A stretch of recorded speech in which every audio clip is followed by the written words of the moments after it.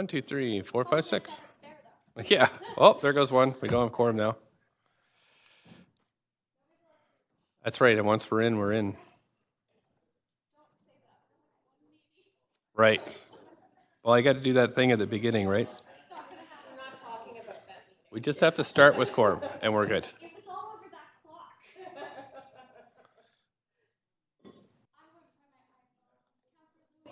clock. Oh. Oh. There were some questions about blood sugar. Okay. 1, 2, 3, 4, 5, 6. So as long as Councillor Kirby Young, as long as everybody stays in the room, we can start. Think we're good? Okay. So I'm going to call this meeting order. Clerk, can we have the roll call, please? So Mayor Stewart in the chair, Councillor Carr, Councillor DeGenova, Councillor Fry, Councillor Swanson, Councillor Hardwick is on medical leave, Councillor Wiebe, Councillor Boyle, not in the chamber, Councillor Dominato, Councillor Bly, not in the chamber, and Councillor Kirby Young. You have quorum. Thank you very much. First, we want to acknowledge we're on the unceded traditional territories of the Squamish, Musqueam, and Tsleil-Waututh people. Thank them for looking after this land for centuries, and look forward to working with them as we go forward building this great city together. Also want to thank staff. Lots are here tonight, but we do a great job for the city every day. So in order to avoid procedural uncertainties which arose at a previous public hearing due to loss of quorum while in the committee of the whole, the city clerk has advised that while council is required under section 18.13 of the procedure bylaw to move a motion to go in the committee of the whole at a public hearing, it is not required to sit as a committee of the whole during the hearing. Therefore, it is her advice that the motion to go into committee of the whole be put to a vote and failed by council. So would someone like to move a motion to go in the committee of the whole? Thank you very much, Councillor DeGenova, seconded by Councillor Dominato. Thank you. And of course, all in favor, hoping that it doesn't pass. Okay, that's it. All opposed. There we go. That's failed. Nice work. We have to call out the names of all opposed. I think it was unanimously opposed. Do you want me to call them out still? It's okay? Okay, thanks. Okay, so before I begin, there are some announcements. Speakers have 5 minutes to make their comments and should limit their comments to the merits of the report being considered. And if people stray, I'll try to bring them back to the actual report. Speakers should also state whether they in support or oppose to the recommendations. Speakers may only speak once. Any additional comments can be submitted in writing to publichearing@vancouver.ca, publichearing@vancouver.ca. Those speakers on behalf of 3 or more persons or 3 or more organizations will have up to 8 minutes to speak. That persons or representative of the organizations must also be present and must not be speakers themselves. Finally, if council does not conclude hearing from all speakers this evening, we'll recess and reconvene the meeting on Thursday, June 13th, here in council chamber. So let's start with the first text amendment.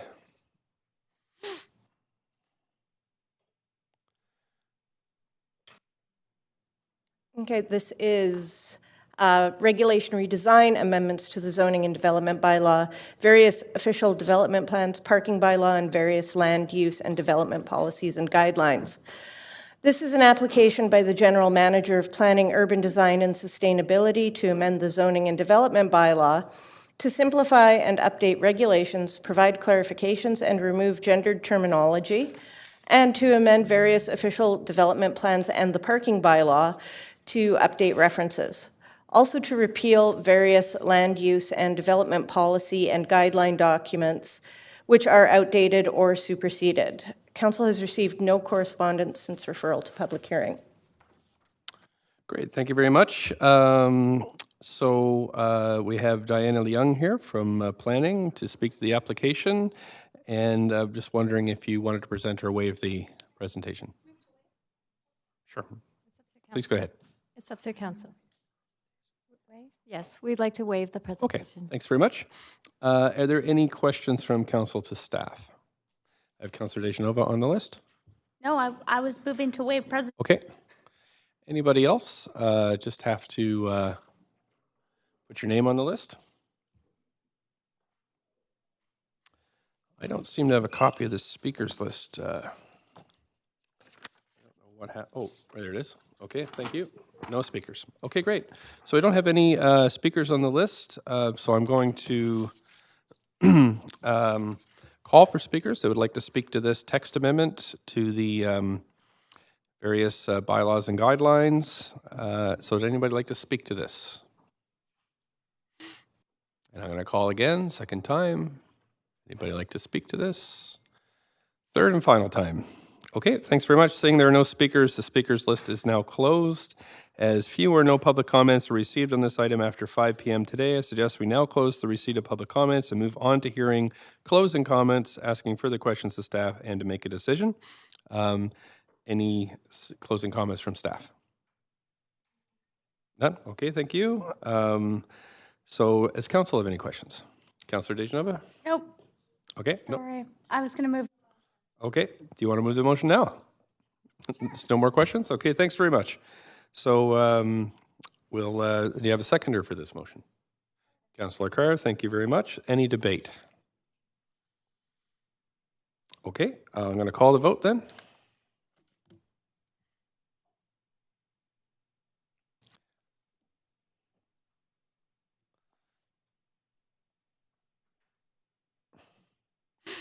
Waiting for Councillor Wade. There we go. So that has passed unanimously. Thank you very much.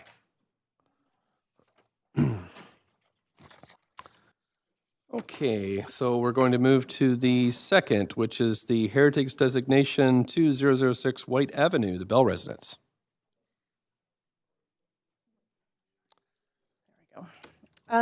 This is an application by the General Manager of Planning, Urban Design and Sustainability to designate as protected heritage property the structure and exterior of the building, of the existing building at 2006 White Avenue, which is listed on the Vancouver Heritage Register in the B evaluation category. Council has received no correspondence since referral to public hearing.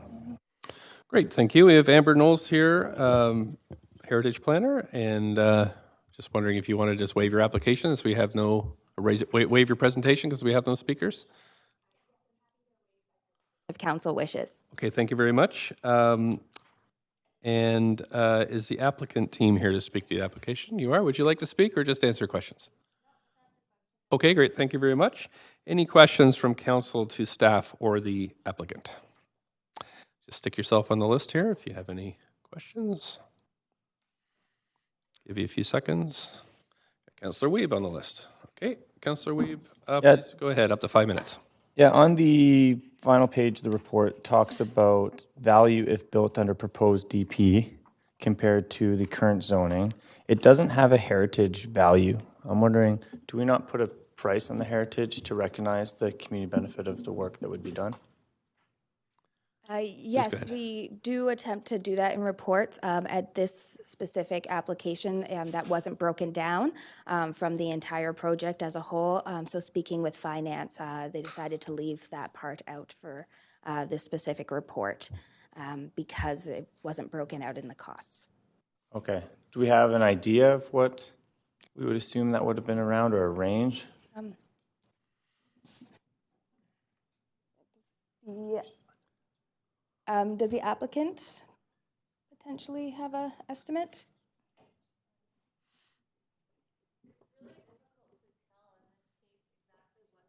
Yeah, you just need to come up to the mic, and thanks very much. In this case, it's quite difficult to really figure out what that is because we're retaining most of the existing heritage part of the building and just cleaning it and restoring it and replacing windows and that kind of thing. We're not doing major work on it. So because it's sort of piecemeal work here and there around the existing structure, it's really hard to put a number on it. Okay, thank you. So that's why we didn't. Okay, thanks very much. I don't see anybody else on the list, so we'll now hear from the public. And there's nobody officially that signed up early, but I will call for speakers now. So does anybody want to speak to this project on 2006 White Avenue? Going once, twice. Last call for the Bell residents. Okay, thank you very much. So seeing there are no speakers, the speakers list is now closed. So we didn't get any more public comments or any public comments after 5 p.m. So we're going to close. I did. I called 3 times. Thanks for prompting, though. And so we're going to move to questions and staff and make a decision. So does applicant have any closing comments you'd like to make? Thanks very much. Staff? No closing comments, thank you. Thanks very much. At council, we've got a few questions from council. Councillor Carr. Oh, no, I don't have any questions. I was prepared to move the recommendations. Okay, Councillor Dejanova, do you have? Okay, so we're going to move the motion. Councillor Carr. Okay, thanks. Seconded by Councillor Dejanova. Okay, thank you. And is there any debate? I'm going to advance you off the queue here. Councillor Dejanova, any? No. You're good? Okay, so I don't see, did you want to say anything? No. Okay. I Okay, sure, thanks. And right, so that is, seeing no debate, we'll call the question on this.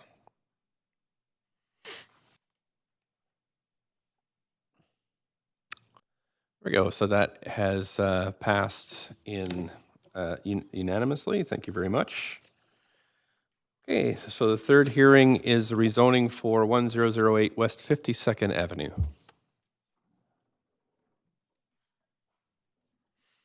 This is an application by Gradual Architecture to rezone 1008 West 52nd Avenue from RS1, One Family Dwelling District, to RM8AN, Multiple Dwelling District, to permit a townhouse development with a floor space ratio of up to 1.2.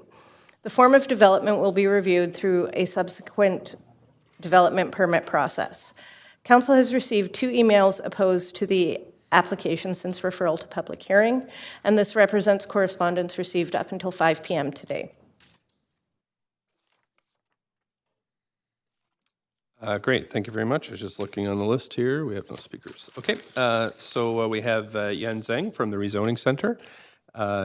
Just wondering if you wanted to present or if you'd waive your presentation. Good evening, Mayor and Council. Yan Zhang, Senior Planner, Rezoning Center.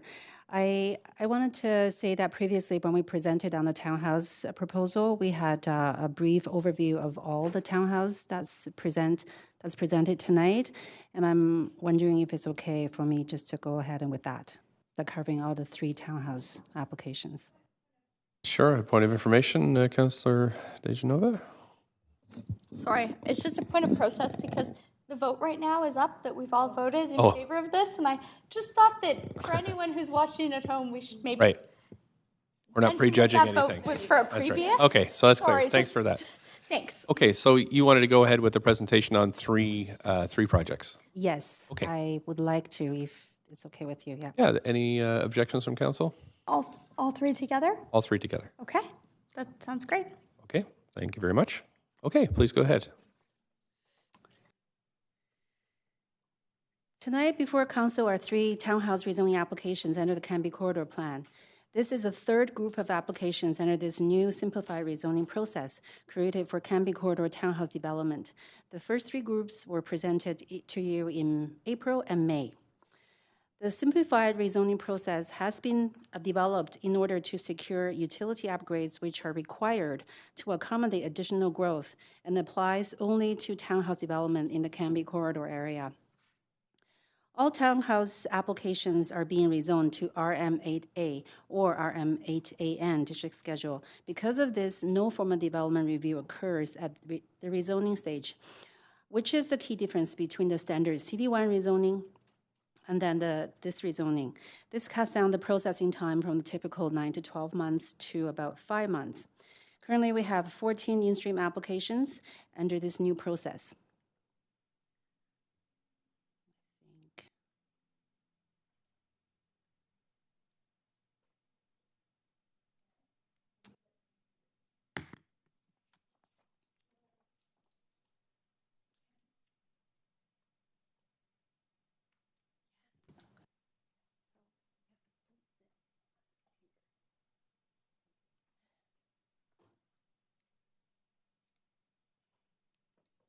There we go.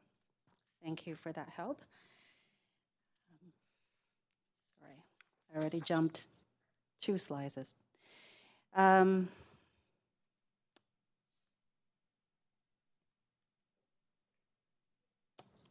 think.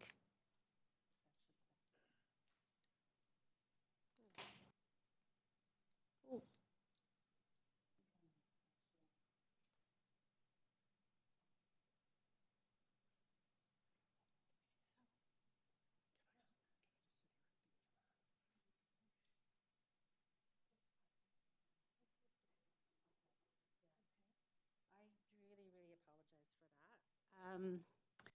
It will be very quick. Okay. So here are the sites under consideration tonight. They're marked on the map with the red stars. 2 are on Oak Street, 1 in the interior block just northeast of Canby Street and West King Ed Avenue.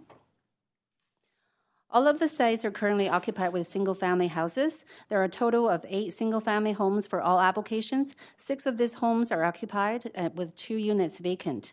There are no long-term tenants on site, and all tenants are made aware of the rezoning applications.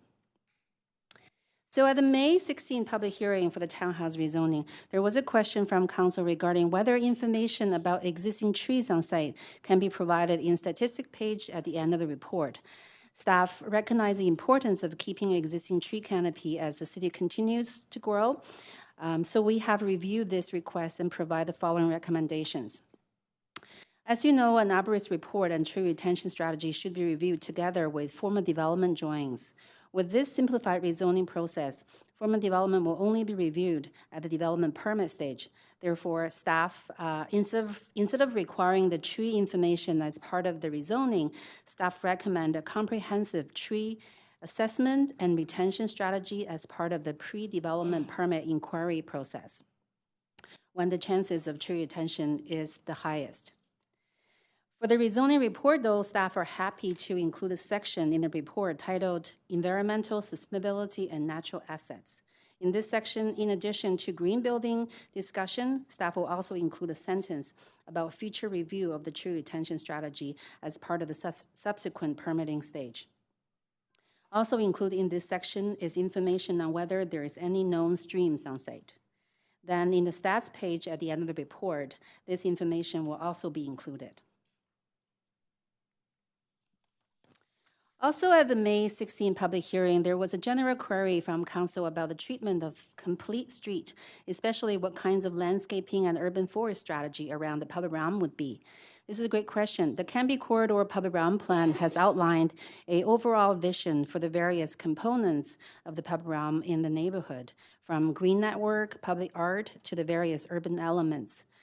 Specifically, streets and boulevard trees are selected informed by existing tree typology and complement existing species, as well as informed by the feature character of these areas. On arterial streets, selected trees are outlined in a document, and they vary from neighborhood to neighborhood, from street to street. For example, in the Queen Elizabeth neighborhood, from King Edward Avenue to 39th, the overall feel is pastoral, and trees and plants should be more formal in groupings with significant coniferous species. Predominant colors are white, pink, and purple. In addition to the tree species, the public realm plan also includes a list of suggested drought-resistant grasses and pollinators and bird-friendly plants. For the 3 sites combined, staff sent out over 2,815 notifications and received 7 responses in total. All responses were specific to the application at 404 to 434 West 23rd Avenue. There are concerns around increased density as well as increase in traffic as a result of these townhouse developments. In conclusion, all 3 townhouse rezoning applications follow the recently created simplified process, which rezones the sites to RM8A AN district schedule instead of a new CD1 zone. They comply with the Canby Corridor Plan, Canby Corridor Public Realm Plan, help to pay for the growth related to servicing the sites in advance of the scheduled rollout of the city's utility upgrade, and help the timely delivery of a much-needed housing type to the Vancouver market. Staff recommend approval of these 3 townhouse rezoning applications, along with conditions of approval outlined in Appendix B in the reports. Thank you, and staff available to answer questions. Thank you very much. So we can take, let's see, I'm just trying to think. We probably won't bundle these three. We'll take the step, sorry? Can't, yeah. So we're going to move on to just each individual application. So is the applicant team here to speak to 6218 to 6230 Oak Street? Applicant team is here. Did you want to speak or just answer questions? Okay, thank you. Are there questions from staff to council? Yes, there are. I have a bunch right here. Councillor Carr, please go ahead. Yeah, thanks, Mayor Stewart. Thank you for that presentation. I just have one question, and it arises around the tree species that vary by neighborhoods and by color. But I was wondering if staff are aware of and coordinating or using as a reference the new guide provided by Metro Vancouver on tree species that are basically adaptable to changing climate conditions.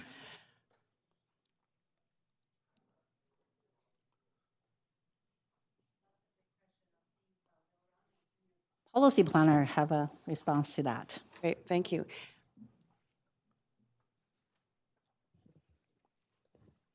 Hi, thank you. Is this on?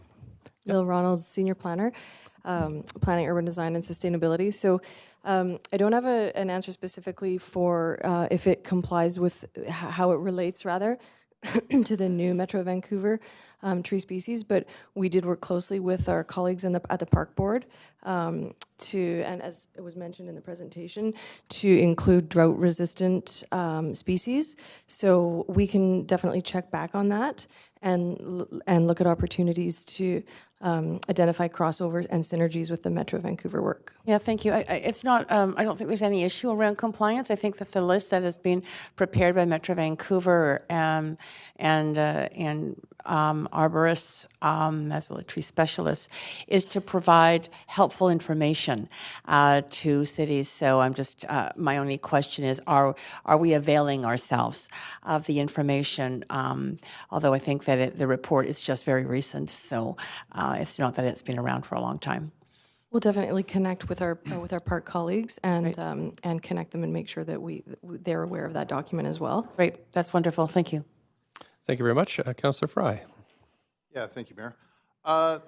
Thanks. I appreciate staff putting all three of these together and bundling them as they are so similar. I'm wondering if you can walk me through the density bonus zone contributions, though. I'm a little confused with the DBZs. They all three seem to be at 1.2 FSR, although the one on 52nd is 179,000 DBZ. The two lots on Oak are 405,000 in DBZ. And then the 5 lots on West 23rd, which is a block from King Ed Station, is only 602,000 DBZ contributions. And it seems that they're not even consistently applied for lot value. And then when I look at the proximity to something like King Edward SkyTrain Station, which has obviously got some sort of transit-oriented development benefits, I'm just wondering if somebody could explain the discrepancies in DBZs. So the density bonusing is also a target rate contribution, and is similar to the CAC. Because we're doing this simplified process, the CAC is not collected at rezoning, and DBZ is collected at building permit. So they should be of similar value. And then here we're looking at a $50 per square foot, and based on the achievable density. So the achievable density under the district schedule is 1.2, and then the base density is 0.75. So difference between the two multiplied by the site area and multiplied by 55 is how much contribution they need to pay in addition to DCL. So by that token, then there's a benefit to lot assembly. I'm just confused because it seems like 5 lots on West 23rd versus 1 lot on 52nd, and there's not a 5 multiplier difference.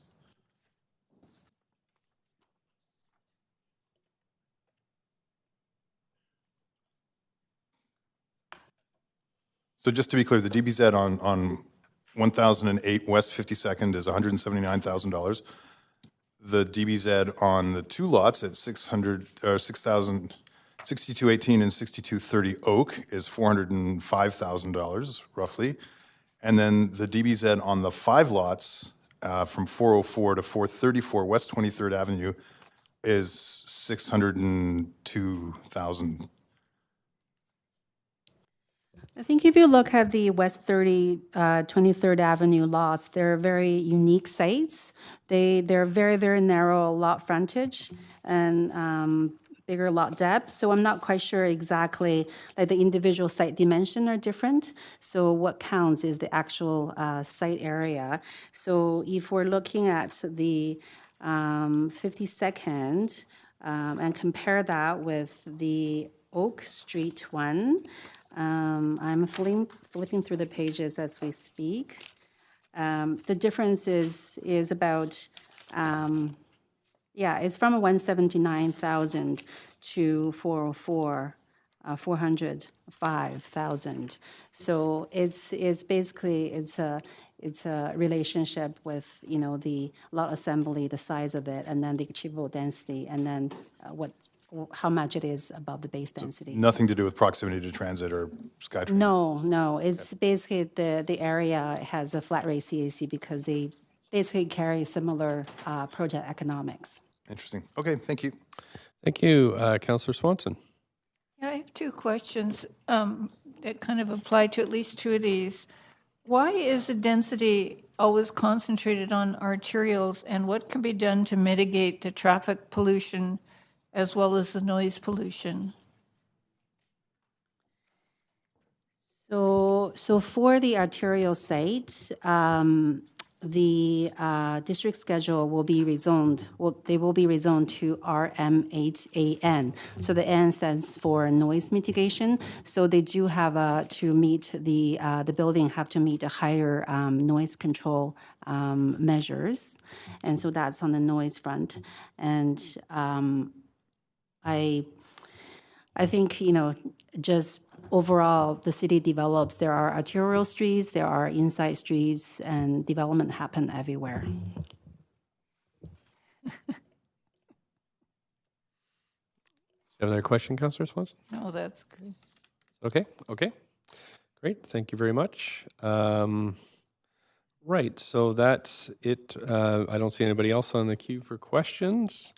So there's nobody signed up to speak to this motion, so I'm going to call for speakers. Would anybody else like to speak to 6218 to 6230 Oak Street? Am I the wrong one? Oh, I'm sorry. 1008 West 52nd Avenue. Sorry about that. 1008 West 52nd Avenue, going once, going twice. Okay, that's it. Thanks very much. So speakers list is now closed. And because we haven't received any comments after 5, we should close the receipt of public comments and then move to decision. So does the applicant have any closing comments? Thanks very much. Staff, any closing comments? Okay, thanks very much. Council, have any questions? Stick yourself on the queue if Councillor Wade. Yeah, I'd just like to thank staff for their report bringing on the environmental, natural assets, and lost streams element to these projects, because we continue to look at the viability and resilience of the city, and I really appreciate that presentation and bringing that light for these projects, because it's tough when we do one after another in different areas of the city to know the environmental and ecological footprint of where they are, so I really appreciate that. Thank you. That's a pretty quick turnaround, too. That was, thanks. Anybody else? Questions on this or comments? Okay, thank you very much. Oh, Councillor Carr? No, I just didn't see anybody else on the list. I'm prepared to move the recommendations, Mr. Mayor. Great, thanks very much. So we have a seconder for that? Councillor Bly, I saw your hand there. So we'll move it to a vote.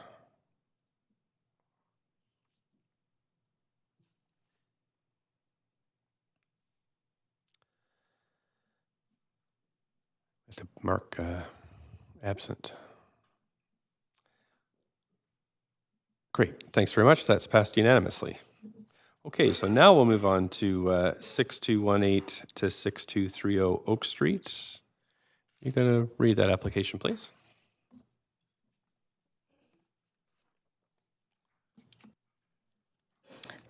This is an application by City West Consulting Limited to rezone 6218 to 6230 Oak Street from RS1 district to RM8AN district to permit a townhouse development with a floor space ratio of up to 1.2. The form of development will be reviewed through a subsequent development permit process. Council has received no correspondence since referral to public hearing. Great. So we've had the application. Is the applicant team here to speak to this? Great. Thank you very much. Did you wish to speak or just answer questions? Thank you very much. Okay. Any questions from council to staff or the applicant? Don't see anybody on the queue.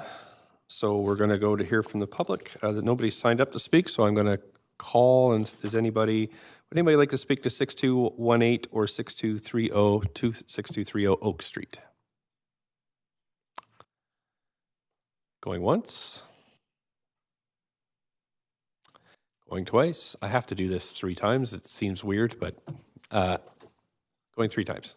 Thank you. Okay, so that's so there's no speakers. Speakers list is closed. No comments received after 5 p.m. So we're going to close public comments and move on to the closing section. Applicant wish to speak? Thank you. Staff, any closing comments? Okay, thank you. Council, any questions? I don't see anybody on the queue. So could I have somebody move the motion, please? Thank you, Councillor Kirby-Young. Seconder, Councillor Dominato, thank you. Any debate on this? Don't see anybody on the queue, so we'll move to vote. Just waiting for Councillor Fry. And that's passed unanimously. Thank you very much. Now on to 404 to 434 West 23rd Avenue.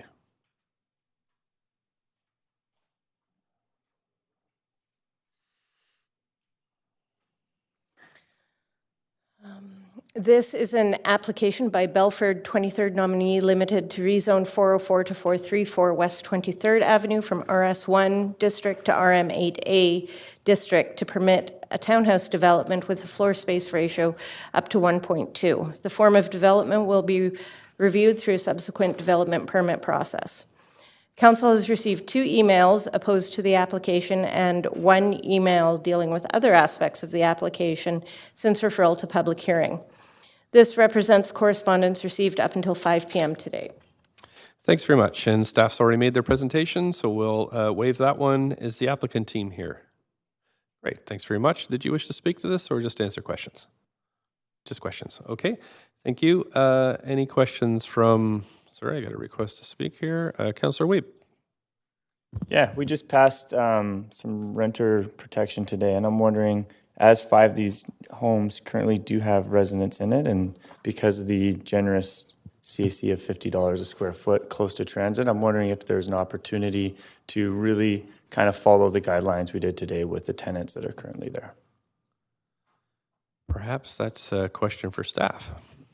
Well, I can just first say that as Council approved staff recommendation today, so all the rezoning application referred to public hearing after today's date will apply. The new TRP will apply. So this application is not one of them. Having said that, I believe Councillor's question is to the applicant to see if they wanted to do anything in addition, and I believe you can ask them. Could I just clarify, it's because we're in the public hearing process that's why the new laws wouldn't apply today? Well, I think staff's specific recommendation is that all the application that has been referred to public hearing, which is, coming to a public hearing today, or referred to public hearing for a future date would be exempt from the new TRP policy. Okay, that's great. Thank you very much for that clarification.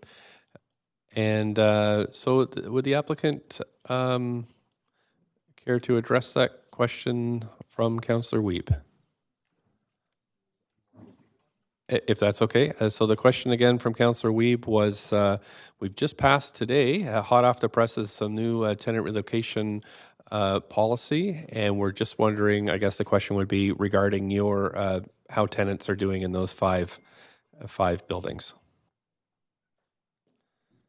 We just raised the, oh, great, thank you. Again, you're not required to answer, but any information would be helpful. Good morning, Council, Your Worship. I think we've been working with staff with regards to following the rules of the city, and I'm going to defer to what the city has already recommended to us on this, and just wanted to let you know that all the tenants that are on site, they've known about this development for quite some time now, and then they are aware of the redevelopment. Okay, thanks very much. Councillor Weeb, did you have any other questions? No? Okay, thank you very much. Councillor Fry. Yeah, this is a question for staff. I'm just a little bit confused. Councillor Weeb mentioned the $55 per square foot CAC. That's waived in lieu of the DBZ though, correct? We don't charge CACs? Right. Okay, so, and I can appreciate that this is a standing policy, although I do find it, I did do the math, and it looks like it's $20.65 per square foot for DBZs, regardless of if they're at 52nd and Oak, or if they're at basically King Edward Station on the Canada line. So I just, for me, that's just a flag. It's not any bearing on this particular project. I just want to mention it, and something I'd maybe appreciate a staff follow-up on later about DBZ calculations and how that's actually relative to transit-oriented development and that kind of thing. So, Be happy to. thank you. Great, thank you very much. I don't see anybody else on the queue. Thank you very much. Right, so we're going to hear from the public now. We don't have anybody on the list, but I will make a call at magic 3 times. So would anybody like to speak to this application? Going once. Twice. 3 times. Okay, thank you very much. So there's no speakers. The speakers list is now closed. As there's few or no public comments received after 5 p.m., so we're going to close the public comments and move on to closing comments and make a decision. Does the applicant have any closing comments? No, thank you. Staff, any closing comments? No, thanks. Okay, thank you. Council, any questions? Don't see anybody on the queue, so can I have somebody move the motion, please? Thank you. Thank you, Councillor Carr, seconded by Councillor Dominato. Great. So any debate? I have Councillor Carr in the queue. Is that just to move? Okay, great. Thanks. I can take that off. Yep, great. Thank you. Anybody else want to ask any more questions? No? Okay, so we're going to vote on this one then.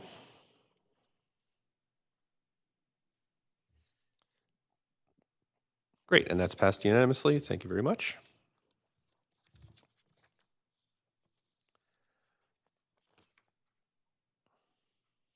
Okay, so let's move on to the next application, which is on 708 to 796 Renfrew.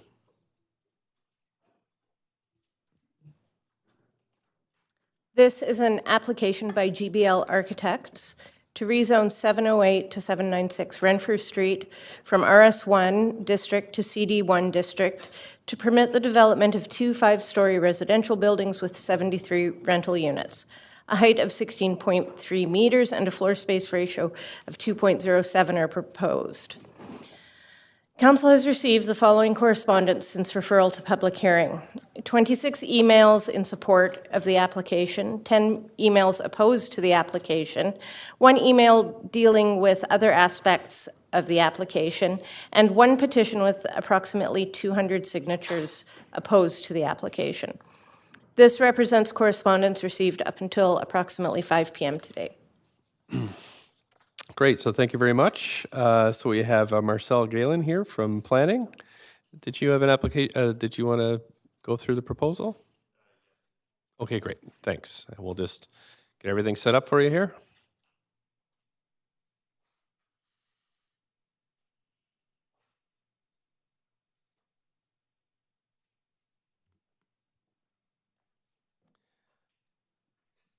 There is room in the upper galleries too, if folks want to have a seat.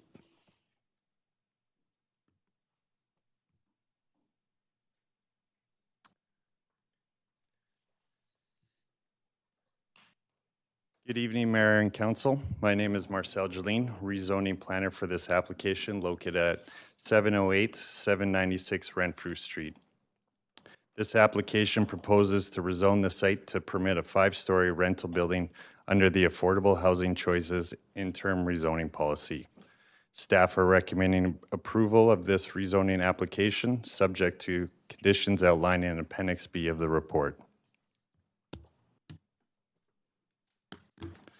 The site, which is outlined in a white dash border, is on the east side of Renfrew Street between Adirondack and East Georgia Streets. The subject site is zoned RS1 and was originally developed with 7 single-family dwellings. The surrounding context is predominantly RS1. The block to the south of the subject site is zoned C1 and developed with commercial and residential uses. The site is well served by community amenities, including Dr. A.R. Lord Elementary School, 1 block to the east on East Georgia, and Notre Dame Regional Secondary School, 2 blocks to the south on Renfrew. The subject site is well connected to public transit routes, indicated by the blue arrows on the map, with bus stops located within a 1-block radius and on Hastings Street, 500 meters to the north. The site is also adjacent to Adirondack Street Bikeway, highlighted by a green arrow on the map. The site is approximately 25,000 square feet and comprised of 7 legal parcels with a frontage of 230 feet along Renfrew Street and a depth of 111 feet. The site slopes in 2 directions, approximately 7.5 feet down from the north end of the site to the south and 10 feet down from Renfrew to the lane. The enabling policy for this application is the Affordable Housing Choices interim rezoning policy, which encourages innovation in the delivery of housing across the city with a variety of housing opportunities beyond current rezoning provisions. Rezoning applications considered under this policy must meet a number of criteria, such as providing 100% secured rental housing, contextual fit with neighboring development, and location requirements. The map on this slide shows areas which can be considered for rental housing under the AHC policy. The subject site indicated with a yellow star lands in the dark blue area where buildings of up to 6 stories may be considered. The map on this slide shows approved and in-stream projects that have been considered under the AHC policy. To date, 11 rezoning projects have been approved, with 4 more in review. The AHC policy is currently under review by staff along with Rental 100. The applicant is proposing to rezone from RS1 to CD1 to construct 2 5-story rental buildings with a total of 73 units, including 38% family units with 2 or more bedrooms.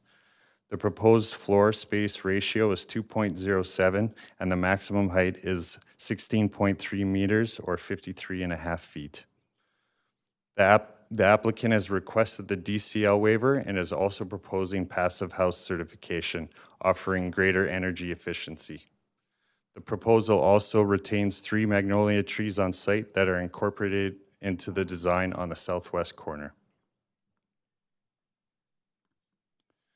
This slide shows the proposed average rents for the project, along with the corresponding household income ranges needed to afford the rents. The application, as proposed, meets the DCL bylaw requirements for a DCL waiver. The tenant relocation protection policy at the time of application did not apply to the redevelopment of single-family dwellings with secondary suites or laneway homes. However, in cases where the tenant relocation and protection policy does not apply, owners are required to comply with the province's Residential Tenancy Act. The owner purchased the 7 single-family dwelling lots in 2017 with the intention of redeveloping through the rezoning process. Rather than leaving the buildings vacant, the owner has chosen to tenant them, and today there are 12 rental units with approximately 35 tenants. All prospective tenants were notified of the plans to rezone and redevelop the site and were offered first right of refusal to return to the new building. Each of the tenants has signed an acknowledgement of this communication from the owner. For information purposes, the owner has provided staff with the existing rental rates and summary of communication with tenants in Appendix D. The surrounding community was consulted as part of the rezoning review. There were 3 community open houses, 1 developer-led pre-application open house, and 2 city-led open houses. Feedback heard from the public and staff resulted in a request to reduce the height, density, and scale of the proposal. Prior to proceeding to the urban design panel, the owner complied with a revised application to better respond to the surrounding context. A revised design package was resubmitted on October 3rd, 2018.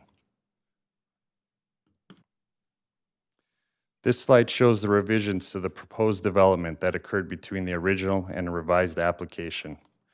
The original rezoning application proposed 1 6-story mixed-use building form with a 5-story street wall and commercial at grade. It included 77 rental units, of which 27% were family units. The revised application proposes 2 separate 5-story residential buildings with a 4-story street wall and no commercial at grade. In contrast to the first application, the number of units were reduced to 73 and the number of family units within the development increased to 38%. Further, the density, building floor area, and maximum height were all reduced in the revised application, reflecting public and staff comments.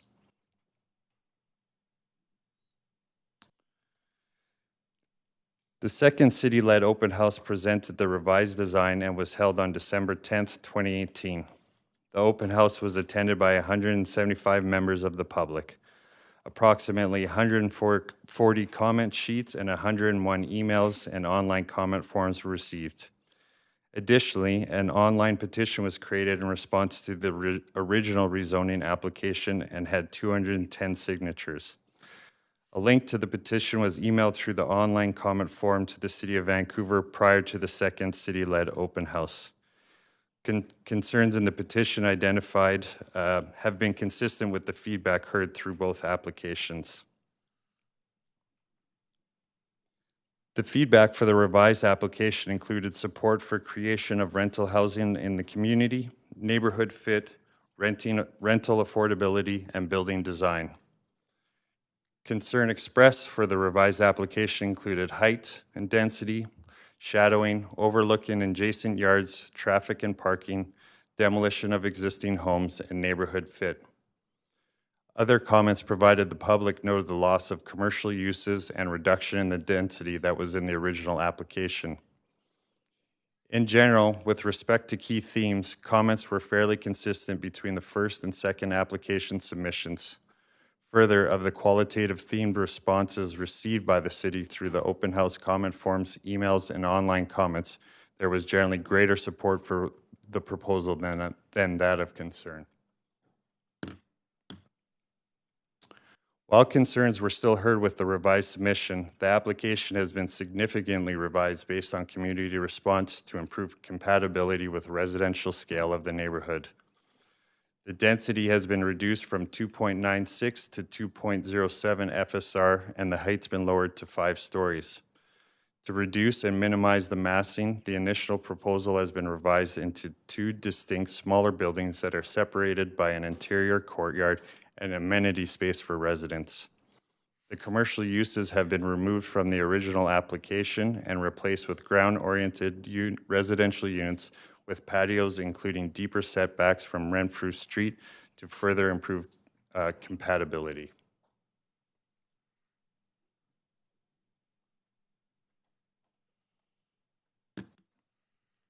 In the upper image, Council, you'll see the streetscape showing the proposal facing Renfrew Street in relationship to the RS1 to the north and C1 to the south.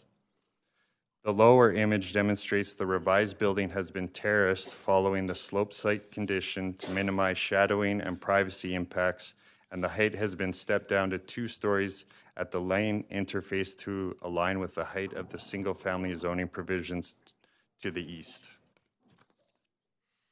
The development also includes 2-level townhouses on Adirondack Street and the lane to transition to the surrounding single-family context. Further, the Urban Design Panel reviewed and supported the revised application. On balance, staff believe this application is a better response to the surrounding context than demonstrated in the first submission. The revised application has changed considerably and responded to neighborhood concerns. The application is consistent with the Affordable Housing Choices interim rezoning policy and would contribute approximately 73 units of secured market rental housing towards achieving the city's housing goals as identified in the Housing Vancouver strategy. Staff and the applicant team are available to answer any questions you may have. Thank you. Thank you very much. So is the applicant team here? Yep. Did you want to speak or did you want to just answer questions? You'd like to speak? Okay, please come up. And just maybe let us know your name.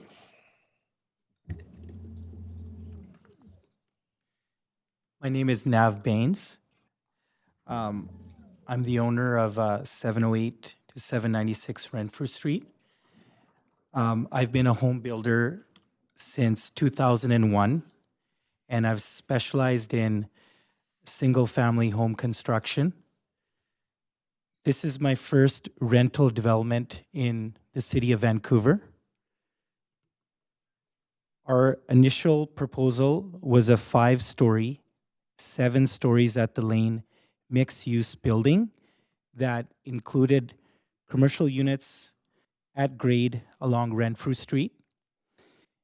After our first open house, we went back to revise our proposal to address the feedback from the community. The revised proposal includes 2 separate buildings, which are now 4 stories, 5 stories at the lane, with no commercial units.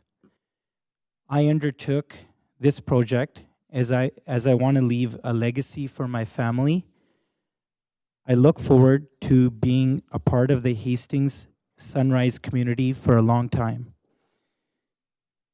I understand the need for more rental housing in the city. My project will contribute 73 new rental units that will appropriate for singles, young families, and seniors. It is located on a frequent transit network and will provide the opportunity for people to live close to transit, shops and services, and community amenities. My project will enhance the public realm with public seating along the Adanac Bikeway. I believe sustainability is a key priority. The building is designed to be a near zero emissions through passive housing standards.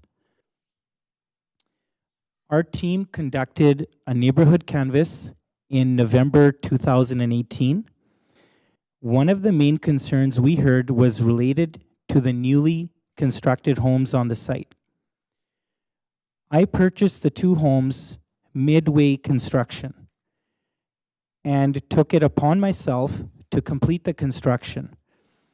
My intention was to finish the homes as I did not want to attract squatters and thought it would better serve people in need who could rent these homes in the interim while we're going through this rezoning process. All the homes are currently being rented to my tenants with an understanding that this is a development site. Once the homes are vacant, I'll be working with Habitat for Humanity to donate the interiors to help them with their future home constructions. I have previously had the newly constructed homes for sale, which would require the buyer to pay for the relocation of the structures. Parking was another concern we heard. Our proposal meets all parking requirements as per the city's parking bylaw. Metro Vancouver Parking Facility Survey noted that the parking demand in purpose-built rental apartments is generally lower than in strata apartments. When speaking with business owners, it was discussed how difficult it has been to retain employees due to the lack of rental options in the area. Our proposal will provide much needed homes for the city's workforce. Thank you for your time and consideration. Thank you, sir. We've had the staff presentation and the applicant presentation. The councillors wish to ask questions. We've got five councillors on the list, 4. So please go ahead. Councillor DeGenova. Thank you very much. First of all, I appreciate the comments from the applicant. Wow, and going above and beyond to donate the interiors of the current homes. So that's, I might even write a note down about that for other projects. I think that's fantastic. Thank you. My question specifically to staff is, how will this, do you have any metrics on how this will increase family housing or this type of housing, specifically townhomes in the Hastings Sunrise neighborhood, which I understand are much needed in the community? If we don't have metrics, that's okay, but perhaps maybe speaking a little bit about the need and what the community has said through consultation with the neighborhood. And I do see that it meets the family housing guideline. Yes, it does meet the family housing guideline. I'm Daniel Nounder from Arts, Culture, and Community Services on the housing file on this. I do know from the open house that there was a very warm reception to the inclusion of family units and ground-oriented townhouses on this. That's what I heard repeatedly at the open house. The inclusion of family housing units in family-friendly neighborhoods like this is valued by the city. Okay, and the amenities in the neighborhood include the community center and everything else that's already kind of there. So it's very centrally accessible, close to schools, I'm assuming, as well? It's an established neighborhood, yes. Okay, thank you very much. Thank you. Councillor Bly. Thank you very much. And to lead off of Councillor DeGenova's questions around the family component, 38% of the units are going to be geared towards families. So I wonder if we know capacity of local childcare and schools as we plan for this type of development in this area.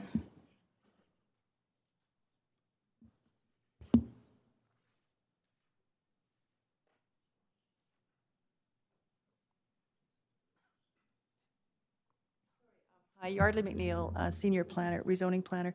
We don't have the information around the present capacity in the 2 schools that you noticed within this area, but we note that there's certainly a need for family housing in the area and rental in the area, so we proceed on that basis. Okay, the schools in that area are, can you remind me? 2 within approximately 2 blocks of this site, and it shows up on... One of them's a private school though, right? I'm talking about a public schools. Yeah, and sorry, we don't have that information on the present capacity of the one VSB school in the area. Okay. Do we, just so I understand the process as we're going through some of these, do we engage in that just from a planning perspective? That's a really good question.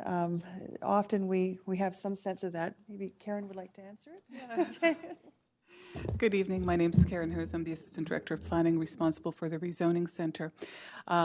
We do work with the school board and share information with the school board, not specifically on each rezoning application, but through the year we share information on development that's coming through the city, and the school board shares back information. I don't have any specific information on the schools for this application, but I just wanted to assure you that we do have those communications, and we'll certainly be prepared to answer that question for you in the future. Thank you. Thank you. Councillor Dominato. Thank you, Mr. Mayor. And I just following up on Councillor Bly's questions, I know that we have a school board trustee here as well this evening, so that's good. And I know there's Councillor Reddy's here, and there is some capacity in AR Lord. I do remember that from time on school board, but I do know our staff also, when I was on school board, there is an ongoing regular conversation around planning broadly for the city, but I think it's good information that you're asking around school capacity in the area. I did want to just follow up on a couple of questions. One around, it's a question for the applicant, so can I do questions now to staff and applicant at the same time? Yep. Okay, so if I could ask a question of the applicant.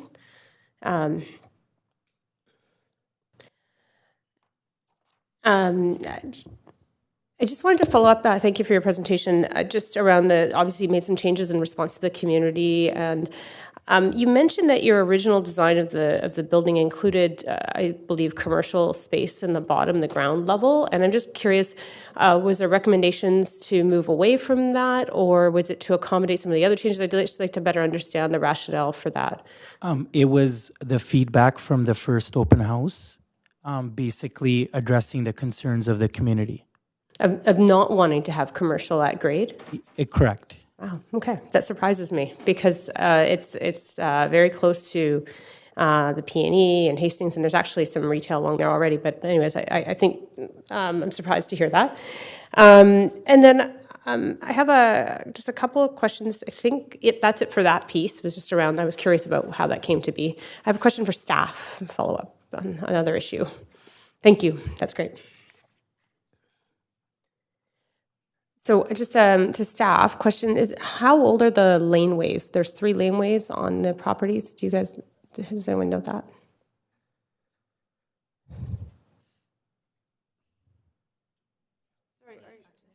The laneways. There's laneways on the back end of the residential there. Okay, so I'll reframe the question. As I'm curious, you've got laneways there. Have you considered in developments like this, because laneways being fairly new in the city, have you considered relocating them as part of these applications, is relocating the laneways instead of tearing them down? Because they are micro units that serve, and I'm just curious if that has been explored and whether it could be explored as a condition of this development. It's an interesting question, and actually it would be dependent on the owner's prerogative about doing that. There's certainly opportunities to relocate buildings, and there's a number of home movers in the city that do that. It's not a requirement of these kinds of projects, but it certainly would be something we'd be happy to bring forward and for future developers and ask them that question. Yeah, sorry, it looks like you had a colleague who was going to answer. I can add to that. In an attempt to minimize the potential demolition of existing homes on site, there is a condition of approval that stipulates the homes must be available for relocation through sale. And if sale should not occur, any buildings that are not already subject to green demolition bylaw must achieve a minimum of 75% recycling rate. Okay. I think I guess that my reflection on this is that, like I say, that most of the laneways we have are fairly new, and that if there's an opportunity, I'd love us to see that more from a policy standpoint, and I don't can have a conversation offline, but it really seems they're small. I think they would probably not be that difficult to move and relocate, and given the conversation we're having around housing and need for things, could we be creative about that in future with laneways and these developments? And so I'll leave my questions there for now. Thanks. Thank you. Councillor Swanson. Yes, I have a question for the applicant. Sure.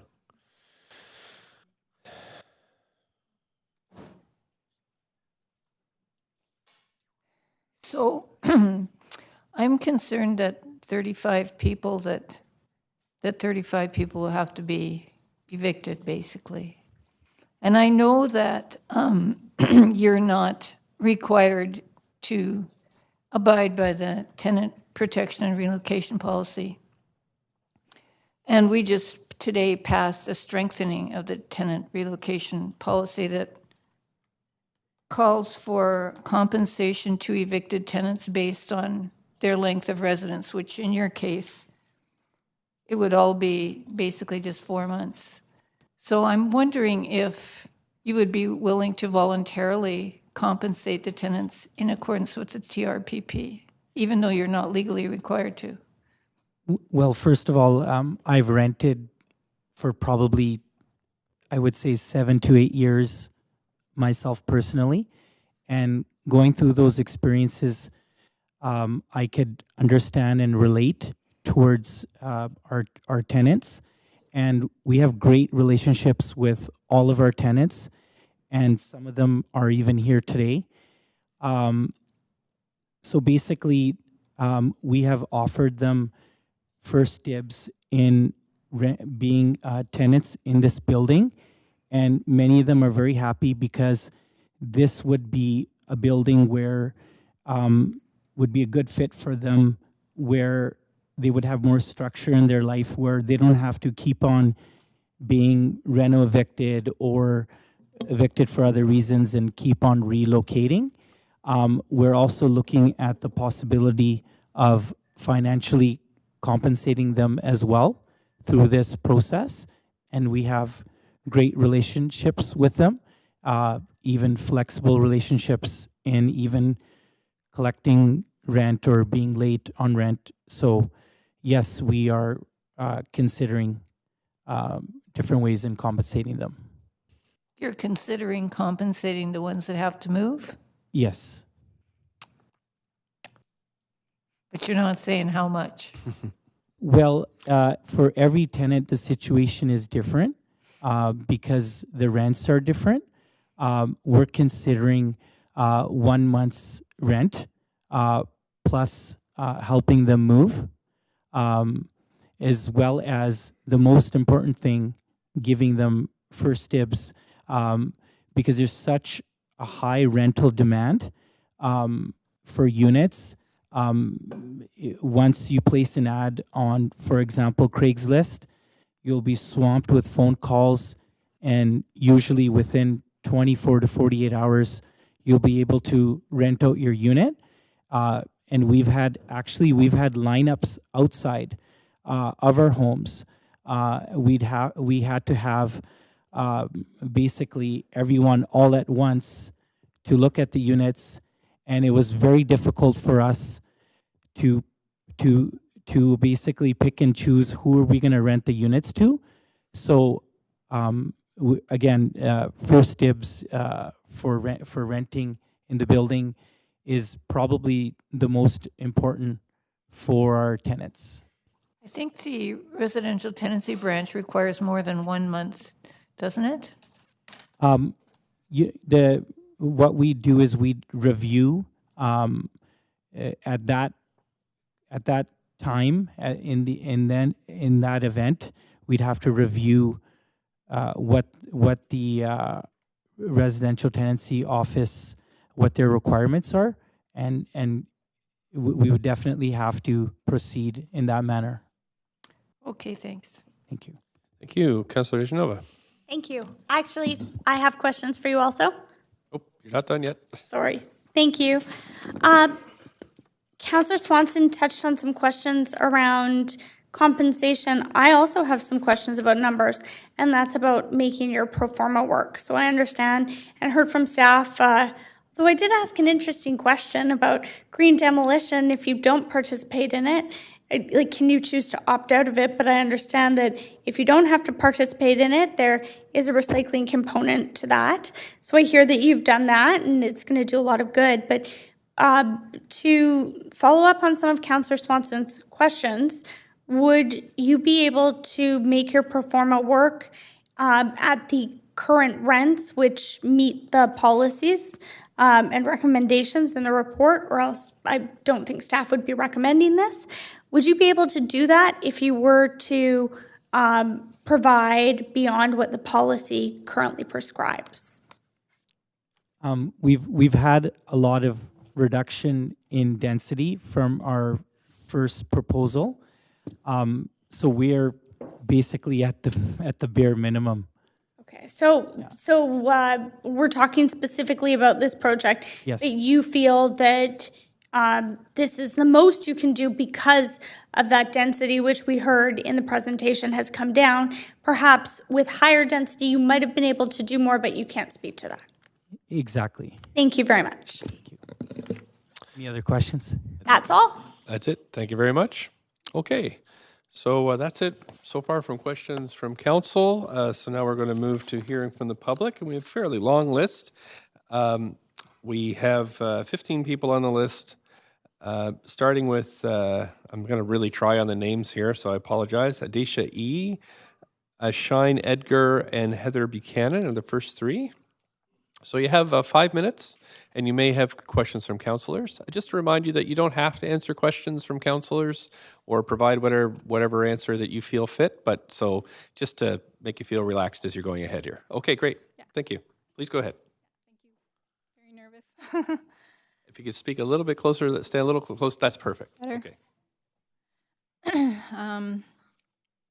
So just to say, we're not against development in any way. It's just, I think is that the one? Yep. Yeah, ours. If you actually look at the slope, it doesn't actually reflect the actual slope. And I don't know if it's okay for me to send you guys these pictures, but these are the pictures of the alley. Take these from you. Is that okay? And this is actually what it looks like and what we will actually be living with. So, and it also has the pictures of, it's a pretty steep hill we live on. It's not like even playing field where we're going to be next to a five-story building. It's so big that it can have another layer in the alley, you know.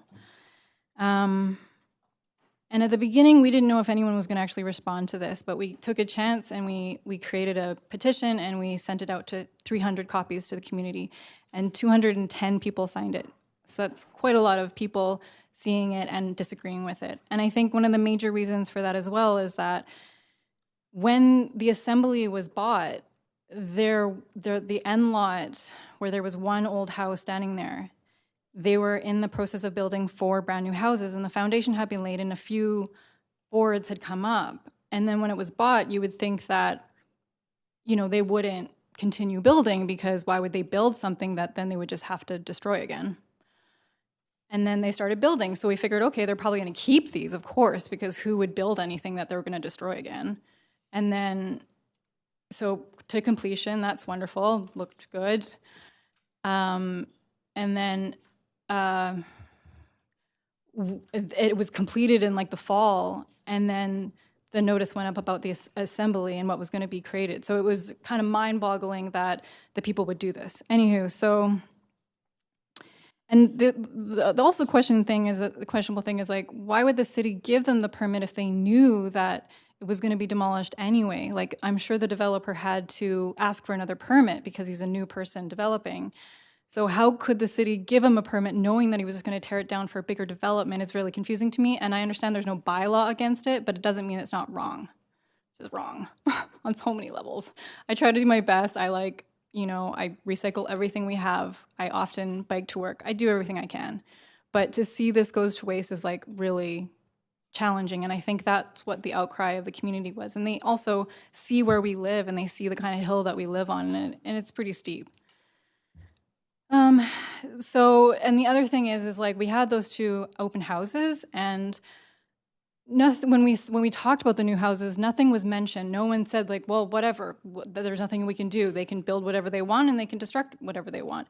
And it was only until we got the media's attention, and the CBC did an article on it, as well as they had it was on the news about what they were doing. And only then did the developer basically say something about the houses and actually doing something with them, and actually either trying to move them or actually repurpose them, which prior to that, I'm pretty sure they were just going to tear them down. But it was due to our voices and people being interested that, that something was done. This is the hardest part, I think. In the article, he says the reasoning is, he says he decided to complete the half-finished homes after seeing people using needles in the area, which has never happened in our area. People have lived there for 30 years, and it's kind of like hard for them to hear that, because literally it's a really nice area where none of that happened. So for me, that's kind of like hard to hear. And then I put 2 and 2 together and thought, wait a minute, if I leave the homes bare skeleton, there could be some squatters that come into the home. It's just a hard reasoning for me, because it probably cost them, $200,000, $300,000 to create 4 buildings. How much would it have cost them to actually just demolish it and close the area? So to me, that's a bit confusing. You don't know what else to say. Other people will say things, but that's about it. Okay. Thank you. Thanks very much. I have a question for you, actually. Yeah. So just trying to get to your main objection. Is it that the houses are being needlessly torn down? Is that the main thing? Is that That and the height. I mean, I live right behind it, so it will tower over my home, like, and we're down the slope, so it's not even, like, we're not even on flat playing field, Okay. you know, this will be, like, huge, looking into our home in every capacity. okay? Yeah. Thank you very much. Yeah. Okay, thank Oh, you. yeah, and sorry, there's a video. I don't know if it's okay to play it. I sent it to you guys. We're a little late now, so I have to give everybody It's 5 a minutes. 3-minute video Yeah, we've got 5 minutes for each speaker, so perhaps at the end. It's so- just a CBC video to show you what okay. happened. Yeah. Okay. We can circulate the link to councillors to take Okay. a look at, Okay, yeah. but each speaker has 5 minutes. Okay, and- no worries. Yeah. Sorry? No worries. Okay, great. Thanks very much. So we're on to the next speaker, which is Shine Edgar, followed by Heather Buchanan and Shannon Dixon. Hi there, thank you very much. Appreciate being able to speak. I also live 3 houses down from where this proposal is going to be. I also have grave concerns about new homes being approved to be built and then demolished or moved and relocated. I believe it's a massive waste of resources. It is a huge carbon imprint. The years of construction, the resources that went into it, the labour, the noise, us living right beside it and having years of this construction happening only for it to be flipped. I find it hard to understand how the city can possibly issue demolition permits and building permits only to then reissue demolition and more building permits on the same block of land with only a certain amount of years. I find it absolutely extraordinary that the city doesn't have policies that once houses are completed, they stay there. They have a life. They let families live in them. And to answer the question of how old the laneway houses are, they're all under 3 years old. There's 2 houses that are brand new, 2 3-level homes that were once on where one house was, along with 2 laneways.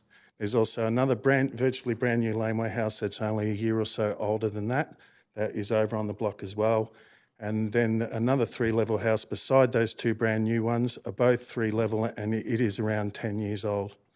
So out of the 7 houses, there's going to be about 5 or 6 dwellings that are all virtually brand new. Then there's the issue of height, safety, parking, 73 units with 40 parking spaces. It's virtually impossible to find a park as it is right now, even in the winter. And then when there's the P&E and playland, it's just chaos. The height where we live, it will seem like an 8-story building to us. I feel greatly concerned for one gentleman who I've become friends with, who will be the house right next door to this construction. His name is Ken Crone. He's lived there for quite a few years. He was the one that took the brunt of most of the construction with the previous development. We were hoping that he'd speak, but to be honest, he was too heartbroken. We're concerned that we were never approached. There was never any talk of an overall community plan for this area, like the West End and like Grandview Woodland. They had years of input with the community that, showed great care for the people and long-term residents and homeowners in the area who pay taxes, who did not contribute to the housing crisis from foreign buyership and development.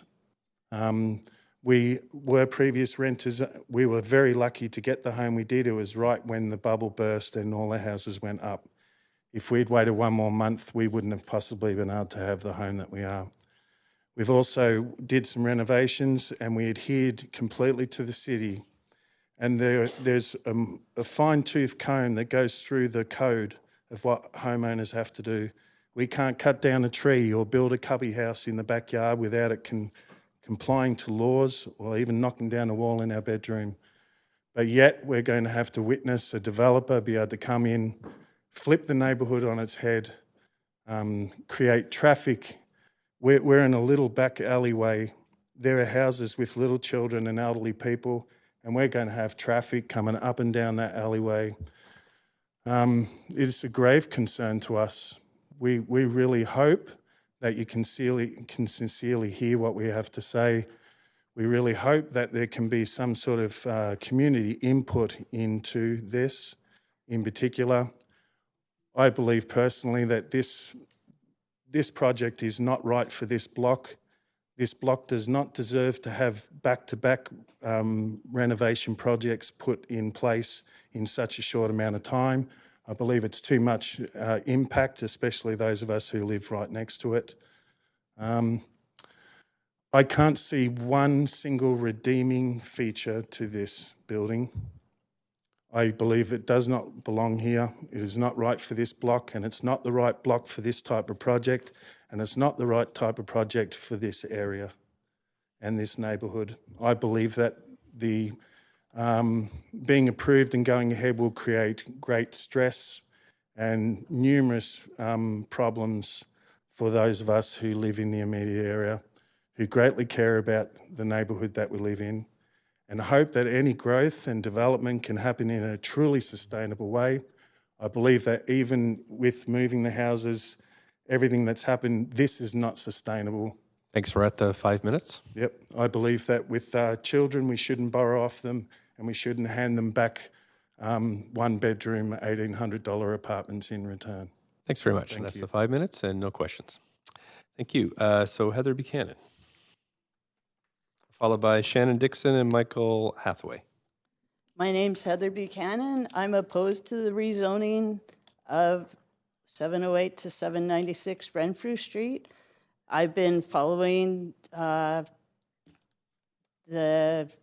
change or the development requests or plans since September 2017, when I happened upon an open house at my community center that I was not invited to, and I live very close to the development. I guess that was the pre-open house. So much time has passed that lots of neighbors have become apathetic and feel they can't change the outcome. Some of them don't have English as their first language, so they don't feel they can provide feedback easily. Some of them don't have email addresses to email in their responses. And some neighbors didn't receive a notification of this meeting. I guess I phoned 8 and 2 of them didn't get it. And they were directly in the block around it. I think our neighborhood deserves an updated community plan, and it should be taken into account when making a development like this. A 3-page affordable housing choices interim policy doesn't seem like it has enough meat. It seems to just be able to put something where you want it without consulting the community properly. The plan is from October 2012, and it includes the word interim. Well, that's 7 years. That's not interim, if you ask me. And why hasn't a community plan been developed for our neighborhood instead? The applicant for the rezoning is GBL Architects, and I noticed that Amelia Brudar from GBL is on the urban design panel, so I wanted to make sure that she wasn't a part of the recommendation, because that seems like it would be a conflict of interest to me. I feel that the height of the project should be the same height allowed for residential homes in the area. I've ride my bike down Nanaimo, and I noticed that the commercial developments there seem to be restricted to 3 stories, and the architecture looks like it fits the neighborhood. To me, this looks more like an office building planted in my neighborhood. And it's not what I would have expected, and the height of it's going to affect the view from my house. The density and the design of the proposed development will affect traffic and parking in the neighborhood. There was no traffic study done for this development, but I think it will have great impact. And I wondered how it's determined when there are enough trips in peak hours to warrant a study, and why it wasn't done here. There's going to be 73 units, 40 parking spots. There could possibly be 33 cars plus looking for parking. The house across from me is a residential unit, and there are 4 cars in the street for that house. And so there's already a parking issue in the area, and it's even worse during the PNE. The traffic calming on Adirondack means most cars are going to be emptying out of that parking garage onto Georgia, and it's already backed up in both directions on Georgia heading in onto Renfrew, and it's even harder because of the hill and the cars parked on Renfrew. And I think it's also going to create danger for the cyclists that are going by on Adirondack. I've seen accidents with cyclists at that corner, including one in the last month where an ambulance came and took the person away. So I think that there should be some kind of assessment done for the cause or the changes it's going to cause to traffic and parking. And I also agree with, I know the neighbor, Ken, who has had the development next to his house. His house is a small bungalow. This is going to tower above it on a slope, and I don't think that's right. And I wondered, because of the densification, if there's been green space created to offset the densification that this is going to cause in our area. And that's all I have to say. Thank you very much for your time this evening. No questions. Okay. Thank you. Heather Buchanan, Shannon Dixon, and Michael Hathaway.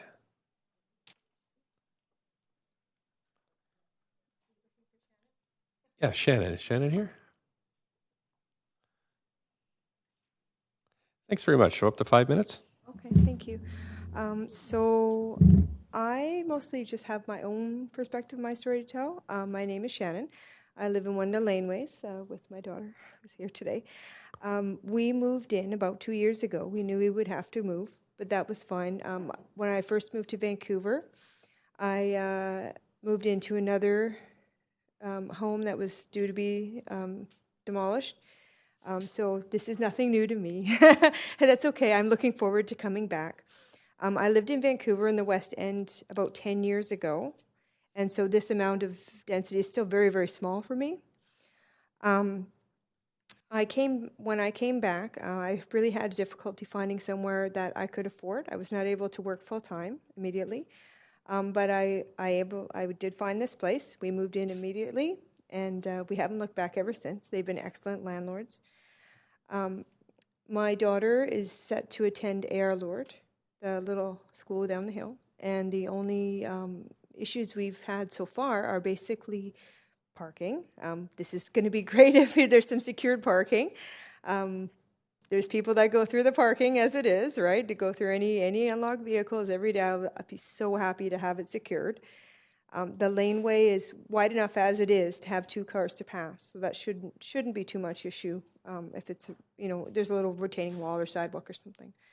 The issue with the school is they were concerned, from what I heard from all the parents, about lack of enrollment. There was not enough students, so 73 units with more people in them with little children would be awesome. I really hope to save that little school, to keep it open. I see people mentioning the PNE and the community center, but 3 other really important things are there are 2 food bank locations within walking distance, as well as a Questor. And that's real important for low-income people such as me. I've moved to this laneway, not last July, but the July before. And during that time, I have been able to completely leave behind all assistance. I'm totally self-sufficient. So, it's really made a huge difference in my life. And I really hope other people get the same opportunity in this place. It's a shame that the commercial had to be let go or redesigned or whatever. It would have been awesome to have a little coffee shop or something there, not having to truck all the way to Hastings. But I guess that's gone as it is. But it's a great location for a building. There's a bus stop within 10 feet on either side of it. It's just lovely. I really hope that other people get a chance to enjoy the neighborhood just so much as we have. There's parks. It's excellent. Yeah. I knew I wanted to move to that neighborhood, and I had difficulty finding it, but luckily for me, it was ready during that day. Yeah. So, is there any Anybody else has questions? Sure. I have a question for you. Yeah, I think okay. Councillor Swanson does. So I have a question. If this does go ahead, Yeah. and you've been guaranteed the right to return by the owner of the property, that seems clear. So what do you plan to do in the like? How are you going to make that work? Well, in the meantime, I'm going to seek out another apartment. Of course, that'd be easier. If need be, my uncle has offered to lease me his condo, but that means, of course, getting someone, the tenants in there, out of there. But we have to give notice. So, and we are family, so we're not afraid to move in there for a short time and then come back again. Right? I mean, I knew that happened. I'm no stranger to Vancouver. Right. I get out and get it done. I can find a place. That's no problem for me. That's good. And you say that your daughter would be attending the local school. Is that? Yeah. We just got confirmation on it. They were not waiting for numbers. They were waiting to see if they had enough numbers, and they do. Some of her daycare friends as well are attending that school. And Okay. something I haven't heard mentioned is that just up the street, a few blocks away, is also a French immersion school. Okay. So that's pretty rare to come by. And so again, any other low-income families or families with disability issue, it's right there. It's right close. Okay. Thanks very much. I have questions from Councillor Swanson and then Councillor Dominato. Thank you. Hi. So I'm looking at the reports here, and it's saying that the people in the laneway houses are paying $1,500 a month. It depends. I don't know exactly what everyone else is paying, but that's my rent, yes.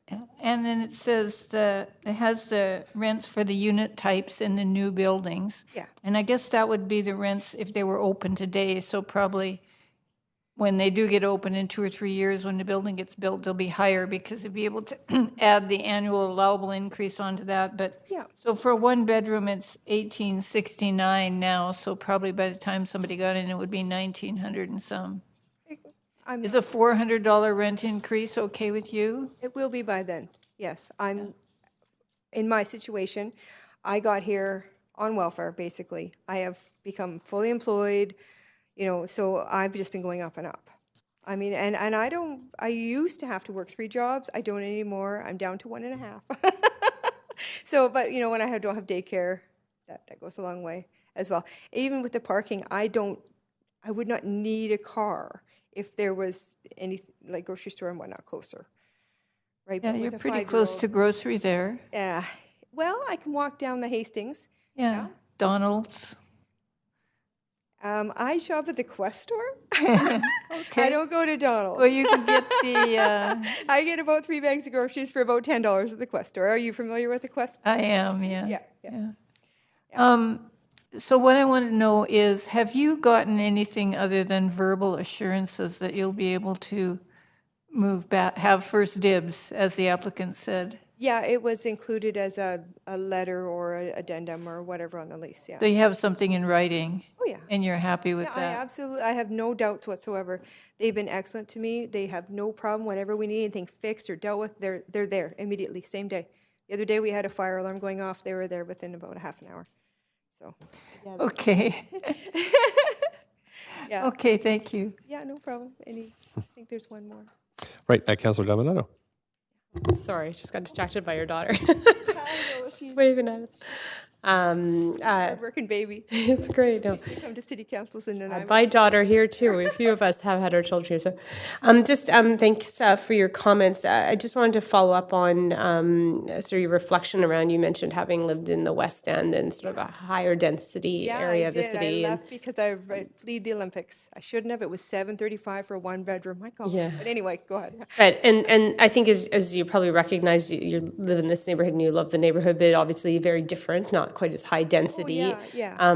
But what I heard, and I just want to make sure I understood clearly, was that what you're saying is you see sort of a broader benefit to this in the terms of it availing some rental housing to people in an area that's served by transit that's close to other amenities. So you see a positive, even though you will have to move at some point and maybe come back. Definitely, yeah. And a lot of the tenants in the houses next to mine and above mine, they're roommates and stuff. So, it can be difficult to blanket statement any kind of compensation or anything because some of them are roommates and some of them are leaseholders. And so it, depends. Okay. But what I heard is you see overall a benefit to some additional absolutely. housing and it would be great. Like I said, they to keep that little school open, they'll need more families. right? And everybody wants to move there. I'm part of a single moms group as well. And that's everything. It's housing, housing, housing, close to school, close to school, close to school. And yeah, I mean, the parking thing, you know, we can figure it out. I'm sure someone will come along and build a parking lot if, if the business is there. It's all going and pay parking up and down the street. So obviously that's on the radar, right?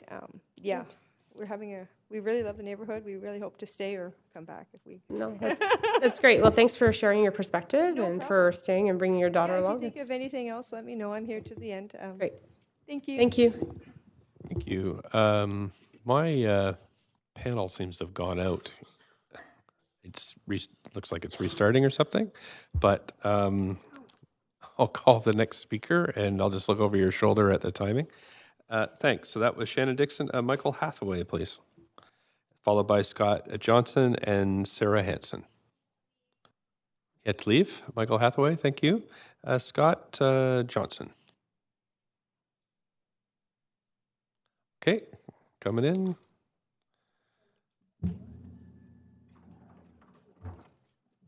Clerk, if I just get you to start the counter for me. Hello, how are you? Thanks for coming tonight. Up to 5 minutes, and there may be questions from councillors. Sounds good. Okay. My name's Scott Johnson. I'm for the development. Over the last 10 years, I've watched the Hastings Sunrise area change in a very positive way. More restaurants, more shops, more services, improved bike routes along the Adanac Bikeway. Getting to know a lot of the people who work in the area, a lot of them that I talk to are often busing in to work jobs that they would like to live closer to.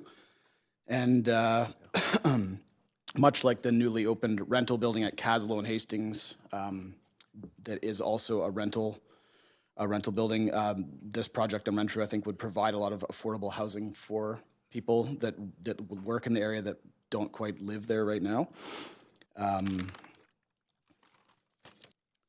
Secondly, I know that from walking my neighborhood that buildings such as this are an improvement, not a detriment to the neighbors. A well-managed rental building or strata with multiple parking stalls and bike storage looks a lot better than a block full of new homes. Could I just get you to move closer to the mic? That's good. Thank you. Sorry, yeah, I'll start again at the section there. A well-managed rental or strata building with multiple parking stalls and bike storage looks much better than a block full of new homes with laneway homes with only one tiny parking space for a property that could have upwards of 12 people on it and who knows how many cars. Other new buildings in the area also have very nice, clean alleyways, I've noticed, especially up by the TNT supermarket. I noticed there's one building that's about 2 years old, and the alley compared to other alleys with residential homes on it, it's spotless. There's townhouses that open onto the back of it, and I would say, it's an improvement to, what people in the back are looking at. It has grounds much like a more urban sort of look to it, not an office building by any means. Lastly, the infrastructure like this, to me, in the neighborhood, generally leads to other improvements. We have small community centers, the Hastings Community Center. People asked about schools in the area. The A.R. Lord, I know, was, people in the neighborhood were trying to bolster support for that because it was closing down, or they were going to close it down. Definitely adding families such as the last speaker into the area will help keep that one open. Not to mention, just improvements to intersections and traffic patterns and stuff like that through the neighborhoods.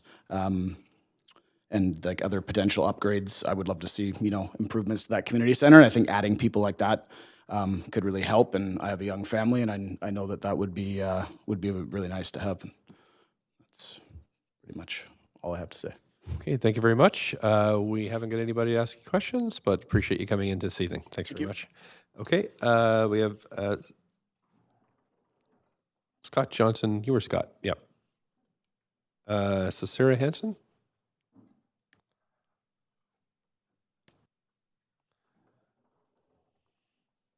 Hi there, thanks for coming. Up to 5 minutes, please. Thanks.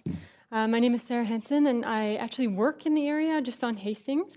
And I've just been wanting to relocate to the area for many, many years, but there's been such a lack of rentals, affordable rentals. And So I'm just wanting to stop the commute and move into a nice neighborhood in a nice newly built building in a good community with schools and other things around. So that's why I'm here to support this rezoning. Okay. Thank you very much for coming in this evening. I don't see any questions from council, so that's good. Thank you. Sarah Hansen. I'm sorry, didn't have my check mark there. Kim Sandu. Kim Sandu.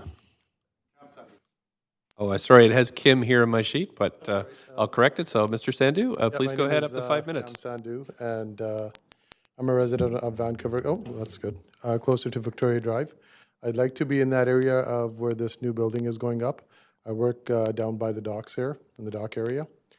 And I'm just saying that what I would like to say that, first of all, I'd like to thank the city for the direction that they have been taken in other areas, because you see it all over the place, all the major arterial roads with a lot of these, even where I'm living right now, right in front of me, this multi-unit, 5-story building with lots of people coming in, trying to hold the people of Vancouver inside of Vancouver as opposed to them leaving elsewhere to other places. I gotta thank you guys for doing a wonderful job and looking forward, looking for the future of Vancouver here. But just along this street, I just relating back and thinking back, you see why sometimes we even look at why city does what they want to do or how the city grows. Just being on the major routes and whatnot, whatever's happened at Canby, the big SkyTrain, all those big stops, the bigger infrastructures with multi-home residentials. And I was just looking at this particular project in particular, the way it's situated on a major road there. Move lots of people. And plus, I think there's a SkyTrain really close by, which would be a great benefit as well. I don't see a use for a single home in that area. Especially when you're on that kind of a major artery road there. Hopefully, the right thing will come about here in the future, and maybe people like me would be able to move into a place like that soon, 2-3 years down the road. Not really a public speaker, as you can see, but I have great faith in what you guys do, and going forward, we really need the people of Vancouver to stay in Vancouver. Okay, great. Thank you very much. There's no questions for you, but thank you for coming in this evening. Okay, we have Hassan Torfasiade.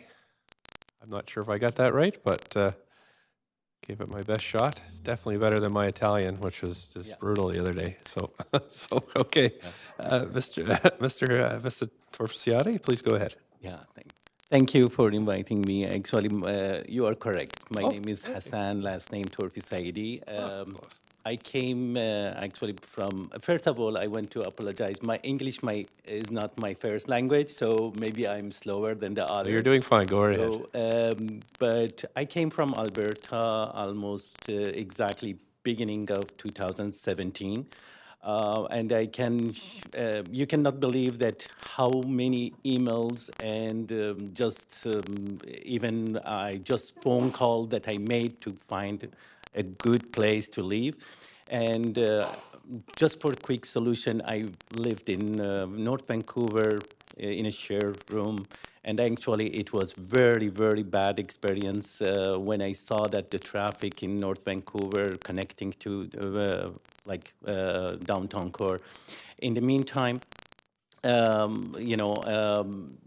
too many people in a very, I can say, sort of not very well organized place. It created me that to move in to move from that area. I moved to Coquitlam, and I saw that it's not bad, but unfortunately, when I got the job, it was in downtown core, and it takes me almost hour to go and hour to go back. And then it was very, very, I can say very, very bad that, and it's probably not related to this, but I want to say that in 2017, almost middle of that, exactly 6 months later, I got scammed by one person about all my saving in my life, about $200,000. Then I was almost homeless. And I just by some help of the people, so like very close friends. I rebuilt myself. I tried to, and the guy that he left me with this like depth about 30,000, and I don't have any choice. Then by helping like other people, I rebuilt myself, but I need to work very hard in 2 jobs to repay this payment. And I find the Coquitlam, it's not good for me. And I try to find a place that I can manage 2 jobs in like 2 full-time jobs. And I don't know that probably God, love me. Just one day, by chance, I find this place, and I was looking for any place very close to, like, easy access. And I work now, right now, I'm after 1.5 years. I work for Port of Vancouver, and in the meantime, I work for another company, both full-time. And the only thing that I believe that it gave me this chance, first, the convenience that I got from my landlord. He is amazing landlord I have never seen, at least in Canada. And in the meantime, easy access to, because I haven't any car, I cannot afford that. But easy access to buses, SkyTrain. And in the meantime, if you notice, I got one course right now, and it's mandatory. I have to take it in BCIT from Port of Vancouver. Assume that I am finishing like 3 o'clock and I have to be 5 o'clock at the class. So it's very, very difficult. But this is the unique area that I can say. I'm not saying this is golden area. It's a brilliant, makes me very, very happy. And just to let you know that this makes me now, I'm not only pay my debts, also I'm built myself above zero. So this is, to me, it's a lot. And I appreciate, the city of Vancouver that, especially for the Vancouver that famous for, I can say, best place on earth to live. And really, we can make it together. And this is one of the plan that affordable house, it's really needs. As a petroleum engineer, I work 5 continental and major cities, including Africa, Australia, and like Far East, even European country. I can say that we are very, very suffering of lack of affordable places, and we need it. And I am supporting this, I can say, more than 100%. Okay, thank you very much. That's your 5 minutes. We have a question from Councillor Swanson for you. Yeah, thank you. Please go ahead. So are you living on this site now? Yes, I'm living inside. And are you saying that you're planning to come back? Actually, if again, God, I can say love me, for sure I will. And I'm not going far from this area, never. So what's your idea of what an affordable apartment is? Affordable apartment. How much?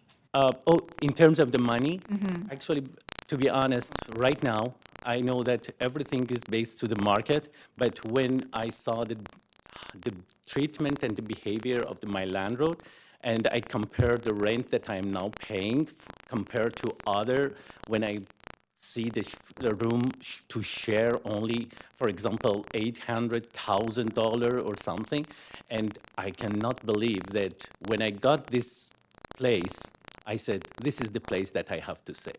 And as I said, this is that give me chance to rebuild my financial. So the new place, the cheapest rent in the new place for the first tenant, but after the first tenant goes, it can go up, is going to probably be about $1,700 by the time the building opens. Is that affordable for you? I believe so, because I assume that it will be completed in at least next 1 or 2 years, and assume that by next year, right now, even I got from my employer that every year a raise. Okay. And I think I can do it like a couple hundred, it's nothing to me. Okay, thank you. Thank you very much, Councillor Swanson. We've got Charlie Fox next.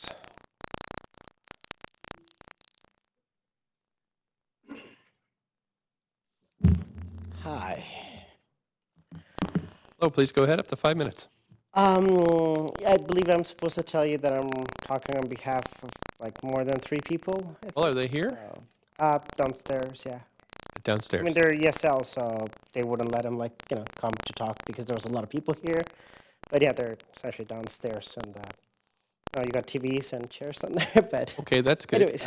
So are you looking for extra time? Is that why you? Oh, no, just in the email that I got, it said I was supposed to let you guys know, but I believe that Thanks very you don't much. have any So we'll questions. give that you should be 5 okay. minutes, and if you wanted more, we'd have to check to see. But that's Sure, fine. that's fine. Please go ahead. Yeah, so I want to address, well, I guess first I need to tell you, who I am. And basically, I am a father of 2 girls, 6 and 14. I'm an immigrant, Canadian by now, and I'm a business owner, so I can, address questions from different perspectives.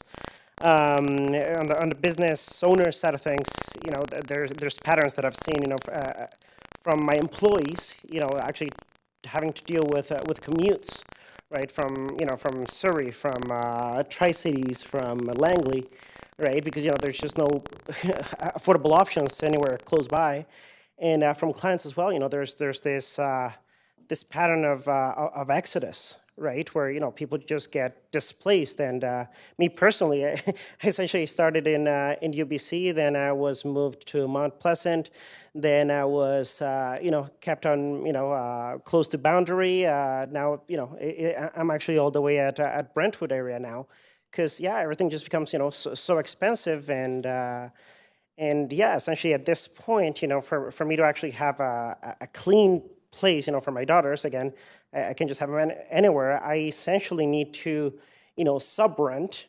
So I'm essentially, sub-renting to a couple guys whenever, I have a 14-year-old daughter. It's far from an ideal situation, right? Essentially one of the few things I remember about university is that, supply and demand determines the price. And, I know we've heard, some appealing stories, from people that are being affected and, being displaced from these homes. But essentially, right now, I believe it was like 73 or 76 units. And those are 70 something stories of people that are going to benefit from this. And those are stories that, it's not that they don't exist, they're just haven't been told, right? And yeah, I personally, being Hispanic, I'm part of a very tight-knit community of Hispanic/Filipino people. And yeah, if we just make people alone, God, that first dibs I keep hearing about, I can probably find, enough people for those 40 people, just for people that I've actually directly interacted with. There is that much demand. And yeah, and again, a lot of people, they're actually interested, but again, being ESL, it's hard for them to actually come and talk to you guys essentially about that, right? I also want to address, some of the things and, in no specific order about the concerns that they have brought up, right? So for instance, traffic, I can tell you, renters versus, homeowners, yeah, the cars per capita, or whatever term you use, is much lower for renters. And a lot of the people that would actually be living here is precisely because, they can't afford the home, they can't afford the car, and that's why, the logistics, the public bus and stuff, is actually in a reasonable distance from actually, going to work at the core of, the business, which is downtown, right? Essentially, my employees, they and many times they're wanting me to pay them, 2 hours travel time, which, essentially puts me, at a disadvantage to actually even competing, with the big players, right? The other thing I want to say, I have a moving company and a junk removal company. I can tell, professional opinion, nothing gets wasted if people actually try. So, this thing about, wasted resources, there's always somebody wanting stuff, especially, so yeah, about these new houses and stuff that's been, used up or things that are going to be taken down. No, nothing goes wasted nowadays, fortunately. Regarding rent prices, I believe there was a question over there. Rent prices and inflation. I heard the first rent was $1,700. Friends of mine, they're paying $1,900 for an 800 square foot apartment, and it's in a building from 1982. So yeah, paying $1,700 for a brand new place in a prime location sounds fantastic. What else do I want to say? Just 30 seconds left. So, and there's questions for you as well. So maybe that'll help. Yeah, please go ahead. Okay, great. Councillor Dejanova, do you want to go ahead with? Thank you. I was just interested in what you had said, and we usually ask people to talk about their own stories, but in talking about what you think that we need to get to and how this specific project offers affordability or an option for family housing.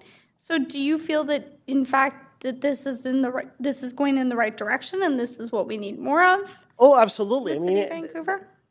Absolutely. The things like Vancouver developed in a way that, there's all this demand, but there's no support structure. There's not enough, regular working people, homes to actually support all that. So that's why the community is so ridiculous coming from so far away. People have to commute, an hour if it's along the SkyTrain, and if they're not right on the SkyTrain, yeah, they have to bus for 40 minutes and then an hour of SkyTrain just to come to work where all the demand is downtown. This is actually, a reasonable location. And then if you have family, if you have kids, I'm a single parent. Yeah, it's hard to create time whenever you don't have a useful location, essentially, right? And yeah, it's tough. It's hard to make it work like that. Thank you for sharing that with us. Thank you very much. Another question from Councillor Wiebe. Yeah, quick question. You said that you were here with multiple people, but they weren't able to come upstairs. Can you quickly elaborate on that? Because we're trying to make this as open as possible and obviously access to City Hall. So that was a bit concerning for me. Could you elaborate a little bit on the reason why the people aren't with you upstairs? Well, they were not, going to speak directly. They were supposed to, to come here not to show the support, but they're ESL. So if they were not going to speak directly, they were told that, just to stay in the room downstairs. Yeah, because there was, I don't know, you'd have to talk to the security guards. They were the ones who directed. I honestly, they just told me, it's like, are you going to speak? Okay, you get in the elevator. You're not going to speak. You can wait down here. Okay, thank you. That's all I can tell you about that. Okay, great. Thanks very much, Councillor Fry. You have... Yeah, thanks, Mayor. And Mr. Fox, sorry, did you say you're here from Brentwood? That's currently in the area where I am. Yeah. I'm just curious what brought you to speak to this particular, and you certainly don't have to answer. I'm just curious what attracted you to speak to this. Yes, I have my daughter in a circus class at PNE. And we were just leaving, circus class, and there was like an open house, I believe you call it, about the development.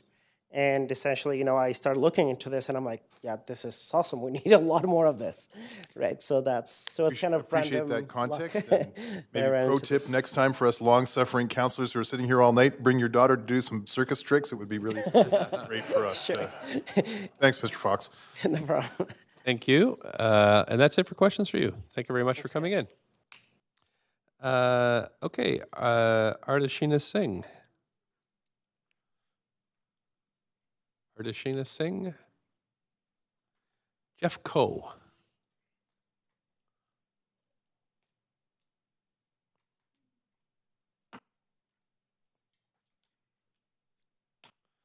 Mr. Coe, please, up to 5 minutes. Okay. First of all, I would like to thank you for allowing me a chance to speak. I'm a person who's been born and raised in Vancouver. I'm a longtime resident of this neighborhood in question. I've been living in the neighborhood for about 20 years now. My wife and I have been fortunate enough to have raised a family here. We've seen positive changes over the years, an increased sense of community, more young families being raised here. We've also seen a lot of negative changes here, namely increased traffic, lack of parking. It's even difficult to find parking on our own street much of the time. Increased traffic in the back alley. There's been lots of near accidents. I live just a few houses down from the proposed site development. Many years back, we even had speed bumps constructed on the alleyway because a lot of cars would be zipping down. We have huge concerns about even more potential traffic concerns, which may prove to be hazardous for the many children and elderly residents in the neighborhood. Through informal conversations with my neighbors and based on previous turnouts to public meetings, about this proposed development, I would be confident in saying that the consensus would be a view against, not in favor of this proposal. Some may see those not in favor of this development as NIMBYs. If this means we are people who are concerned for our generations to come, who would like to see our neighborhood preserved as a safe one without the avoidable potential safety hazards, then I will let those with skewed, impractical, unrealistic perceptions and plans to call me as they see fit. Great. Okay, thank you very much. And a question from Councillor Fry. Hi, Mr. Coe. Thanks for waiting this out. I'm just curious, so because you mentioned sort of safety for future generations and that kind of thing. So your fundamental concern with this is actually the impacts of traffic, and it's a big safety. There's the traffic. Like my neighbors who had spoken earlier, I live just right a few houses down from the proposed development. The slant is not what was shown in that picture. It's a steep hill. We're going to lose sunlight. We're going to lose privacy. But yeah, like the traffic is, it's a yeah, and I mean, I totally appreciate the context. I mean, a lot of neighborhoods are struggling with how when we get density added and stuff, and it's happening throughout the city, and it's a challenge to deal with, and I totally hear that, and I also hear on the traffic thing. So I'm wondering if part of a mitigation strategy might be to like make sure, because I appreciate you're right by Hastings and Renfrew there.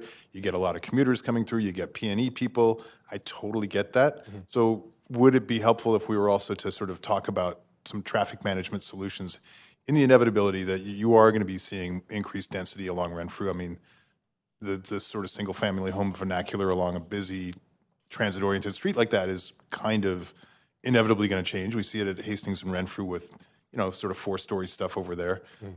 Would a better traffic management plan for the neighborhood be at least helpful in that regard? A better management of the traffic, yes, would be helpful. But I think if that leans towards me saying like I'm still, if that means I'm leading towards being in favor of the project, then no. Like, I'm not putting words in your mouth, and I appreciate where you stand on the scale and size. I'm just also looking for solutions as we consider how we add density along major arterials like Renfrew and that kind of thing. It's, if not this project, something like it. I mean, anyway, I just want to sort of highlight the traffic and safety concerns, and I think that's important to sort of articulate. So thank you for bringing that up. That's it for me. Okay, thanks very much. That's it for questions. Thank you for coming in this evening. Jeff Coe. Okay, Rita Tempesta. Rita Tempesta. Thanks very much. Owen Brady.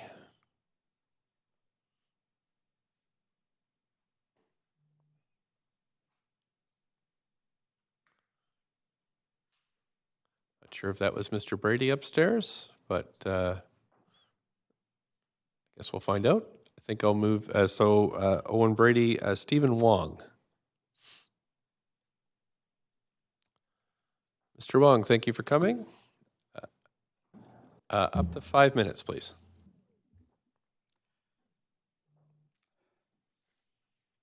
The building actually is beautiful, but it's in the wrong location. If it's not on top of a hill, it will be much better. It casts a long shadow over the area. Nobody like that.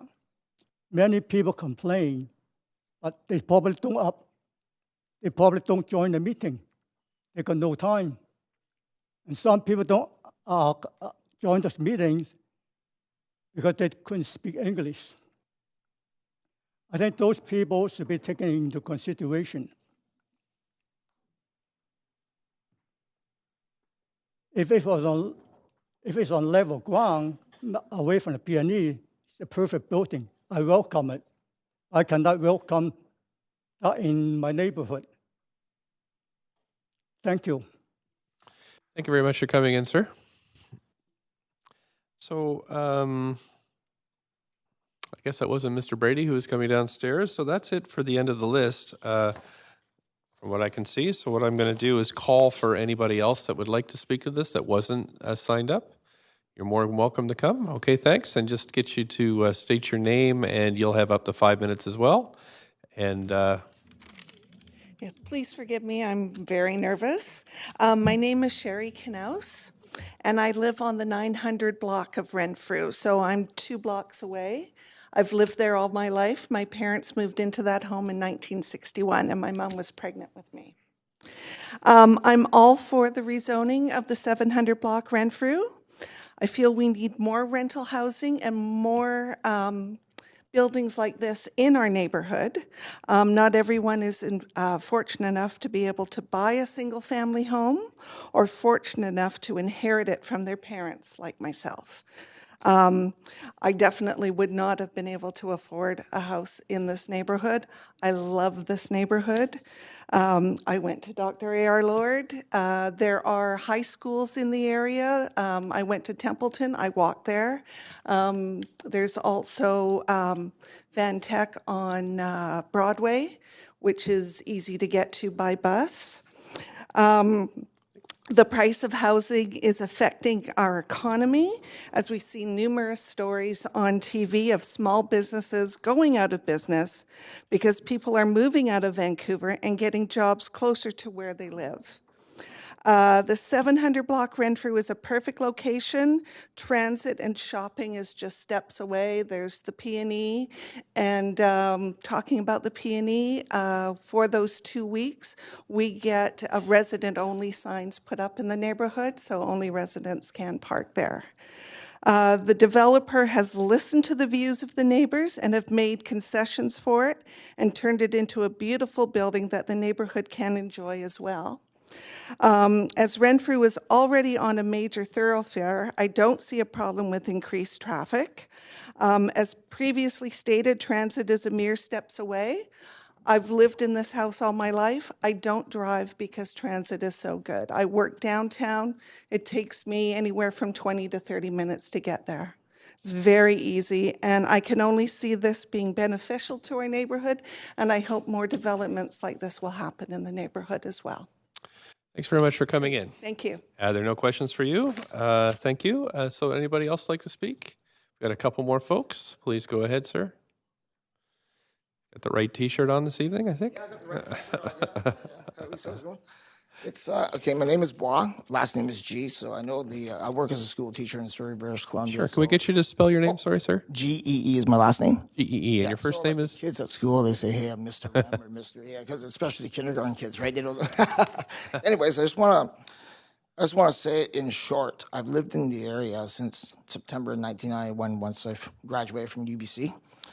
And, obviously there's been like a lot of development in the area. The businesses are thriving, but there has been issues in terms of like possible school closures, such as Dr. A.R. Lord. But just to make just to shorten up everything, because I know we're pressed for time, and I know everyone wants to go home. So anyways, just wanted to say that I do support this affordable housing choices in terms of rezoning policy. And I know many people, younger and older, are looking for places to live, and it's whether they're new residents to Vancouver or people that are looking to like a new place because they're being rent evicted and stuff like that, and so on and so forth. Anyways, I just have some points here that I'd like the council to consider. So the rental project has the potential to create a tight-knit community amongst the people who live in the units. So that's point number one. Secondly, I know that the rental vacancy is hovering around 1% or less, thus the need for more purposeful rental housing. Thirdly, many of Vancouver's homes actually are not available for rent because owners leave them vacant. They are willing to pay the empty homes tax or the NDP speculation tax. And, so these people usually come back, they maybe work abroad, or maybe they're visitors that have these as vacation homes in the city. or they just don't want to rent them out, and maybe one day relatives or family move back in. And the rental homes are also very close to businesses, transit, Hastings Community Center, Dr. Aylward Elementary, Templeton Secondary and Pool, Vancouver Technical Secondary, and the PNE. I understand the concern of increased traffic, and I know that's been mentioned a lot today. But many people who rent probably don't drive. Well, I'm making that assumption, so I could be wrong. But anyways, they either take their bikes, or they take transit, or they use car share vehicles, such as Evil or Car2Go. I also understand the concern of increased noise, too, around the area. But I haven't seen really evidence to prove this, as I've lived in the area for over 25 years, and I've never had to call the VPD for any noise complaints or anything. Also, the residual effect of having these rental homes is that the local elementary and high schools should see increased enrollment, and as a result of the young families that are moving into the area. And this is also really important for teacher retention. And if the schools actually do increase enrollment, maybe Dr. Aylward needs a VP or something like that, and things like that, right? So there's potential for more people to use Hastings Community Center too. And the rental project actually will use the latest technologies, the construction of 2 green buildings using passive housing standards, as outlined by the City of Vancouver. The rental units are going to be very close to the Adnac bike lane too. And I consider the area very safe. I mean, I've lived there for over 20 years. I've had one break-in in 20 years. That's because I left my garage door open. And I got my electric guitar stolen and a bunch of other stuff, right? But then I found them all in the pawn shop. Anyways, and the traffic, I know it is a concern again. I just want to reiterate that. But really, because since I've lived in the area for 25 years, I do see that it's very busy during afternoon rush hour. And I do see it very busy during the P&E time, but I don't think it's busy any other time. Like, it's usually quite quiet around the area outside of those times. And then for the people working in the City of Vancouver, living in this area or living in this rental complex should allow them to decrease their commute times to and from work. We're just at the 5 minutes there, so. Oh, wow, time just flies. Okay, so anyways, that's it for tonight. Thank you very much for coming in. No questions? No questions? Good. Great. So anybody else like to speak to this proposal? Okay, sir, just come forward and state your name.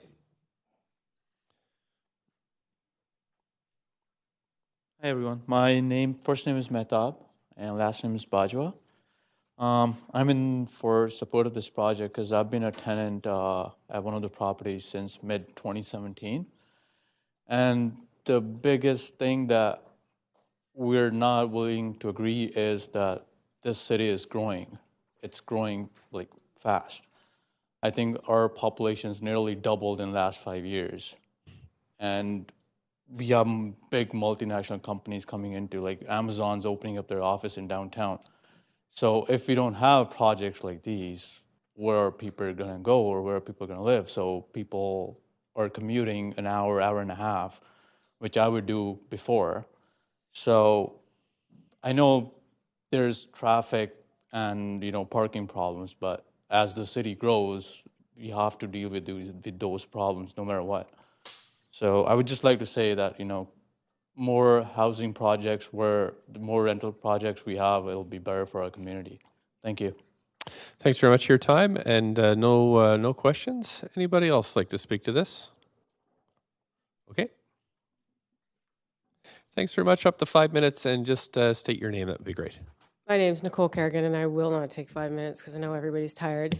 Most things have been said. I just think that it's really important to realize that densification is a reality, and I think this is going to be part of solving it. We haven't really spoke a lot to disabilities and aging people. a place like this will allow somebody who is in a wheelchair to live. And I have family in Ontario that can't move here because they can't afford it.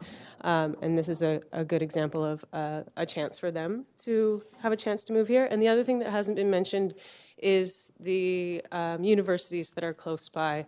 Cap U is just across the bridge, 15 minutes away. There's a direct bus route to UBC. There's also SFU. So this opens up a lot of opportunities for students as well. That's it. Great. Thanks very much for coming in. No questions? Anybody else like to speak to this? And up to 5 minutes, please, and just to state your name at the beginning. Hi, my name is May Chow, and I live in the 3000 block of East Georgia Street, which is just down the hill. My parents have been there, I guess, for probably the same amount of time I've been. My grandparents actually owned their house for over 20 years. Having that development up the block, I don't know if any of you guys have driven along East Georgia Street, either down the hill or up the hill. Having that big building right there on Renfrew is an absolute, it's a safety hazard. Even for me going to work, driving up the hill, turning left on Renfrew, I cannot see oncoming cars. I mean, does it mean building this building, are they going to take away all the street parking to make it safer? There are no crosswalks on East Georgia itself. There's a crosswalk at Notre Dame. Sorry, I'm a little nervous. You're doing fine. Go ahead. There's also a bike crossing at Adenac. And then the next crosswalk's at Turner, which is the next street over. There are no crosswalks up our block, which makes it a huge safety hazard. I want to be able to go to work safely. I mean, with all the extra people walking around, it's just not safe, especially all the cars. And also, you guys mentioned that there's only 40 parking spots. I know not everyone can afford a car when they're renting, but how about their friends? How about their families coming over and, I guess, visiting? That means they're going to be parking wherever they can, which means parking down the block in East Georgia, maybe further down on Renfrew, but that's just going to cause a lot of problems for us. When we get home from work, we want to be able to find a spot in front of a house to park, not at our neighbors, where our neighbors have to find another spot. It's just going to cause a lot of chaos. That's all I have to say. Okay, thanks very much. You do have a question, though. Just, yep, that's fine. Councillor Dejanova, please go ahead. Thanks so much. I live in Hastings Sunrise myself, actually, not on Renfrew. We're that close. Here it's a block away that you have to consider a conflict, and I'm nowhere near a block away. That being said, I understand there are parking issues for some people in the neighborhood, especially because of the P&E. Do you support if I may ask, and you don't have to answer this question, but because we're talking about parking specifically for this, do you support the P&E and Hastings Park as it is currently? Because I know that that's problematic also. So for parking, that's what I've heard, being a former park board commissioner and a city council member. So do you see parking issues with that as well? Yes, and that's just going to create more problems, I find. Okay. We have a lot of, I know there's car shares. We, during the P&E, get a lot of Evo cars parking in front of our house, which I know the fact that they're allowed to park there because city rules are they can park wherever they want. But where do we park? We pay taxes. Like, we only have, like, say, a garage, maybe a carport on the side. But what if, like, say a family has 3 cars? Where are they going to park when everyone else is parking up their spots? Are they going to find, like, parking down 2 blocks away and walk back to their home? So do you feel, I mean, in that neighborhood, yes, a lot of it actually says that you need to live on the block to park there. And I think that came of the Pacific National Exhibition and trying to make sure that there was resident parking. So, I mean, do you think this building significantly in, I suppose, relation to the P&E causes parking problems, or do you feel like, I also know that there's a lot of extra parking lots in the area because of that. So I'm just wondering, sort of, as I consider that moving forward with the neighborhood, because I'm hearing this meets our family policy guidelines, and I'm going to ask staff a little bit more about that. But it seems that we have actually more parking in that neighborhood, I hear, and maybe less family homes. Do you think that we need to equal that out, or? No, I think parking overall is just an issue there. And it doesn't matter if it's just rentals and you assume that they don't drive, but they have car shares. So if whoever does not have a spot, say, for example, you're renting in that building, and they don't have their own stall designated for them, they can go car share and they can park their car on the street, down the block, or wherever they can find a spot. But like I said, for us as homeowners, we want to be able to go home and be able to find a spot to park in. If not in front of our house, close to it. And it doesn't help when, like I said, you park up your neighbor's spots and they have nowhere to park, and they park up someone else's spot. It's just a chain reaction there. So it's not specifically this building.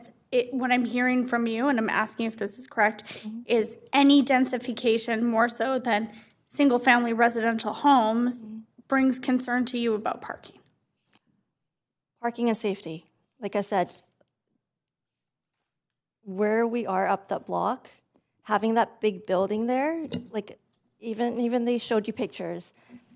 When you see the diagram on there, you don't see the huge slope. You see flat ground. But down the hill, it's a different story. Especially in the winter time, it's not a safe hill. Yeah. Thank you. Thank you. Thanks very much. And that's it for questions. So I'm going to call again. Anybody else like to speak to this? You've already spoken, so it would have to be somebody else. Sorry. Anybody else? Please go ahead. Just state your name. Sure. My name's Owen Brady. Sorry I'm late. Oh, that's okay. You're on the list. Go ahead. Yeah, I'd like to speak in support of the project. I think we desperately need these 73 rental homes. I live on Adanac. I've been biking to work as of fairly recently, but it's been going very well for me. And before that, I took transit, the 95, which also stops at Renfrew. And it works quite well. It's a great place to live if you work downtown. And when I was looking for an apartment about 2 years ago, it was terrible. I have a cat, so there's not very many pet-friendly homes. I don't know if this one is or not, but I think there was 30 people applying for the same apartment or two. So we desperately need them in this area. Please approve this project. Thank you very much for coming in, and no questions. Okay, so I'm going to call again. Anybody else wish to speak to this application? Okay, please go ahead. Up to 5 minutes, and just state your name, please. And hi there, my name is Stuart Smith. I'm with Abundant Housing Vancouver, here to speak in support. I wasn't planning to come to this one, but I heard some concerns about parking, so I thought I would just like to say a couple of words on parking. Can this go up any further? Yep. Thank you. It up now. There we go. I understand it's very stressful when people can't find the parking that they need, but I think that we're looking at the wrong part of the problem. When we give away curb space for parking, we will always have fights over parking. So the answer to parking problems is not to forbid housing. The answer to parking problems is to allocate parking better. I like charging for parking personally, but if we don't want to do that, we can do a carve-out, grandfather, existing residents, whatever you want. But somehow you need to allocate that parking and get away from this idea that everyone in the world has a right to free city land for storing their car indefinitely on every single street. So I would encourage you not to worry too much about that. If you want to address parking in this neighborhood around the PNE, let's get a permit system in there, let's grandfather existing residents, and let's charge money for that very, very, very exclusive privilege of storing your automobile on public land. Otherwise, I'd just say I went to the original open house and saw it was 6 stories, and I understand now it's 4, and I think that's a bit of a tragedy. We should all reflect on where the people who would have lived in those 2 floors are going to go. Are they going to go to Strathcona? Are they going to go to the downtown east side? Are they going to evict someone else? I think we should think about that. Anyways, hope it goes ahead. Thanks very much. Have a good Thanks very much. Oh, you got a question here? Councillor Dejanova?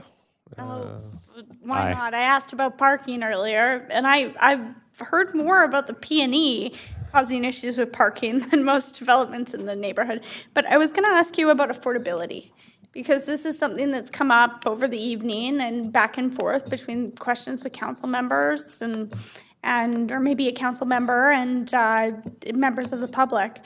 Do you feel that this will actually, I mean, this is moving in the right direction towards creating affordability in this neighborhood? I'm hearing from people that it might not quite fit with the neighborhood, but then other people are saying that in 10 years it may, if we continue to move forward. Do you feel that this is on the right path to affordability? In general, yes. 10 years is an interesting time frame. I would say that we have a 90-year problem on our hands. I hope we can solve it in less than 90 years, but I'm sorry to say to all of you, I don't think we can solve it in one council term, so I think you're stuck with that. I think that we should... I never promised that. We should recognize I'm feeling that, good. Instead of focusing like a laser on this particular building, we should be asking about the regional effects. When there is not enough housing, all housing, new housing, existing housing, dog houses, all housing becomes scarce and expensive. So yeah, I'm sure the rents here are not as cheap as I would like. I would love to have very cheap rents. That's great. If someone has a magic wand and can make my rent really cheap, I'm totally in support of that. And knowing that you've been here before and have answered some of the questions, and ask you a question that I've probably asked you before on other projects, the way I've seen it kind of working in nonprofit housing industry before is the housing that you build today might not be affordable today, but it will be affordable in the future. But if you never build it, the affordable housing won't be there. You're going to have kind of this inequity between really old housing stock and really new housing stock if you don't continue to build. Do you see that being an issue if we don't move forward with looking at new options for family housing? Absolutely. Without disturbing the evening, I'd like to say actually I have a special guest upstairs, Sonia Taus, a housing advocate from Los Angeles, who has a saying that I quite like, and it's like, housing that is not available is never affordable. So it's great that we're very concerned about affordability, but if it's not there, the price is effectively infinite. But I really would focus on one more thing, which is we're talking about specific buildings. We have a regional problem. The people who move into these places, you may not like them. You may think they make too much money. That's fine. I don't like that either. But the point is, those people are going to end up somewhere else. So you can either have them there in this new place, or you can have them take over a house, kick out the tenants, rehab it, and call it a day. I would prefer that they go in a new place. I prefer my landlord has less competition for tenants. I prefer my landlord to see me as his best option rather than those people. So, thank you very much. Thank you. Thanks for your time. Okay, I'm going to call again. Anybody else like to speak to this proposal? Somebody coming in. Great. Thanks very much. I guess you just state your name and have up to 5 minutes. Greetings, Mayor and Council. I wasn't actually planning to speak on this item tonight, but there's been so many speakers. I had time to read the application and some of the details of it, and I think that's beautiful. It's part of our democracy. I'm glad to see people come up and speak, and I was motivated myself to join in. And I have to say, I think this is a wonderful proposal. I think it's great for the neighborhood. We talk about the activities with the P&E, and we talk about traffic. And I think it's important to highlight that we just got a new 95B line a couple years ago. And I hope that one day our senior levels of government will bless us with funding for a Hastings SkyTrain line too, to provide relief for the poor people, poor relatively, that have to commute every day from the North Shore. I think these homes give those residents an opportunity to cut hours out of their of unpaid work time out of their lives every day by living in our wonderful city instead. I do think it's very tragic to see that before, as a member of the public, I even had a chance to speak on the building because I don't live within 2 blocks of it, that the height was cut down by several floors and that the retail was eliminated. We have a climate emergency in our city that was just declared, and instead of giving people the opportunity to shop locally and live locally, we're pushing them out of our city, and I think that's tragic. I know rents are expensive in our city, but I think when you compare it to the cost of renting out a single detached home, and even if you have to split that with 4 other people, it's significantly more than having to split the cost of renting an apartment that has 3 bedrooms with a couple other people too. So I understand it's going to be costly at first, but I heard the wisdom in this chamber expressed before that the most affordable rental housing in 10 years is the ones we build today. So I support this application. I think it's great. I think reaching passive house levels is a thing that I'm glad that it's the new standard in our city, but I still commend every project that does it, and I'm absolutely in support of this application. Great, thanks. And before you go, can we get you to state your name for the Oh, record? I'm sorry, Devin Hussick. Devin Hussick. Thank you very much, Mr. Hussick. Right, anybody else wish to speak to this? Or we close the speakers list? Okay, so I've called at least 3 times, so I'm going to take that as there's no more speakers, so the list is closed.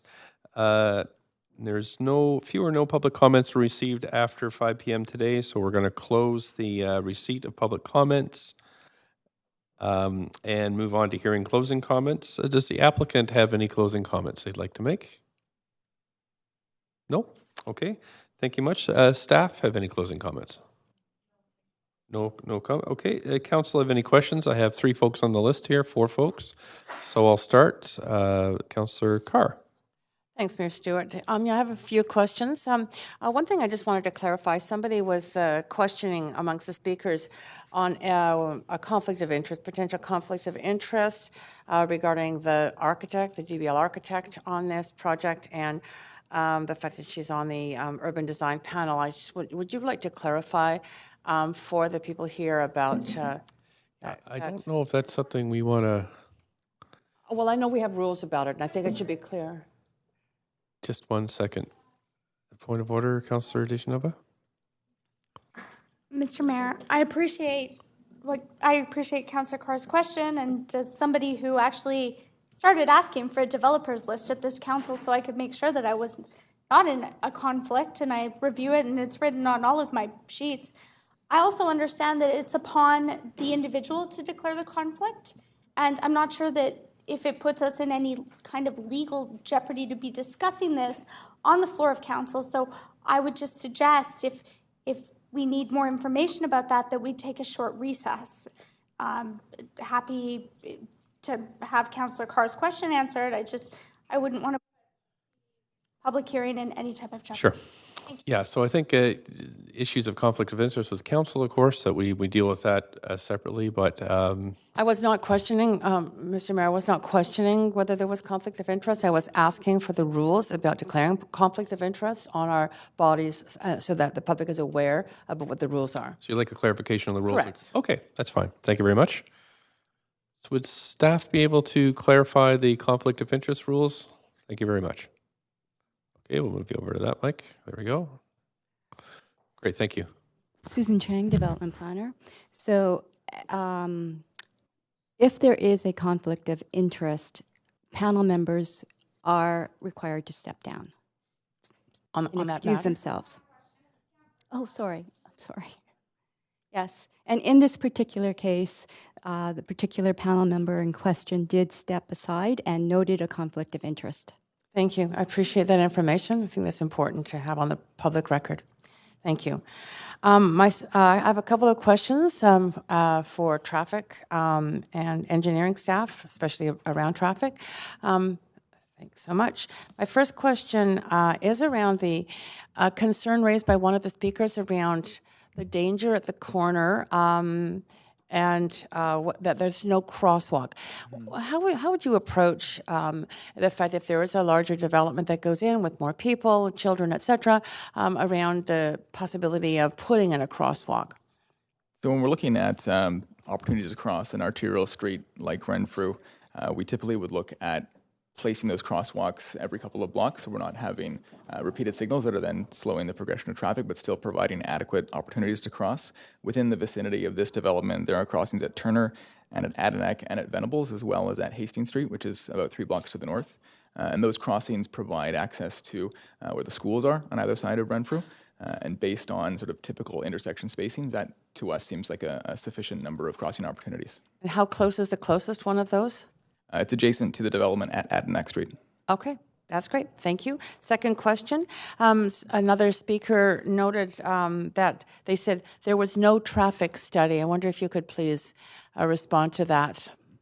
That's correct. So when we're looking at the potential impacts of a rezoning site like this, our guideline is that if a development's not generating more than approximately 100 vehicle trips, we tend not to ask for a traffic study unless there's a particular impact that we're concerned about with this particular area. And that wasn't the case here. With about 70 or so units, we would anticipate that this development's generating anywhere between 25 and 35 vehicle trips in a peak hour.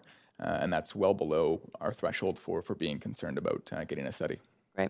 And can you tell me, my last question for you, can you tell me what response the residents of this neighborhood might have if they have parking problems that they would like to see some resolution on the part of the city? Mm-hmm. Certainly. So the easiest way to try and address those parking concerns is by asking for a residential parking permit to be surveyed, and that allows us to come out and survey residents on a block or on a group of blocks, understand the opinions about whether or not they would want to see a permit program implemented for their neighborhood, and then we can work with them on establishing that. There are a number of things that we do in this neighborhood today, including establishing resident parking only during the PNE, and supporting things like car share. And I'd note that in a neighborhood like this, a lot of those car share vehicles are actually helping to reduce the overall parking demand on the street. People are coming to the PNE, they're coming to the fair, they're dropping those cars off, and then perhaps different people are taking them away and leading to that net reduction in overall parking demand on the street. Thank you. Appreciate that. Thank you. I have one question more, and it has to do with the height of the building at the lane. Various speakers spoke differently about the height of the lane, and I would just like clarification in terms of what the height of the building in the revised application is at the lane. And if you could clarify again about the townhouses that I believe that were mentioned in the beginning. We're just down to 15 seconds. Thank you for that question. So the buildings at the lane interface are 2 stories high, and this is very similar to laneway houses. In addition to the 2-story height, there is a substantial setback of about 12 feet, whereas laneway houses would be set back approximately 3 feet. So it provides more of a setback. I'm going to have to cut you there. Okay, thanks very much. Councillor Dejanova then? Well, Mr. Mayor, I just noticed it is 9 p.m. and I know that there are a number of speakers on the next item. I understand that, we need majority of council, but at this point, I'd be happy to email my questions into staff and refer debate and decision to unfinished business of the next scheduled council meeting that would take place on the 25th of June. I think we're very close to a decision, but you're right to move a referral. The if you reason like. is I see it's 9 p.m. Mm-hmm. We've been here since 9:30 this morning. We're back here for a full day tomorrow, and I've already said that I'm not staying past 10. Sure. So I think that it's important that we do try and either let the speakers who are here to speak to the last item know that, but again, I'd be happy to, if the speakers list was closed off, as we have in past, move a motion to do that. Just wanted to put that out there. You're totally free to move a reference referral motion if you like. I would say we've got 3 more councillors with questions, and then I think we're close to a decision. Maybe I'll just take myself off the queue and see if anyone else wants to do that. If they do, I'll email my questions into staff.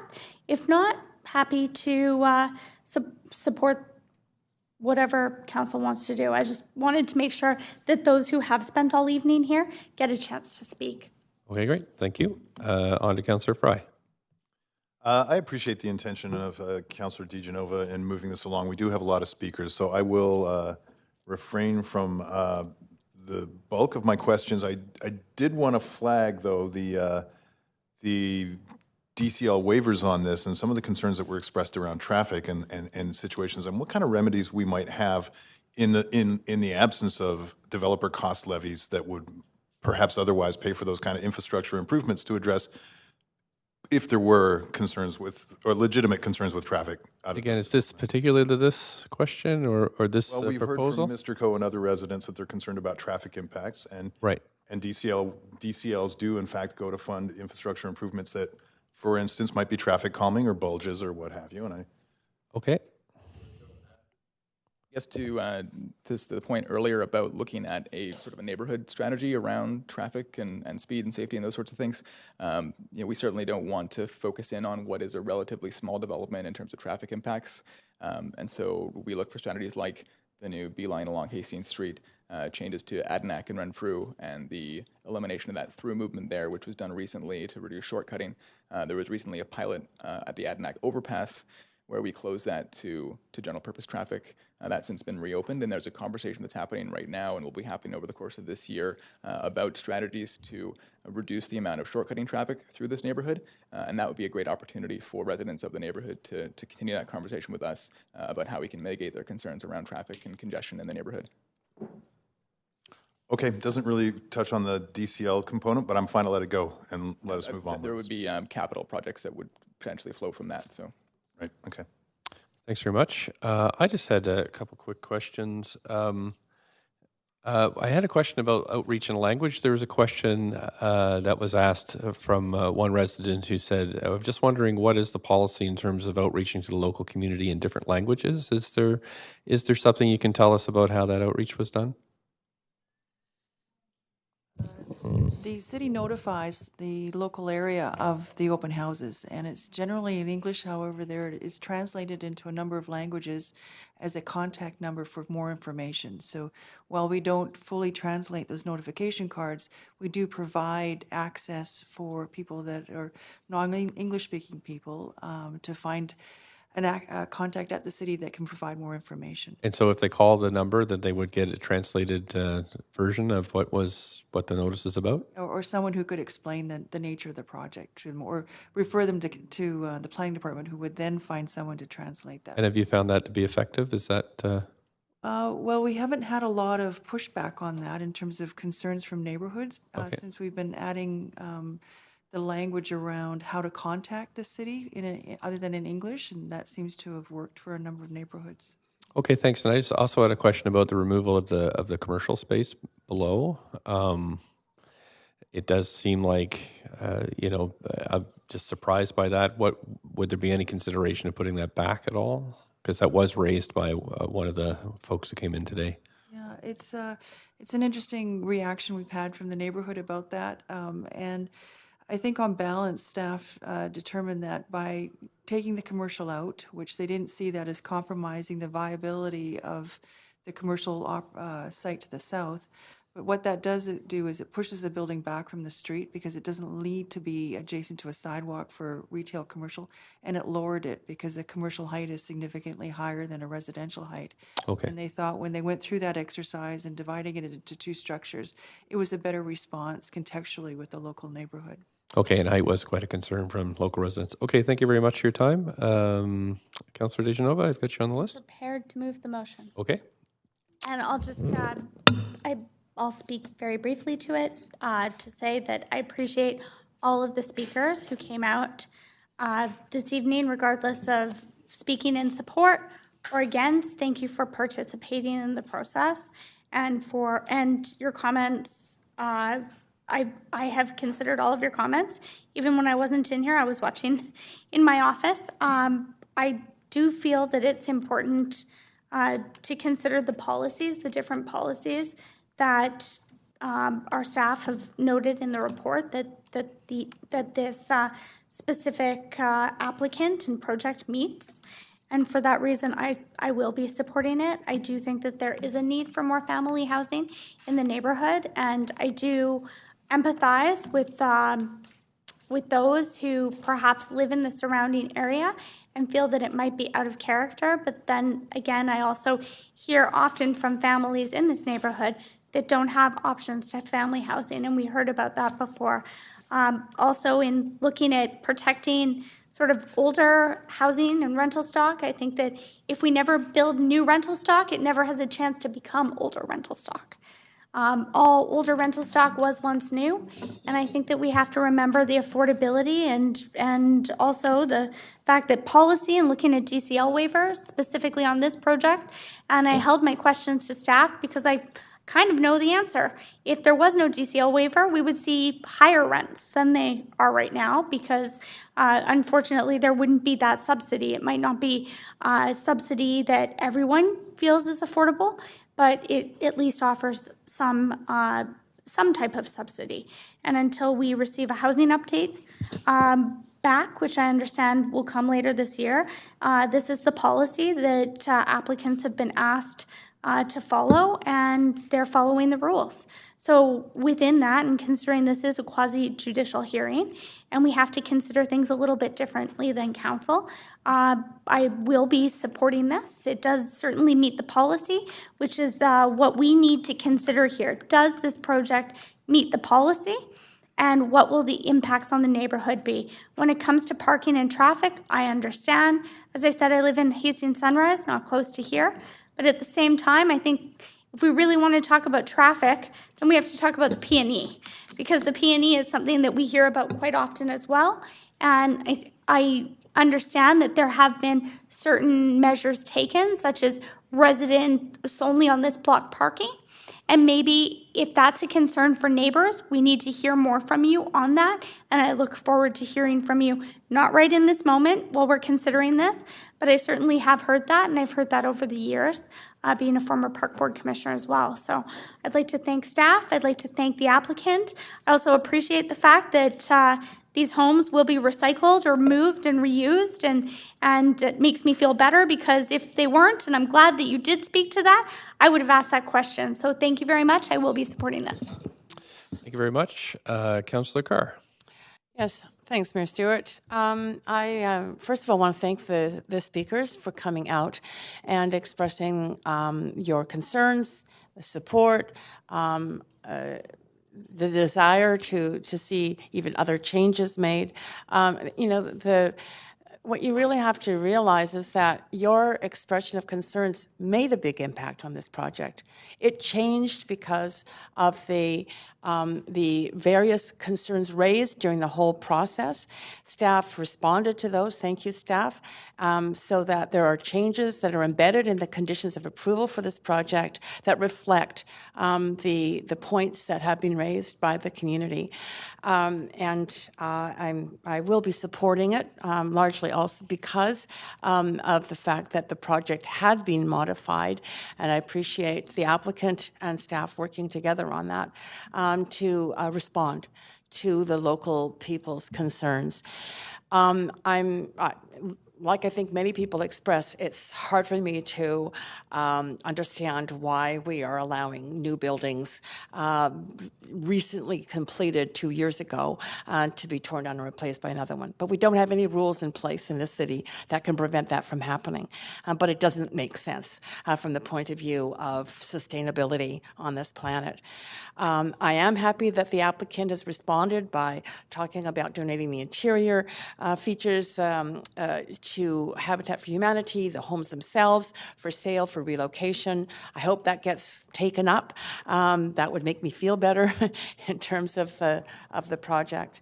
I think the height has been something raised over and over, and I clarified with staff. The staff have done, I think, a very good job of responding to that in the conditions of approval and taking that height down. I am concerned about the loss of potentially that commercial space in terms of what local services might have been located there. We do want to aim for complete communities where people don't have to travel far to get everything that they do need in their daily lives. But that was what the local people wanted. And what they got was reduced height, especially stepping down at the lane to 2 stories at the lane. And so things are a trade-off, and I'm willing to support the will of the community in that. I'm very happy it's Passive House standard. That's where we need to head to respond to the climate emergency. It's still not affordable housing, and we need to push on that as a council in terms of ensuring that all of our programs, and this program is under review, to look at the way in which we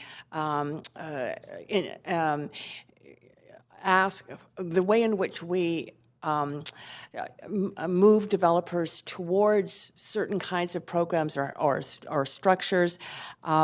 But we at this point have to review, because many of the ways in which we've encouraged that they're right now under review with a report back. I don't think of that many months from now, because they haven't been achieving the kind of affordability we need to really respond to the housing crisis in the city. So for those reasons, as I say, I will be supporting this project and appreciate those who came out and those who've worked on this. Thanks. And actually, I need somebody to second this. I'll second it. Okay, Councillor Carr, thank you. Councillor D'Amato.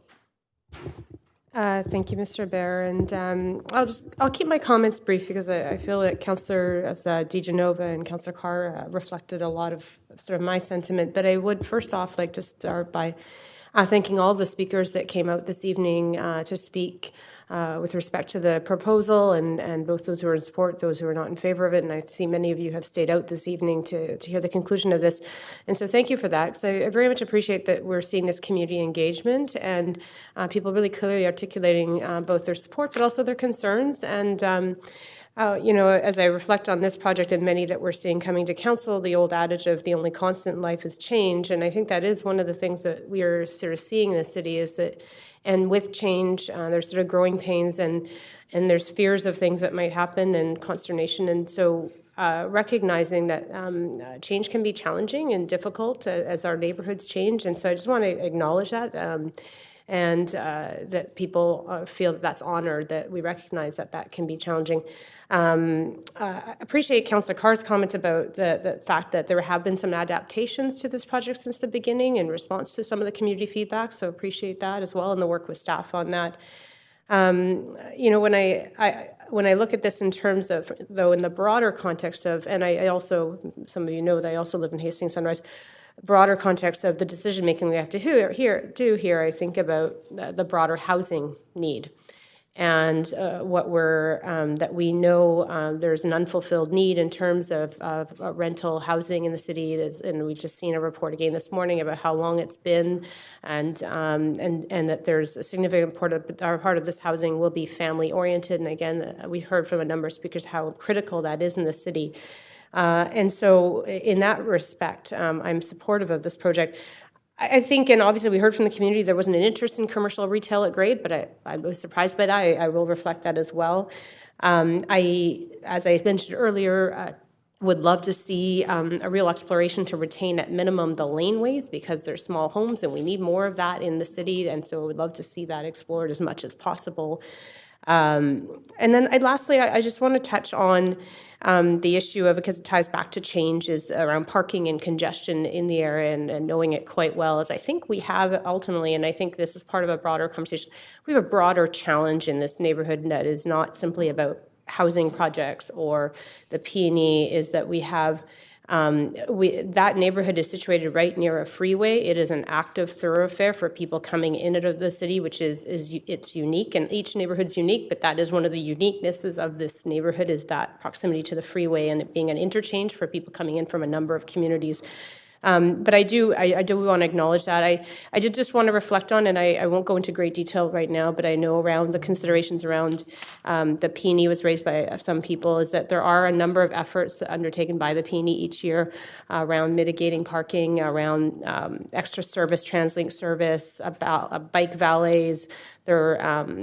And a number of other efforts, but I think that's something that can be, as developments come forward, that information can be also relayed as part of open houses about those efforts. And again, I'm not going to go into detail, but there's about 5 to 10 different measures undertaken to deal with that. But I don't think that's the only issue, I think. But just overall, supportive of the project. I think it's much needed in the city, and I'll stop my comments there. Thank you very much, Councillor Bly. Thank you very much. So I too will be speaking in support of this project. And like my colleagues have already mentioned, it's challenging. But at the end of the day, this is on Renfrew and arterial. It's tough to argue. We're looking at how to densify along the arterials and then slowly bring that in. Having said that, is it ideal to have 7 suites on 2 single-family lots? 7 homes? Yeah, I think that's great, but it would mean everybody would have to do that really, really quickly in order to deal with our lack of the right supply. And so we're in a tough spot because we hear and appreciate the speakers coming out to speak to this project, and those directly impacted next to the project. I feel for the gentleman who's going to have to go through another whole construction event. And also, yeah, maybe we need to bring in some rules around building homes and then tearing them down 2 years later, but I also think that's a bit of an anomaly, and we have to look at it that way. So I'm encouraged by the mom who is still here with their daughter to, you really have a great attitude, and I wanted to say that while you were speaking, that you've really found a way to make things work and live in Vancouver, and we don't hear a lot about that, but so I think it's worth it to acknowledge, and also bringing your kids here and still speaking out. Like, we really just want that kind of community engagement. So overall, I really do feel for the families that have lived in this area and perhaps don't recognize that Renfrew is an arterial, because once upon a time it wasn't. But that's where things are going. So I think that's all I had to write down. Oh, the final comment is that there's space in that school, and it is important that we understand capacity as we approve these projects. And so I do hope that going forward we get to hear from staff as a consideration as what exactly is the capacity in those areas for childcare and school. But encourage that the school actually needs kids and families in the area to stay open. And so where there's capacity, it's difficult not to justify approving projects like this. So thanks for everyone to come out, and the applicant and staff. Thank you. Councillor Fry. Yeah, I also want to thank all the residents and neighbors who came out in support of this and to speak against it. And in particular, the woman who walked to Templeton from there. That's impressive. I do, I do want to reflect that I think that the scale-wise and the project and the architects, I know GBL is a really excellent architect, and I think that given time, and I can appreciate everybody's concerns around the scale and the shadowing and the traffic, but I think given time, this will probably be a great addition to your neighborhood, and you'll probably grow to appreciate it, and you'll forget that there was this much tension around it. I do find it obscene that we're knocking down brand new buildings, and I think that we do need to have a more thoughtful approach to how we, and I appreciate that there's an intention to recycle these buildings, but we need to have a more thoughtful city policy around this kind of stuff, because that's obscene. It's unconscionable in this day and age and with the environmental crisis we're facing. I also appreciate that the developer met the existing policy.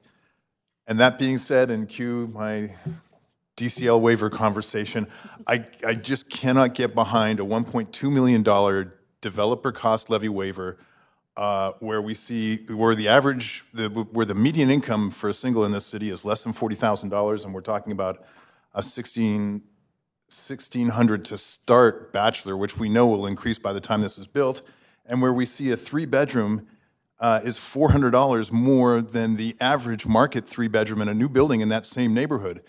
And I cannot get behind a policy that is subsidizing basically an increase, and we're setting the benchmark for market rents. And that deeply worries me, and I think that this is time and time again like a broken record. I come back to this, and I can't get past it. And I'm sorry. I think this is actually a really great project otherwise, but I can't get behind the DCL waivers, so I won't be supporting this. But I do wish everybody luck with this project. Thank you, Councillor Swanson.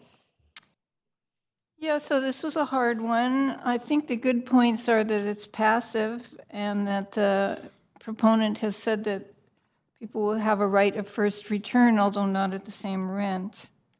The bad points are the newness of the housing that's being demolished. That seems like such a waste. The 35 displaced people with no TRPP. The affordable rents that aren't really affordable. The DCL waiver for rents that aren't really affordable. And no vacancy control. So I'll be voting against it. Okay, Councillor Weed. Yeah, I appreciate all the speakers, and obviously there's some good and there's some stuff that I'm struggling with as well in this project. I think it's great that they retain the 2 magnolia trees and are going from, I think, 6 trees to 48 on the property. So that's interesting to see for a project of this size. I do like the passive house. The colored glass, there's a couple comments on the form and glass. I know it's great architect, and I know we can move forward on the design to make it kind of blend in a little bit more to the neighborhood. And I think the concerns on the intersections that this is going to create with the increase, I think need to be looked at as we move forward, because it's been brought up a few times on the safety coming up the hill.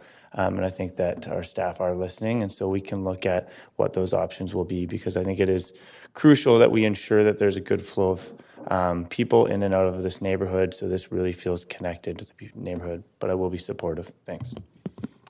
Thanks very much. Councillor DeGenova. Oh, I was just going to end on the motion, but Councillor Boyle can go ahead. Okay, Councillor Boyle. Sure. Since we're all making closing speeches, I just wanted to say also I appreciate the time that people put into coming out and speaking to this, and particularly am excited about the folks in our city who will get to find new stable homes in what I know and we've heard is a great neighborhood. So excited to see what this can contribute to that. Great. Thank you very much. Councillor DeGenova. Mr. Mayor, I was hoping for a point of information to staff, because there had been some, I understood that these homes were going to either be taken apart and recycled, or there was also what I heard was the possibility of moving some of these homes.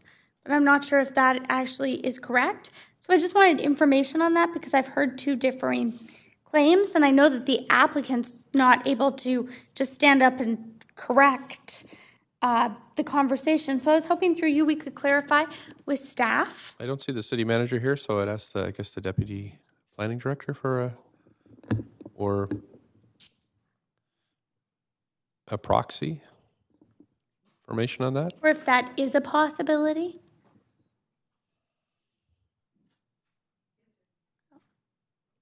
There you go. Thank you. Teresa O'Donnell, Deputy Director of Current Planning. Yes, let me read the condition again. I believe that's what you were referring to. Marcel. Yes, all new buildings in the development will meet the green building policy for rezonings, including all requirements for near zero building emissions, low emissions, green build. That's, oh, here it is. I'm sorry. Okay. To minimize demolition waste from existing buildings on site, the following is required. Attempt to avoid demolition by relocating the buildings. Okay. The applicant must make all existing buildings on site available for relocation. Communicating availability includes listing the buildings for a minimum of 90 days on sites or in publications that specialize in house relocations. Should salvage relocation not be possible and the buildings must be removed, the following is required. Salvage strip out must be done first, removing all reuse cabinets, appliances, fixtures, mechanical systems, doors, and any newer decking fencing must also be salvaged. Thank you. Yes. You're welcome to go on, but the fact that there was the option to relocate the homes, I didn't mean to cut you off. I love hearing the policy. I think it's great. I wish more municipalities would have policy like this. But what I heard from the applicant was that they were going to do this. But I also understand that there is the option and ability, and not only the option, but the obligation that people know that the homes as they are and can be moved, obviously basements and foundations, more difficult. You'd have to build that to move the home, but that would be available. That is included in the policy. So for somebody who, for instance... It was just on a question here. So that is a question. The question is so, for instance, because there have been questions about people tearing down homes 2 years after they're built. I also know people who have become disabled 2 years after they've built homes. So I think that, there's unintended consequences in everything we do. But I just wanted to make sure that that was the case. So thank you very much. Great. So now I'm back to my closing comments. Sorry, I was segueing right back into those. And for those reasons, I'm very happy to see that every part of those homes will be reutilized or will be reused. Yes, they're fairly new homes, and but at the same time, I'm sure that not only are they going to, what I heard was possibly a good use, but I also heard that Habitat for Humanity had been engaged and contacted through that, so I was very happy to hear that as well. And thank you for that clarification. Okay. Again, I'll be supporting the motion. I just wanted to highlight that because there had been some differing accounts as to what was happening there. Okay, great, thanks. So that's it for the speaking list, so we can move to the vote.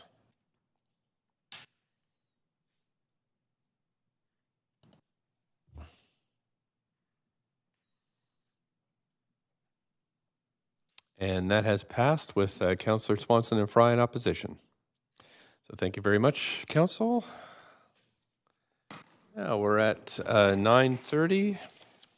Mr. Mayor, may I ask, could we possibly, I'll move a motion to waive the presentation to allow speakers who have come tonight to speak. I'd love to hear the presentation still, and I think there's the opportunity to do that at a later meeting, but for those who have stayed from 6 p.m. onwards, I really would like to at least let some people speak in the next half hour.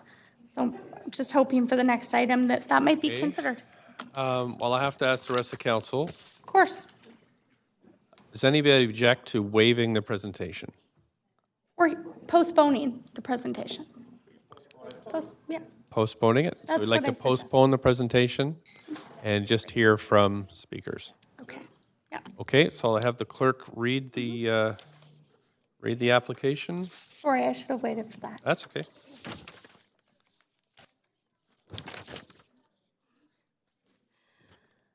This is an application by Stuart Howard Architects Incorporated to rezone 4575 Granville Street from RS5 district to CD1 district to permit the development of a 3.5-story townhouse development containing a total of 21 secured market rental housing units, a height of 12.6 meters, and a floor space ratio of 1.33 are proposed. Council has received the following correspondence since referral to public hearing.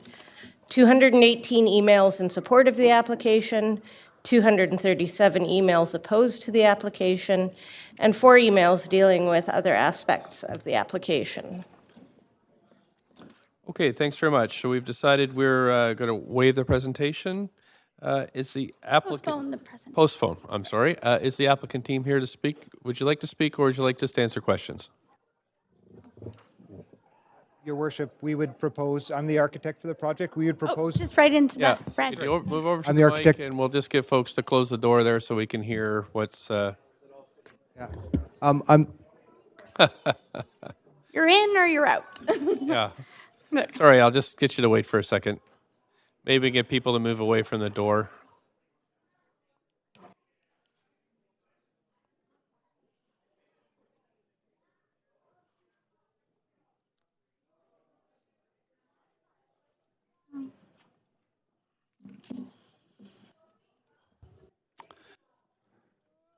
Okay. Please go ahead then. Hi, Your Worship and Council. My name is Neil Robertson. I'm the project architect. We would likewise like to yield the floor to people that have been waiting all night. Okay. And allow us to do our presentation in the overflow night, if that's so amicable to you guys. That's great. Thank you very much. Thanks. Okay, so council will be waiving questions for now and then do them after the presentation. Yes. Okay, so now we're going to hear from the public. We have a very long list of folks to hear from, and I'm going to start at the top of the list. We have Alexander Wright, Daniel Holloway, and David Hutniak are the first 3. So we have Alexander Wright. Thank you for coming today, sir. You have up to 5 minutes, and there may be questions from council. Great. I'd like to start by thanking Mayor and Council for the opportunity to speak this evening. I'd like to start by stating that I am here to strongly support the application. My primary reason is to do with the fact that we are replacing a single large home with 21 smaller homes. For me, at this stage in the city of Vancouver, the housing problem largely can be reduced to a mathematical problem. And I think at this stage, to use a 17,500 foot lot to have a single large home is a significant waste of the potential for that lot. I think the city of Vancouver, the fact that they're rental homes, I think is an even larger plus here, potentially, given the very low vacancy rate in the city of Vancouver, and especially in this part of the city of Vancouver. I know the city of Vancouver has done quite a bit to encourage rental housing, whether it's with Rental 100 or the Moderate Income Rental Pilot Program, or AHC, which I understand is the acronym that I can remember for this particular program that supports this application.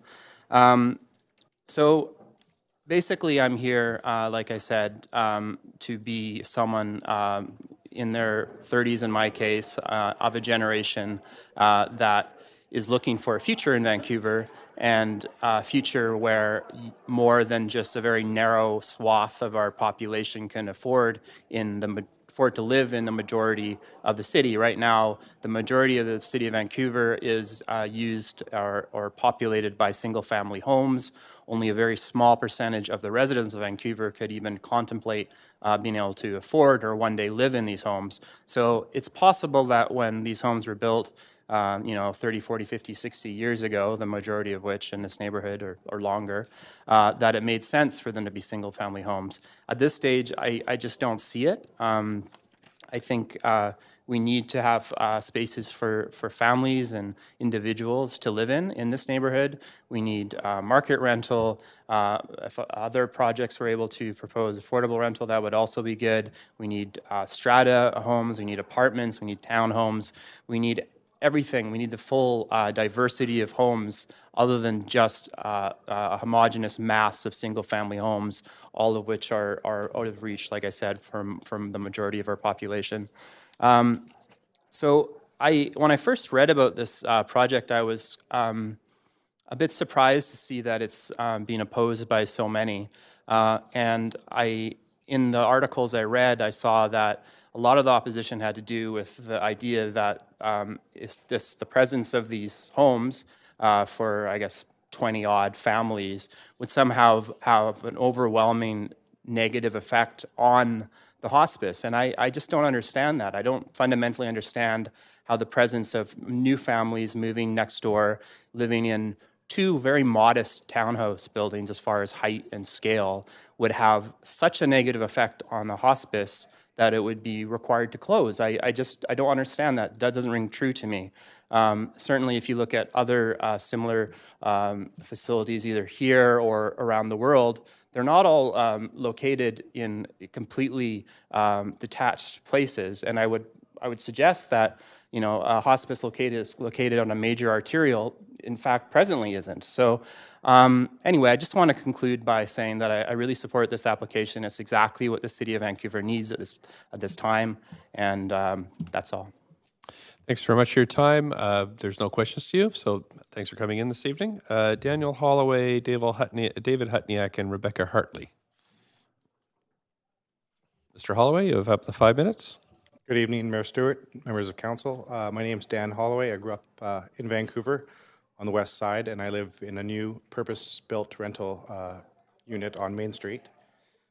And I'm here to voice my support for proposed redevelopment of 4575 Granville.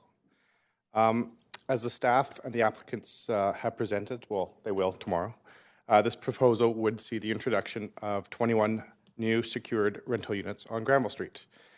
As has been mentioned many times this evening, it's a major city artery and has good transit. And the majority of these units would be large 3-bedroom homes designed for new young families or perhaps local empty nesters. This would create new tenancies and would not displace any current tenants and not force any tenant relocation. Furthermore, this project, as I understand, is also completely in conformity to the city's affordable housing choices interim rezoning policy. The alternative, unfortunately, is that the owner builds a new 12,000 plus multi-million-dollar home on a very large lot and causing great construction disturbances and other such traffic. Sorry, I'm just reading, can't read my own chicken scratch. Council's decisions this evening can support good policy and will help our city achieve our stated goals around climate change, housing affordability, and increased transit ridership. As has been mentioned again many times this evening, Vancouver is facing some very challenging times around affordability. Our housing and land costs are high, our vacancy rate is near zero, and roads are becoming very congested. We are competing against the suburbs to retain young professionals, and now we have an opportunity to build rental homes for young professionals, seniors, or working families, all as requested and encouraged by the city's own policy on, again, one of the city's busiest arterial roads. In closing, just a brief comment. As the last speaker mentioned, there's been a lot around the neighborhood hospice. I'm not a planner, so I'm not going to get into that. I hope that the two parties are able to work together and come to some sort of conclusion with it. It seems like the developer is open to making some changes. I read about some privacy screens that might be in place there, and that's for them to decide. But as far as affordability, as far as transit, I think this project meets all the criteria that's being listed here. Great, thank you very much. They have David Hutniak, Rebecca Hartley, and then Chris Carew. Mr. Hutniak, thanks for coming in. Up to 5 minutes, please. Thank you. Good evening, Your Worship and Council. I'm here representing Landlord BC to express our strong support for the secure purpose-built rental townhouse project at 4575 Granville Street. The City of Vancouver continues to experience persistently low vacancy rates, and this is causing huge harm to renters and the broader community. I would encourage this council, to take a more proactive approach to educating the community about the critical importance of this housing typology and take constructive measures to encourage and facilitate the building of more secure purpose-built rental housing. It starts with the unanimous support by council for projects such as this one before you tonight. I could speak at length to the uniqueness of this rental project in that it is 21 ground-oriented, secure, purpose-built rental townhouses, but in my limited time, I feel compelled to directly address the reaction of the hospice located next door to the proposed townhouse rental project. The hospice is arguing that this project is too dense and will unreasonably encroach upon the peace and quiet and privacy of the patients. This suggests that hospices can only operate in isolated locations without nearby buildings that are close to or taller than their own. Well, I would like to dispel that myth. In 2003, the City of Port Moody opened Canada's first integrated hospice with affordable and supportive housing. This unique and hugely successful project combines secure, affordable housing for low to moderate income families and seniors who need some support services, with a hospice center for terminally ill people in the same project. This project provides stability for a diverse community of people in need of affordable housing, includes families, single women, and seniors who need some support to live on their own. The overwhelming success of this project is very much attributed to the range of client groups on the site, including the hospice patients managed by Crossroads Hospice Society. While I appreciate that we're not necessarily comparing apples to apples here, I do, however, think everyone gets the point. The hospice's arguments that this project is too dense and will unreasonably encroach upon the peace and quiet enjoyment and privacy of its patients simply do not hold water. Yes, there will be some disruption during construction, but that is the nature of living in an evolving and growing major urban center. Recently, we've heard some stakeholders say, in a near zero vacancy environment, I might add, the council should say no to projects like this because these market rental homes aren't affordable. I find that sentiment very cynical. Council needs to appreciate that old, affordable rental housing doesn't just appear out of nowhere. It's new at some point. These homes will be affordable for 21 families who have the necessary household income. These families are entitled to have access to secure rental housing too. In closing, I wish to reiterate that Landlord BC requests that your worship and council approve this application and ensure that this critical rental housing is built. On behalf of Landlord BC, I would like to state that we would look forward to continuing to collaborate with you to improve the state of rental housing in the city of Vancouver. Thank you very much. Thank you. Do you have a question from Councillor Dejanova? I actually do. I asked you some questions this morning. I didn't get through all of them. I have a few extra minutes, but I'm going to try and be concise as we have a number of speakers. And that is, in looking at this, and the first speaker addressed some of the issues that we have heard about and that are in the report, but that we heard about prior to referral to public hearing regarding the hospice. It's my understanding also that there are a number of landlords in the neighborhood, and and hopefully nothing tragic ever happens to their homes. But if that did, they may need to renovate to make sure that they kept up with city building codes, that that we're moving forward in that direction.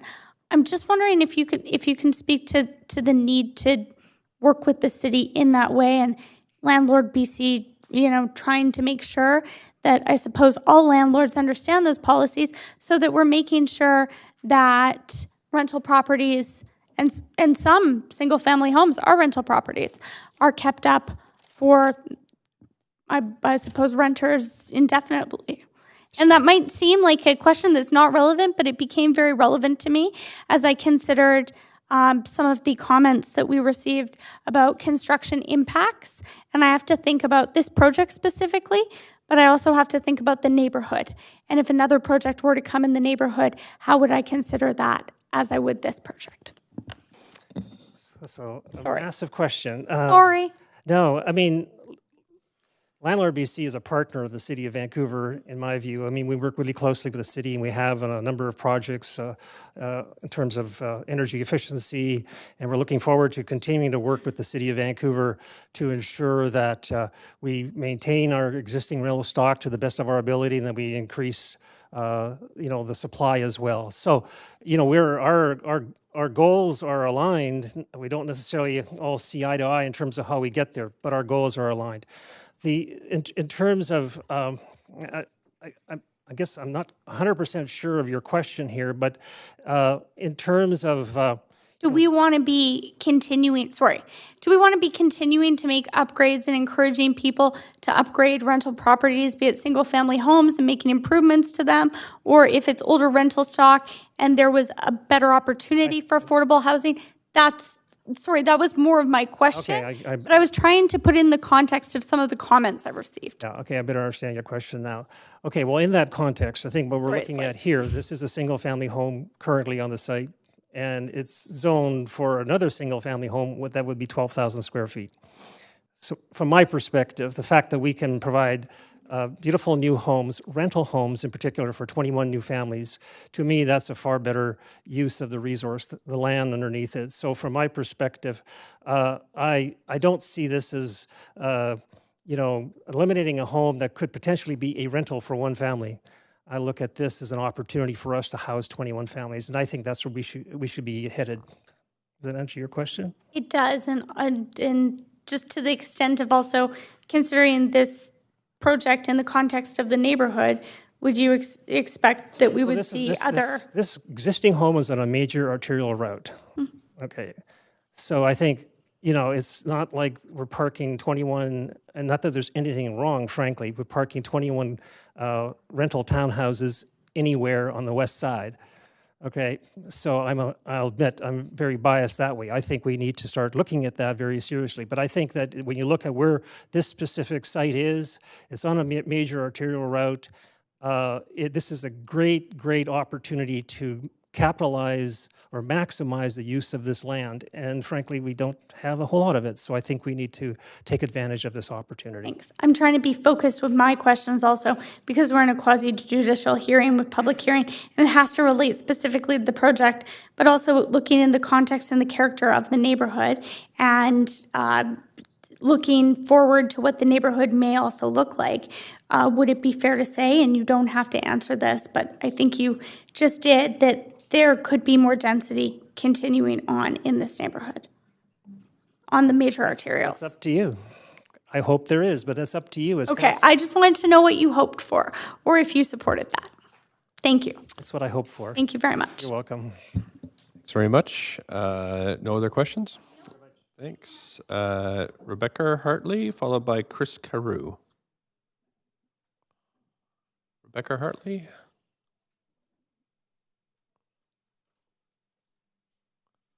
Hi, Rebecca. Hello. The 5 minutes, so please go ahead, and there might be questions after. Great. So good evening, Mr. Mayor and City Councilors. My name is Rebecca Hartley, and I'm here tonight to provide my support for the proposed rezoning of 4575 Granville Street. I'm glad to see these 21 rental homes come into this neighborhood, as it's roughly a 10-minute drive away from the downtown core, VGH, or the Broadway Business Corridor. Personally, I'd rather take the bus and have the chance to spend 25 minutes reading a good book. This project is perfect for the nurses, doctors, and other professionals that are in short supply who already work and contribute to our city, yet aren't able to live here. I've seen the impact of this myself, as my cousin and his wife, one in tech and the other a teacher, weren't able to find housing that was affordable to them, and now they live and work in Vancouver's suburbs. Not only will this project help address the housing availability shortage we currently have, but will help keep these people working and invested in our city. This is really an investment in our future, as 60% of these homes will provide 3 bedrooms, which will help families continue to call our city home. Locating the children's play area in the central courtyard will ensure these kids and their friends will be kept safe from the traffic and noise on Granville Street. Not only does this proposal look to the future, it also considers what exists here now. In response to community feedback, the parking entrance was moved and the landscaping was designed to enhance neighborhood privacy. The look of the building was also changed to fit with the character of Shaughnessy, and I think it managed this without being condescending to the historic feel of the neighborhood. I believe these changes strike the right balance between addressing neighborhood fit while addressing our city's housing crisis. I've talked a lot tonight about our city's future, and I know you'll hear many more people before you decide the fate of this project. That said, I hope you keep my words in mind. As a growing city, we cannot just keep an eye on the needs of today or yesterday. Rather, we have to address the demands of the voices yet to come. They may not be able to vote for you today, but if you approve this building, I have no doubt the children of those who will be able to live in this neighborhood will appreciate the legacy you've left behind. Thank you. Thanks very much, and I have no questions, so thanks for coming in tonight. So we have Chris Carew. It's up to 5 minutes. Thank you. Good evening, Mayor, Councils. My name is Chris Carew, and as a renter in Vancouver, I urge you to support the project at 4575 Granville Street. We absolutely need more rental supply in the city, all types, sizes, and in all neighborhoods, if we want to keep the cost of housing down. And in my opinion, this project is an excellent example of redeveloping an underused site to help address this critical need. I understand there are concerns that have been raised by neighbors, but I also note that the applicant has implemented several substantial changes in response to those concerns. Increased parking, reduced building height, noise mitigation features, landscape buffering, and reorientation of the site, just to name a few. The proposal, as is currently being decided, is, in my opinion, a successful result of community engagement and consultation. It seems clear to me then that this project, and many others like it, should be approved immediately.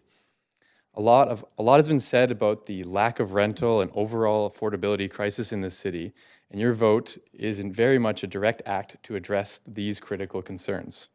Should you elect not to approve this project, it would seem the only option would be to redevelop into a very large 12,000 square foot single-family home that only the top earners in the city could afford. It seems obvious to me then that 21 townhouses secured as rental housing options for locals who wish to downsize and remain in the neighborhood is far better than some monster home for the 1%. In the middle of an affordability crisis with a severe lack of housing supply, projects that clearly conform to policy like this one should be approved without delay. I urge you to unanimously approve this proposal. Thank you. Thanks very much, and I don't have any questions for you, so thanks for coming in today. Okay, so we have Sandeep Dhaliwal, Jason Gurm, and Robbie Boparai. So Chris, Sandeep, sorry, I think we're on Chris Carew. Oh. Nope, I got that one already. Okay, Sandeep Dhaliwal. Yes, great. Sorry about that. Long day. Up to 5 minutes, please. Thank you. Good evening, Mayor Stewart and members of council. My name is Sandeep Dhaliwal, and I live at 990 East 52nd.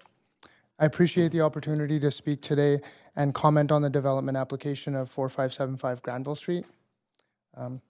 I was able to attend a few of the open houses that were held over the past few years, and I'm in full support of the project. I have young children, and I dread the day of seeing when they grow up and trying to find rental homes for themselves. The project is fairly modest. It's 21 homes, but I think more than half of them are going to be bigger than what a family can normally see or use now. I understand that this project's had a lot of pushback from the hospice next door, which for myself has been a little hard to understand why, especially with a shortage of housing and rental stock available. I know there's multiple examples of hospices and multifamily buildings existing next door to each other. So, yeah, I just wanted to say today that regardless of whatever is decided, there's something that's going to get built on this property. And I myself just feel as a Vancouverite that I would rather see 21 families move in than just one move into a monster home. So thank you for this opportunity. Thanks for your time tonight, and there's no questions, so Thank you. Thanks for coming in. Okay, Jason Gurm and Robbie Beaupre. You're Jason? Good evening, Mayor Stewart and council members. Yep. My name is Jason Gurm, and I currently reside here in Vancouver. Thank you for the opportunity to comment on the rental housing proposal at 4575 Granville Street. Just to state, I'm full support of this application and will make my comments brief. The site is in a highly desirable neighborhood of Shaughnessy, close to many great amenities and great schools. Historically, Shaughnessy has been an area exclusive to privileged single-family homeowners. If approved, this project will give families who can only afford to rent a chance to live in Shaughnessy and take advantage of what this great neighborhood has to offer. I'm sure many Vancouverites would agree renters should have access to housing options throughout the city, including neighborhoods such as Shaughnessy. This project will add much needed rental and family-oriented housing, and while it is only 21 homes, it will start to make a difference in a city where it is very difficult for us to find suitable housing. I hope that you will vote in favor for this application before you this evening, and thank you for considering my comments. Thanks very much, and there's no questions, so thanks for coming in. Yes, Councillor Dejanova? Thank you. 1 second, please, sir. Go ahead. I'm sorry. Thank you very much. I just wanted to let council know, and it's up to council, it's a unanimous decision, it's not mine, but I was able to arrange to extend my childcare. Okay. Which I didn't think I'd be able to do, so I could stay. I had signaled before that I couldn't, so I wanted to. Or are we going to move? Is somebody moving a motion? I'm happy to move to extend because it is 9:55. Yep. Well, you should do it now if we're going to extend. And my suggestion would be is that we revisit this also as we come close to 11 p.m. to see how everyone's feeling, considering we have a very long day for tomorrow as well. But then we get through some of the speakers that are here. That being said, I understand that if other people have commitments and want to be here and can't be, then we wouldn't extend because it needs to be unanimous. Sure. Okay, so you're moving a motion? Yes. And do we have Councillor Fry seconded? So we'll have a vote on whether to extend. And what's the motion? Extend till 11?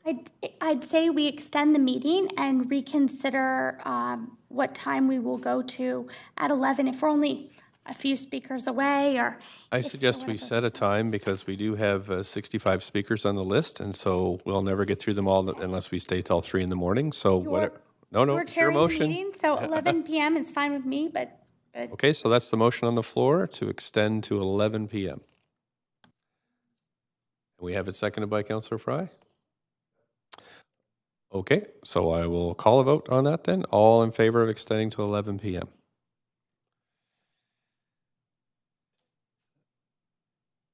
Councillor Swanson, no. So that's not going ahead.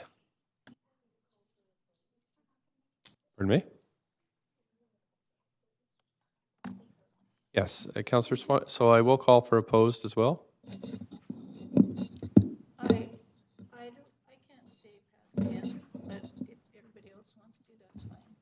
And Councillor Boyle has to go, so do we have quorum?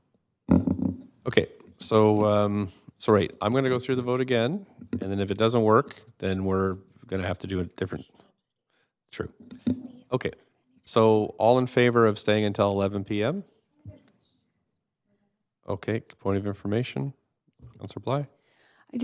We're obviously getting down to quorum, and there are councillors that cannot stay. Yes. And there's events for tomorrow morning that start at 7:30 in the morning. Sure. And then we have a quorum issue, so going to 11, and then we'll see. It's going to put someone in a position to have to stop this because of quorum. Mhm. And I think that's not a great position that we're putting council in right now at all. Okay. So although I completely respect that people have been here all evening, I'm finding that I'm going to be the person that's probably in that spot that's due to attend on behalf of council and the mayor tomorrow morning at 7:30. Right. And we're going to be here till 10 or 11 tomorrow night. And Thursday, I'm having a hard time voting on this one. Thanks. Okay, point of something or other? Point of parliamentary procedure. Okay, maybe.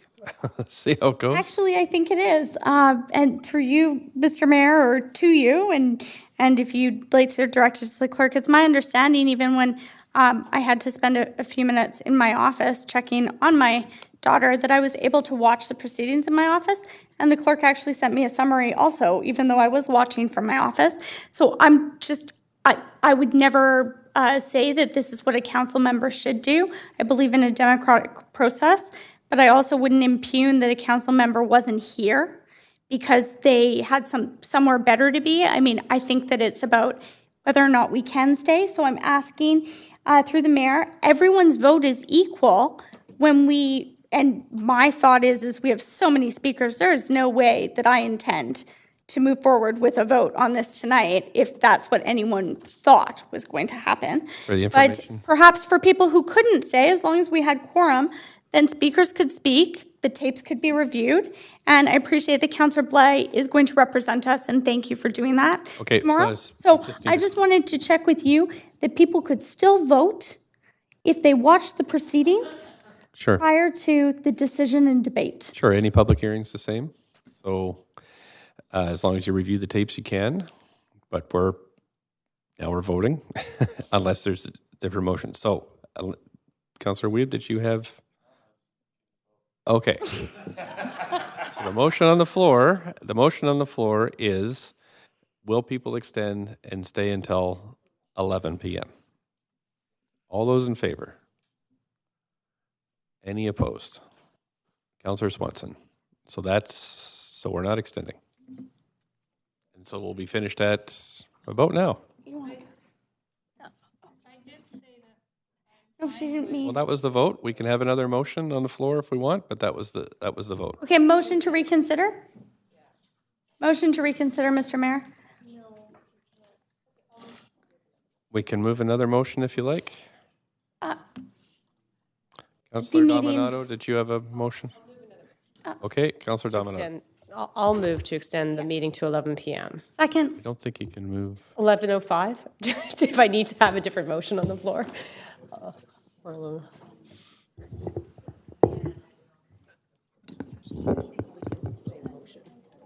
You could do another 11 o'clock one? If you just did one Point of order. Mr. Mayor? Mr. Mayor, Councillor Swanson's called a point of order. Okay. Mr. Mayor, she's been calling a point of order.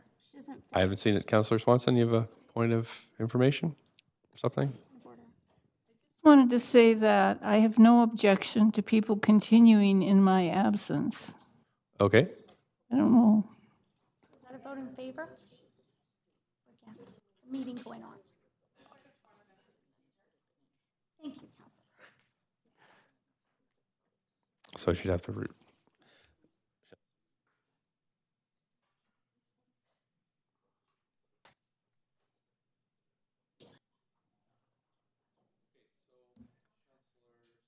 Then would you consider reconsidering?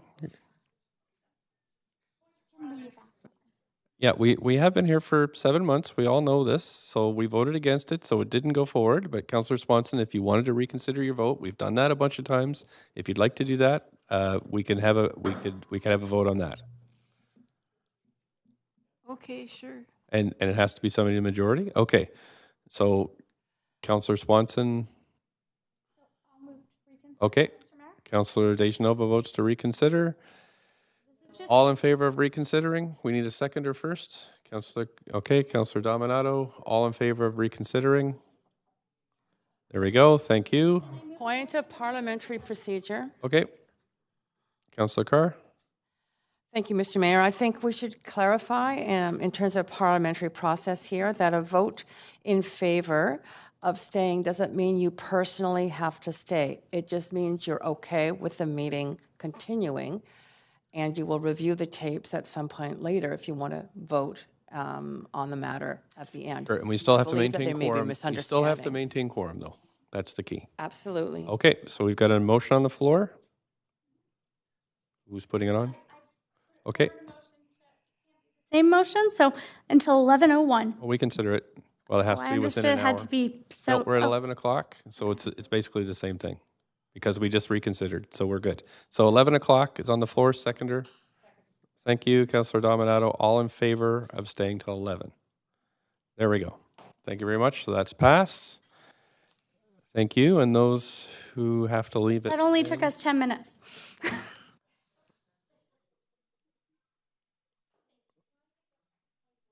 Okay, sure, Councillor Boyle.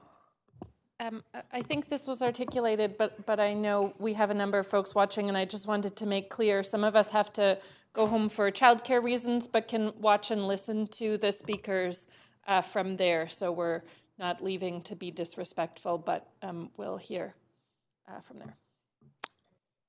Thank you. And so as long as we maintain quorum of 6, we're good.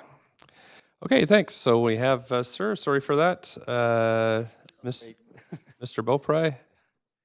I wanted to say I appreciate how hard you guys work for us in the city. Thank you. Working till 11 at night. I didn't even know you guys did this. I'm like shocked, and I'm gonna go tell my fellow. Yeah. Yeah, and you guys are gonna be up at 7 in the morning. Like we're at 9:30 too. Oh, so this is amazing. We've been here a long time.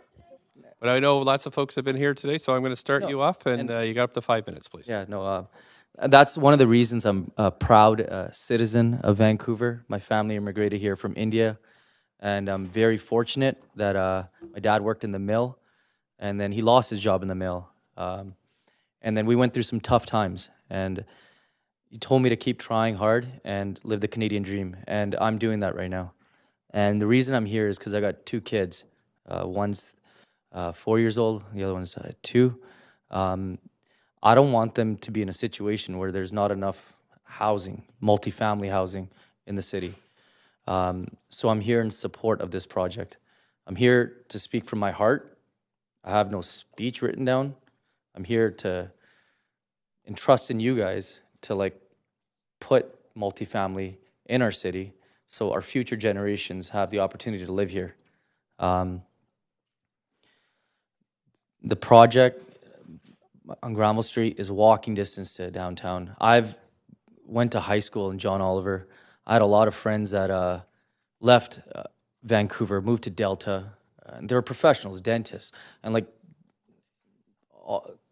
I was upset when they left, and they said, it's not affordable, or there's not enough rent, or like something good for them to like stay. But if projects like this are here, I guarantee it, people from like the Kitts area, from John Oliver, from like Tupper, doesn't matter where, they're gonna come to projects like this because that's where families can live. And how you were talking about, you guys have to go back to your families. Like, I understand that. Like, you guys are spending time and hours away from your kids just to do this. And this is honestly, like, I'm telling you, from a citizen of Vancouver, I respect you. And I know the community and the whole province and the whole country respects you. Keep doing all this, and I'm very proud. I can't wait until I tell my wife, like, look at the work that these guys are doing, and their kids are out.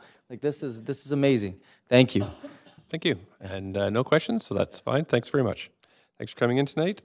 Jim Hall.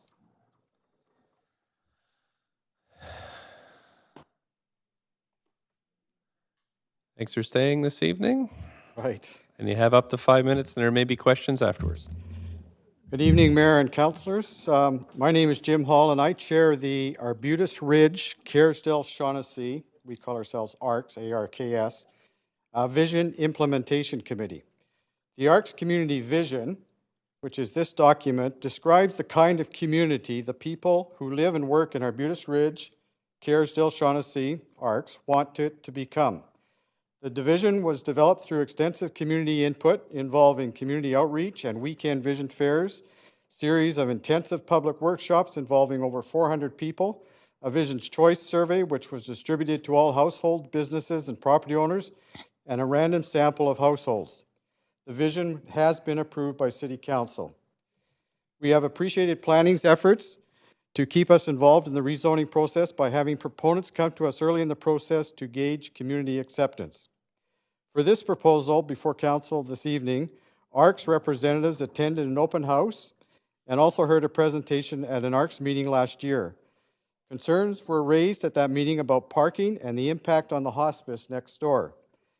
City staff are recommending approval because of changes to the development to respond to concerns of the hospice in the neighborhood. These include increased parking to alleviate concerns about parking on local streets, building setbacks to provide clear views and daylight for hospice neighbors, reduce building height to minimize visual impact to the hospice, relocate parking ramp to the north to reduce noise impact on the hospice, relocate children's play area to the north to minimize noise impacts on the hospice, landscape buffer to maintain privacy to the hospice, screening walls and obscured glass windows on south to maintain hospice privacy, increased side yard setback from hospice, and ongoing discussions with hospice during construction to minimize noise at particularly sensitive times. Regarding the ARCS vision, the redevelopment meets the ARCS vision directives. We want to try new housing types. We support rental developments. We support and allow, as per your question, increased density on arterial streets which have transit. So we do support that throughout all of Granville Street on transit, and not greater than 4 stories. This development proposal is consistent with the ARCS directives, the community directives. However, the location next to a hospice is of concern. You would think that there would be many more suitable locations without such an impact to the neighbor. In fact, there is a proposal for a similar size rental proposal just up Granville Street, which was favorably received by the neighborhood. In summary, while this proposal is consistent with the ARCS vision, we are concerned about the impact on the hospice to the south. Thank you, and I would be pleased to answer any questions. Okay, I don't see anybody on the list to ask. Okay, Councillor Carr has come on the list, so Councillor Carr, please go ahead up. Yes, thank you. Mr. Hall, I really appreciate you being here and also outlining clearly the various criteria in the ARCS community vision and whether or not this project is commensurate with the goals and vision you have for your neighborhood. But you raised the issue that it's you have concerns around the location. So did the ARCS group actually weigh the two? It meets the vision, there's concern regarding the hospice, and land on an ultimate yes or no? They probably landed in favor of not doing it here because of the amount of impact. There's lots of places along Granville Street where you could do this. They support this type of development, affordable housing rental, but why pick a choice that's a location that has such an impact on a neighbor? So they have probably landed on the side of not approving it because of the impact on the neighbor. Okay, I appreciate that. Thank you very much, and that's it for questions. Devin Hussick.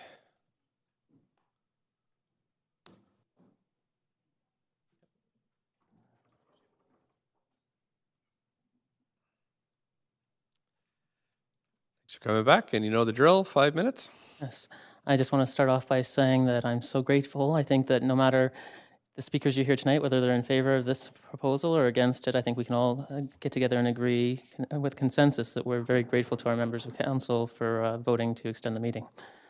So this time I will remember my name. Good evening, Mr. Mayor and members of council. My name is Devin Hussick, and I'm grateful that I and others have the opportunity to speak tonight, which is why I was shocked to learn that some members of this chamber voted against allowing this hearing to even happen. As your staff were clear that the proposal met the guidelines to be heard, I can understand how those in support and opposition would now assume that that their vote tonight has already been cast and choose to remain quiet. I don't believe that was the intent of these councillors and that they are listening in good faith, but the end result is the same. When you vote against referral, the process suffers and people lose faith in this institution.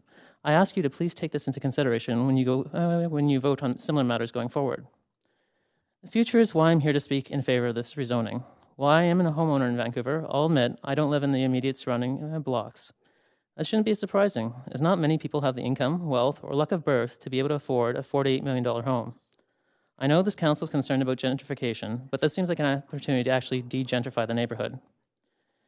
Yet many people seem to believe this building will close the hospice next door to provide luxury condos. I expect you all know that it isn't the case. In reality, these rental homes will offer young families a chance to live, work, and volunteer in Vancouver while trying to save up a down payment and pay off student loans. After all, these homes would be affordable to a variety of professions: teachers, nurses, lawyers, and a wide range of others. I have friends that would gladly pay these rents, but due to the housing scarcity, were pushed out to the valley instead. Naturally, when given the choice of spending hours of unpaid time commuting or working locally, they chose the latter. At this rate, our city will soon find itself short on custodians, nurses, paramedics, and even doctors, meaning eventually the predictions this hospice may close will come true. Certainly, that closure won't come from the sounds of nearby children laughing and playing. From the moment we're born to the last seconds of our life, we yearn for love, for company, and for the sound of another human voice. I know from watching friends and family die that no one wants to die alone. That's true even after cancer has rotted away their brain to the point they cry for the police because they don't even know how to say that you're thirsty anymore. That memory is from years ago. You don't have to say you're sorry. After all, parents aren't supposed to outlive their children. So I understand how important a hospice is, but I also realize the worst thing in the world is to be dying and feeling isolated. I know when I had my own encounter with a surprise lump just last year, my worst moments in my life were when I was alone with my own thoughts. So that doesn't mean this building shouldn't be respectful of the needs of the patients next door. I think that's been accomplished. I'm not an architect or a developer or anything like that, but I imagine it was quite challenging to reconfigure the layout, to move the driveway and the buildings themselves further north. I don't think the addition of more parking here aligns with Vancouver's recently announced climate emergency, but I know it was done in response to the request from the neighborhood. Obviously, this one proposal won't make or break those goals, nor will it single-handedly solve Vancouver's housing affordability and availability crisis. However, symbols are important. If you vote against this proposal, I worry it will demonstrate that some areas of our city remain off limits, while others are expected to bear all of these needed changes, despite the resulting displacement. I hope you join me in support of a better way forward, one that recognizes that a community is far more friendly when it is not filled with the sound of loud, exclusive Anmore-style pool parties, but is instead filled with the sounds of families laughing and playing. After all, they're far more likely to be concerned about noise bylaw violations than someone that views it as just the cost of business. Thank you for your time and consideration. Thanks very much. And there's no questions for you, so appreciate you coming in tonight. Okay, Rebecca Pitfield, Stuart Smith, and then Bruce Clegg. Good evening. Up to 5 minutes, and you may have questions. Thank you. Hello, my name is Rebecca Pitfield, and I'm a concerned resident of Vancouver. Thank you for giving me a chance to speak today. It's a privilege to be here and advocate for such a vulnerable population in Vancouver. When we're active and youthful, it's easy to remain naive to the needs and the vulnerabilities of the elderly in our city, but more importantly, the dying in our city. They require us to advocate for them, and this is what the Vancouver Hospice Society does and has done for many years now. The Society has worked tirelessly for 11 years to raise the money for this hospice, And these were volunteers that raised the capital to build this structure. Still today, the life and blood of this organization is based on the volunteer work of Vancouver citizens because they realize the importance of this hospice. As you can see by the signatures, the thousands of signatures that amount to almost 10,000 other concerned citizens. I know that 3,200 of those hard copy signatures were not found by the city, unfortunately. But the reason that people are upset by this is because there are 36 hospice beds in Vancouver for the millions of citizens that live here. 8 of those beds are at this hospice in particular. So that's 1/4 of the beds in this city. We simply cannot afford to lose them, nor should we be compromising the well-being of the members of our community that have come to rely on this hospice to die in a peaceful and appropriate location. In listening to some of the advocates for this proposal, it's clear to me that they have not spoken to anybody at the hospice. If you actually do speak to the people at the hospice, you'll understand what the needs actually are of the dying, and it's not a lack of companionship in the neighborhood. In fact, it's actually peace and it's quiet, and this particular development is going to be extremely disruptive. It is actually in close proximity. When this hospice was built, it was purpose-built for this location, so we cannot compare it to the other hospices who also have been purpose-built for their locations. So that really, we're not taking into account that the site was particularly chosen with specific and unique needs for the dying. The construction over the years alone will end up having to close this hospice. And the argument that developers have in terms of saying that by 7 a.m. the construction is going to be halting is really a moot point, because for the dying, there really is no sort of timeline in the day. It's actually really not an option for them to leave their home when the noise gets a little bit too disruptive. This is a very, very unique scenario where, abiding by laws where they're going to not do construction at certain times of day just doesn't really hold water. I also want to address the fact that there may be a reason that you as councillors may justify choosing a development over this vital resource for the dying in our city, and that's affordable housing. This application is being considered under the Affordable Housing Choices interim rezoning policy, yet I think it needs to be very clear that this is not affordable housing. They're looking at minimum $3,700 a month per unit, so that's going to require an income of $150,000 a year.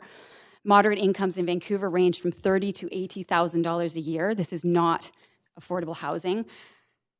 I don't think that it's being honest with the public or even yourselves if that's going to be the reason that you choose this development over the needs of the hospice. I also know that there's no upper limit at this point, because this is not a what's it called, rental 100. So there is no upper limit in this case. So these could be very, very, very exorbitant homes. In fact, these will be luxury homes. I don't imagine that myself or any of my friends, even with very well-paying jobs, can afford these kinds of homes. I also want to talk about the fact that it is a policy. I think that it's really important to remember that it's a policy, it's not a law. It's something that you guys can choose to look at and determine on an individual basis, and I would encourage you to do so. Each rezoning application must be reviewed on its own merits and whether it is in the public interest to rezone the land. I believe that this is a very unique case where the cons clearly heavily outweigh the pros. Now, I know that some of these policies may have been created under previous council. I just think this is not a reason to blindly move forward and adopt each and every application. Thanks very much. That's just 5 minutes, but you do have a couple of questions here. Councillor Dejanova, please, up to 5 minutes. Thank you very much. And I will be asking our staff if voting for this means choosing, because the way you've said it, I'm choosing between one of two things. And I'm hearing all sorts of things from correspondence that it's really not choosing. But that being said, I'm coming in here with an open mind. So do you feel that it has to be either or? There's no in between. There's no way to kind of work this through. And if so, I'm going to have to ask you a blunt question. if a house were to have a fire and burn down in the neighborhood and needed to be rebuilt, would you not support the construction of that home because it would create noise in the neighborhood? I'm just looking at how do we long-term mitigate those issues. And I sit here all day and deal with practical issues like water and sewer, and that's what we do. That's what we're trying to do to make sure that you don't have to think about that, and the people in the hospice too. So I'm just trying to understand as we move forward with the neighborhood and making sure that, I mean, we're here to talk about this one project, but what would be allowed otherwise? I mean, would that be something that's supported? And I'm asking that because I have to think about it in the context of the project. Yeah, I think that's a fair question, and I appreciate the position that you're in. I think one solution might be to use this development to actually expand the hospice so that we aren't limited by the 36 beds in the city. But as it stands, where the hospice is and where this construction site is going to be, and with the construction noise, it is incredibly unlikely that this hospice is going to be able to survive. It's going to have to shut down even temporarily through the years that the construction's going on, because these families are coming to the hospice for their loved ones to die peacefully. So they will have to shut down. And after 11 years of funding and trying to create the hospice and find the perfect location and adapt their construction around the current environment, it would be very different if this townhouses had already been built. And then when the hospice came in and built this building, they were actually able to adapt it to the environment. But it's going to be the other way around, where the hospice is not set up to be able to handle this. You'll be hearing more from other public speakers, but there's one lane, for instance, and you've got hearses and you've got ambulances competing now with all these residents and all their guests to try and get through these small spaces. It's very, very close. It's not private anymore. You've got, patios that are now going to be overlooked, and the privacy just simply isn't there. I think the issue is going to be over the next few years, where suddenly you have construction that's just simply not tenable, and you have to close down the hospice. They're going to have to move. And this isn't just like a family deciding to move. It's not like me deciding I just can't handle the noise and I'm going to go find a new home. This is actually having built a hospice, the blood, sweat, and tears that have gone into this process of actually creating it. And whether this is a viable ability to put these beds somewhere else, I don't know if I could answer that question and say that that's the case. So I personally feel that you are in a situation where it is quite possible you are choosing between two things. And do you know, just through looking at this before it went to referral, asking staff questions before this went to referral, the hospice chose to locate in this neighborhood knowing that the neighborhood may have policies and densification. I ask this because I don't speak on behalf of the hospice, but I live 6 houses away from a hospice. It's near the port of Vancouver and next to a daycare and a children's playground. So I haven't once at my door had a notice saying this is something that's a big problem to me. It's by the P&E, so parking is an issue. And I'm not saying that each hospice is the same, but I'm just wondering, is this an issue that hospices consider when they're locating also? Because in the decision that we make here today, it's about this project, but it also is, and you said it's policy, it's not law, but I have to ask you, do you not think that then the next possible application in this neighborhood won't look at our decision and staff will have to look at the decision we make here tonight as well?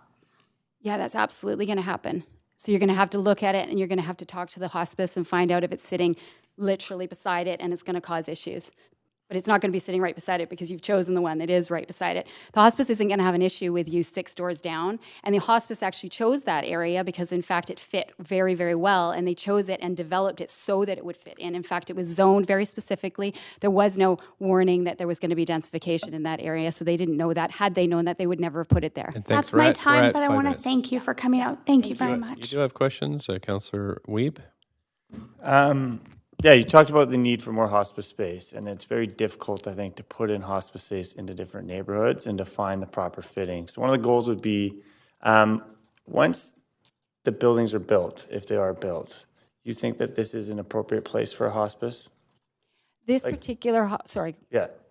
Did you? No, basically, if right now, if we flipped it, right, and the townhouses were there, would this still be an appropriate place for a hospice? This would not have been where they would have chosen this particular hospice. The mission for this particular hospice was slightly different than the others. It was supposed to be the concept of being in kind of a more quieter neighborhood and a residential feel. And I hope that there will be others speaking to this because I am not a founder of the hospice, but I know that this specific one, they were very, very proud to create it in a very, very serene environment. I don't think all hospices have to be that way. In fact, the ones that have been developed near townhouses have better soundproofing. They've actually been, areas where there's socializing or where they're experiencing like balconies or whatever on the opposite side. So when you're creating an environment for people that are in this sort of scenario, a vulnerable scenario where they are needing this kind of serenity, they will adapt to where they are. So this one in particular was designed to be much more open concept, I believe. So they chose an area that was a quieter area. So I don't know if I answered the question. Do you think the people of the hospice could adapt in the 2 years during construction? Or do you think it has to close down? That's a guaranteed 100%. I think because the way it was designed, it was actually designed for the area it's in, and it was not designed to support this. And the lane, they wouldn't have chosen it because the lane can adapt. But do you think that the people could adapt? I mean, my mom works at this facility quite a bit, and so it'd be interesting to know, right? What are the needs and adaptive to make sure that we can have people utilize this facility and we don't close it down because we have such a small gap of bed space in Vancouver? I hope that there can be some adaptation. I think that talking to a number of the people at the hospice, there is a serious concern they will not survive in the next few years with the construction. Okay, thank you. Thanks very much. And that's it for questions. On to Stuart Smith. Then Bruce Gregg and Satya Danu. Thanks. You know the drill. Up to 5 minutes. Thank you very much. All right. Is everyone excited for Land Use Tuesdays? Thanks very much, Mayor and Council. Thanks for staying so late, and thanks for giving a few more people the opportunity to speak. I know it's a big ask. I am Stuart Smith. I'm with Abundant Housing Vancouver, speaking in support. Abundant Housing Vancouver is an all-volunteer, self-funded nonprofit. We love Vancouver, and we think Vancouver can be both a better place to live and a place where all housing is affordable, yes, even in Shaughnessy. Today's proposal will not magically do all that, but it is one small step in the right direction. I would like to address a couple of points I just heard. One about housing affordability. I went for a quick walk through Shaughnessy on the weekend. This guy's just around the corner, and it's $6 million. And then I looked up what that would cost mortgage, about $22,000 a month. And to keep that under 30%, you'd need to earn about $900,000 a year. So just keep it in perspective what the status quo is. Likewise, I was curious about noise. I'm sorry I'm not prepared enough to have this on screen, but I mean, that's right out front. So again, not saying yes or no, it is already extremely loud. And the idea that townhouse people are somehow more loud than a 6-lane freeway, I don't know. Anyways, before I go any further, I'd just like to remind everyone about people who are not here today. The 640,000 people who live in Vancouver who did not think townhouses were important enough to show up tonight. That doesn't mean they're against or for. It just means that maybe we've overthought this, and maybe we don't need to all sit here and fight over 21 households in Shaughnessy. There's another couple of 100,000 people in the metro region who've been priced out who might like to stop driving so far. They're also not here tonight. I think we should remember that. And of course, friends and family who have been forced out. My brother, I've mentioned before, is in Kamloops.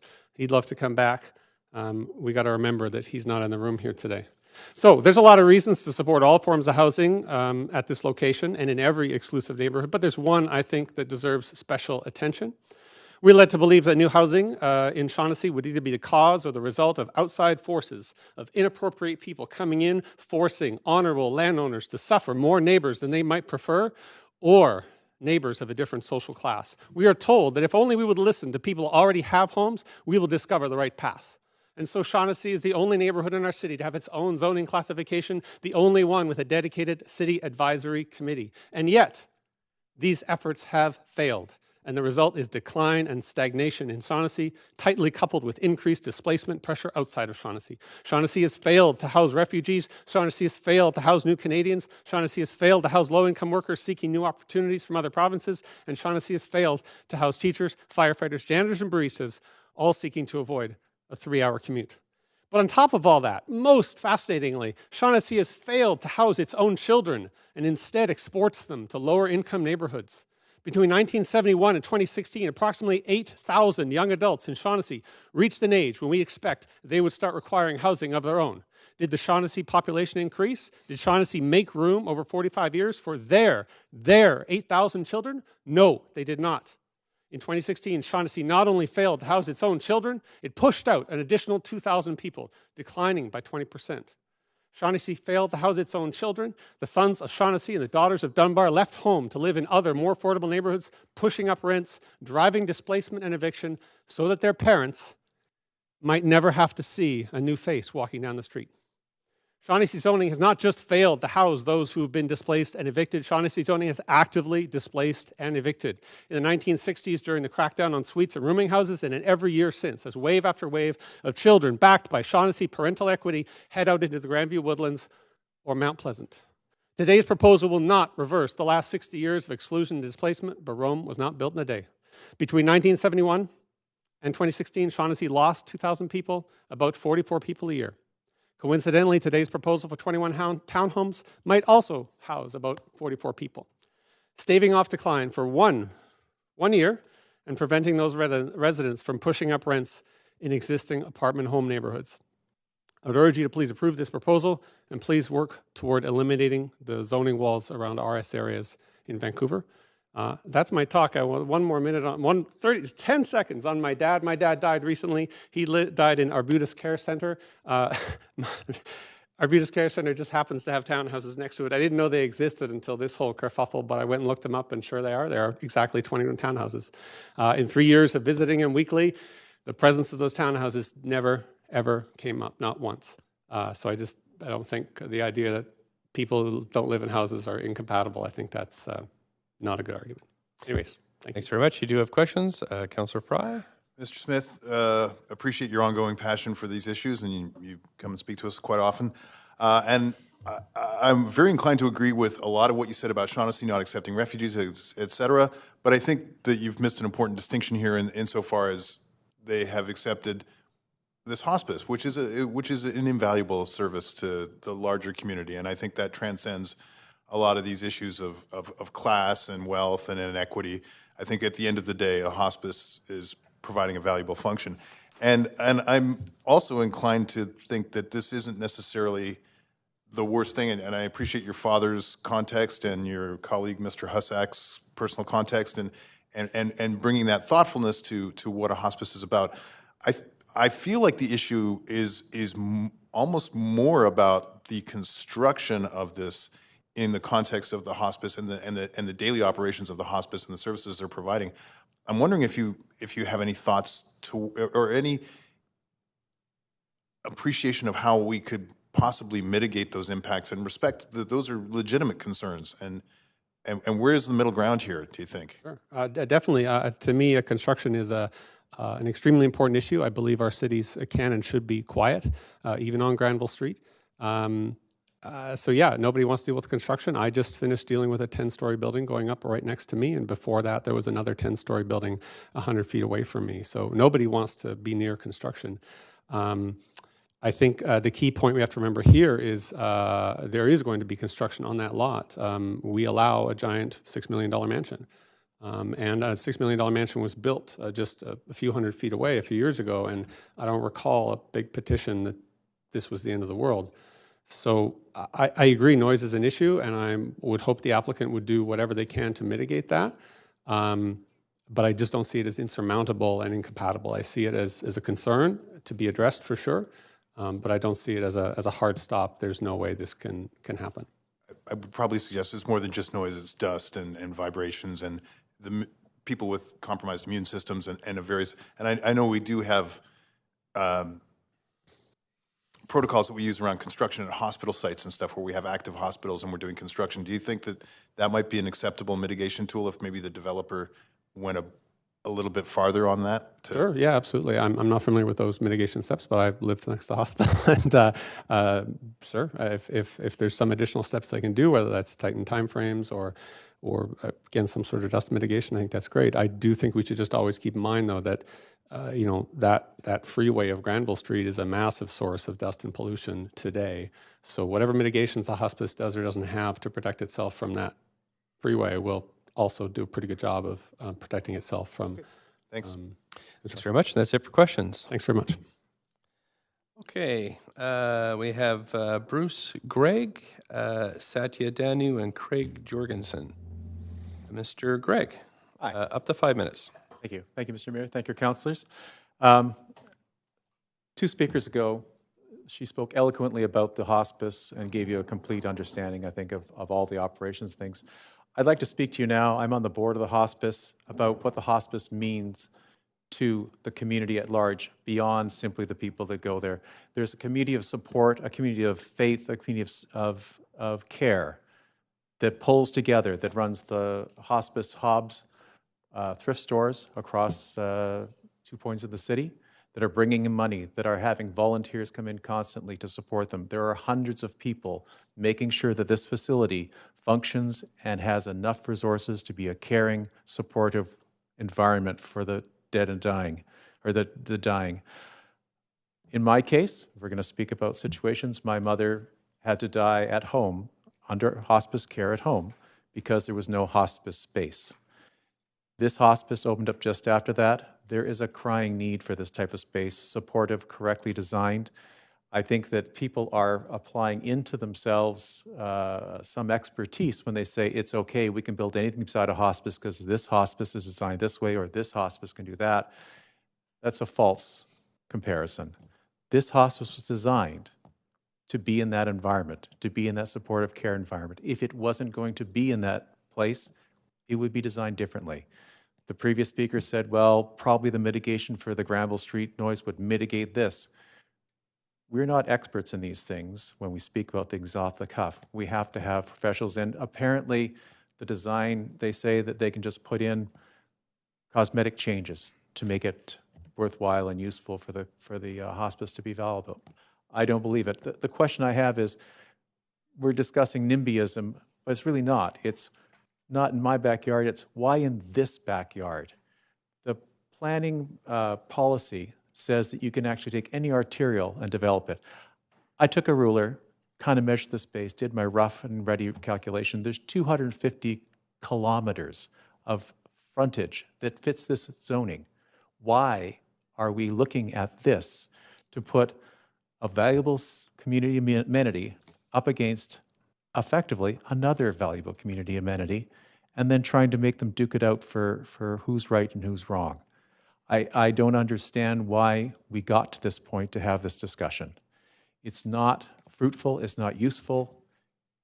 I don't think there's any question, and as we've already said, put it anywhere but close enough to butt it up against and destroy the viability of the hospice itself. So, in conclusion, the hospice itself is a valuable gem designed as it is. It is designed to support the environment that's there. The construction next door will disrupt it. It will shut it down, and it will ultimately change its usefulness going forward. Thank you. Thanks very much. You have a question from Councillor Dejanova? Just ask Council to, and just generally, just if we can keep it to the questions, that would be great.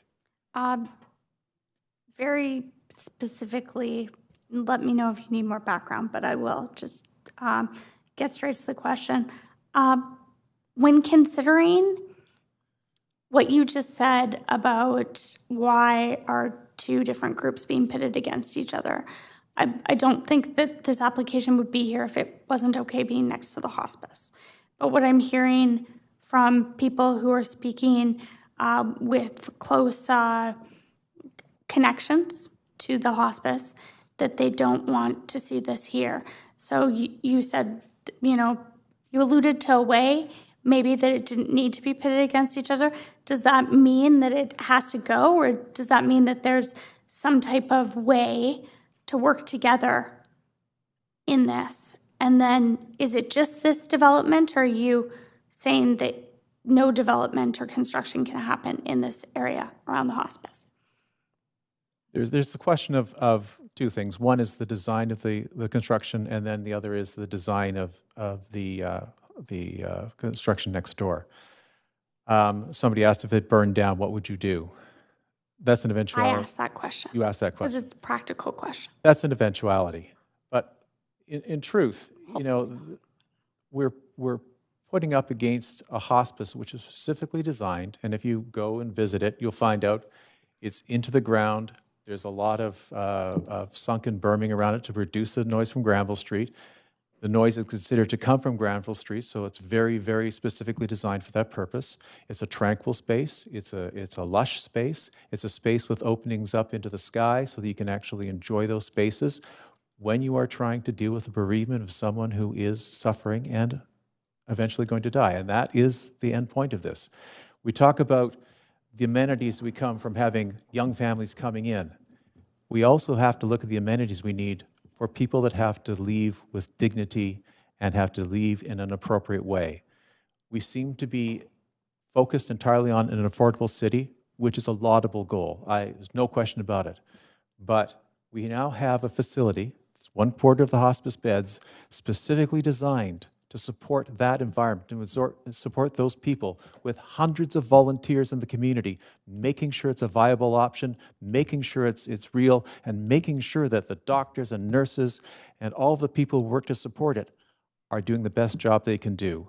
And we are now saying, we can put a building next door to it, and it'll all be okay if we just do some cosmetics on it. No problem. I don't see how we can justify those two things.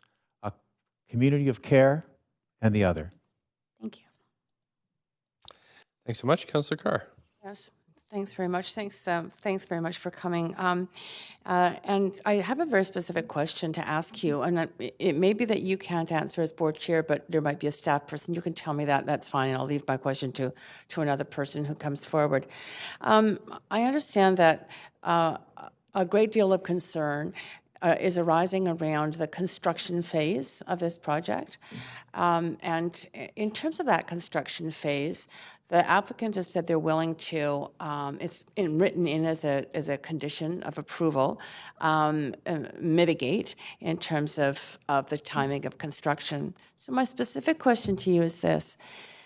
Are there some particular times, for example, when someone is leaving, when someone has passed away, is leaving? I've been to the hospice. I know that there's the back entrance and exit onto the alley, and it's a place where there could be a brief time where the family gathers there, or the friends gather there as their loved one leaves, and I'm wondering how long that takes, and how much time is there between arranging for that very special time and when you know that it's coming. So what's the sort of time lag there?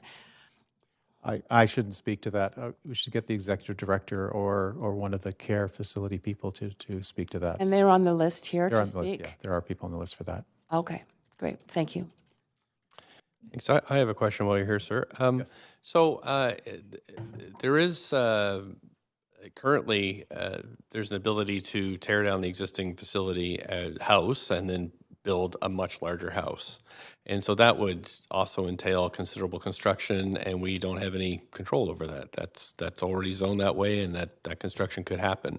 So would that construction facilitate also the closing down of the hospice? I can't speak to that. One of the things I'd like to speak to that about, though, is that we're talking about a house, and people talk about, these massive houses. When you're talking about this apartment building, you're talking 2 separate towers, excavation to take a parking lot to put 35 cars in the basement of it, 3 stories up, Sure. and a massive amount of material going in and workers on site. So I think it's again, another false dichotomy is, what if we built a house? What if we built a tower? The reality of the apartment buildings is that they would actually have more materials in them, more detail work, more foundations and everything else. But I guess the choice for us is this: we either rezone it or we don't.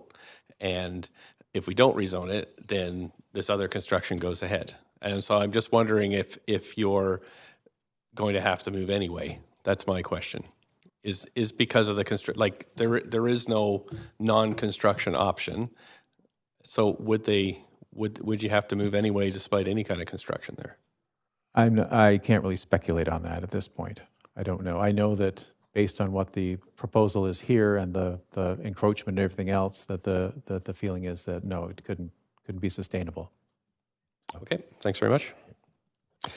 That's it for questions. So we have coming in on quarter 11 here, Satya Danu. Satya Danu. Probably said that incorrectly, but don't see her here or him. Craig Jorgensen.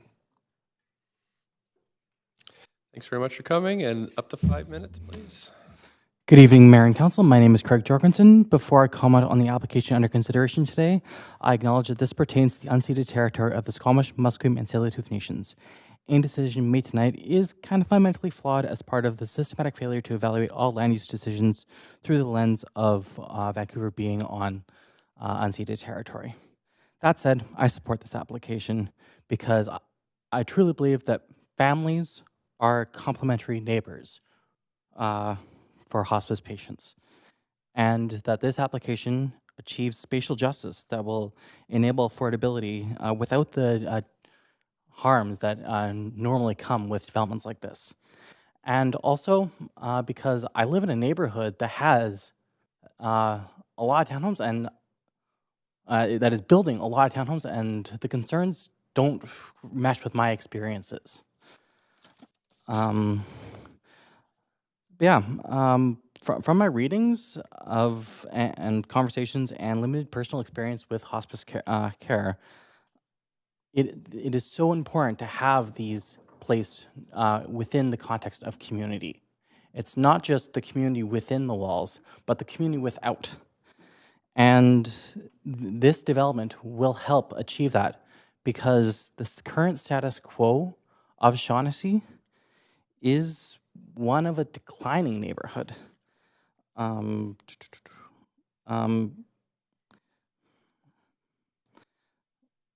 Contrast with the status quo of Shaughnessy, it is an exceedingly small fraction of the top 1% that can afford to the multi-million-dollar mansions that are dominant in the neighborhood. The mansions are becoming hollowed-out zombies rotted away by the concentration of money laundering affecting Shaughnessy, as per the German report. Purpose-built rental insulates the neighborhood from the forces of money laundering. That is, point of order? Okay. Councillor Dejanova. Sorry, Mr. Mayor, but I feel that it's really bordering on some of the. I'm sorry, I don't have it right in front of me, but 5.2. I think that talking about an entire neighborhood and all of its residents and impugning that they maybe have something to do with money laundering is concerning to me. I didn't get that out of that, so please continue. Yeah. That's okay.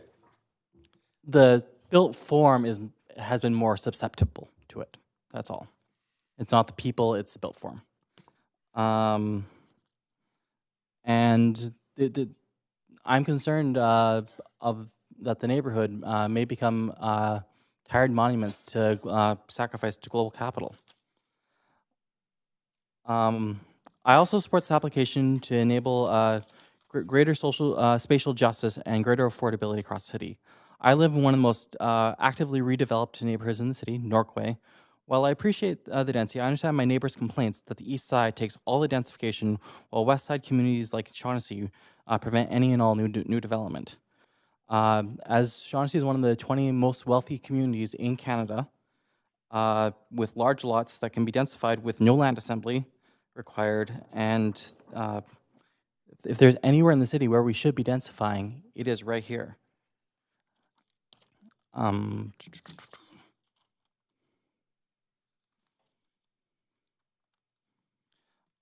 Recent scholarship by the economist Evan Mast established the empirical evidence for that new luxury housing in high-end neighborhoods has demonstrated the impact of driving down rents in lower income neighborhoods. This was done by reconstructing migration chains, and I'm getting close. And they were able to demonstrate the impact that. So by building housing here, we create more affordable housing in Strathcona, in Hastings Sunrise, and in Marpool, where we are experiencing massive evictions of low-end tenancies. So we have a choice. We can build it here, or we can build it elsewhere. To conclude, just 20 seconds. This isn't a tower, it's a townhouse. That's all. Thank you. Thanks very much. And no questions.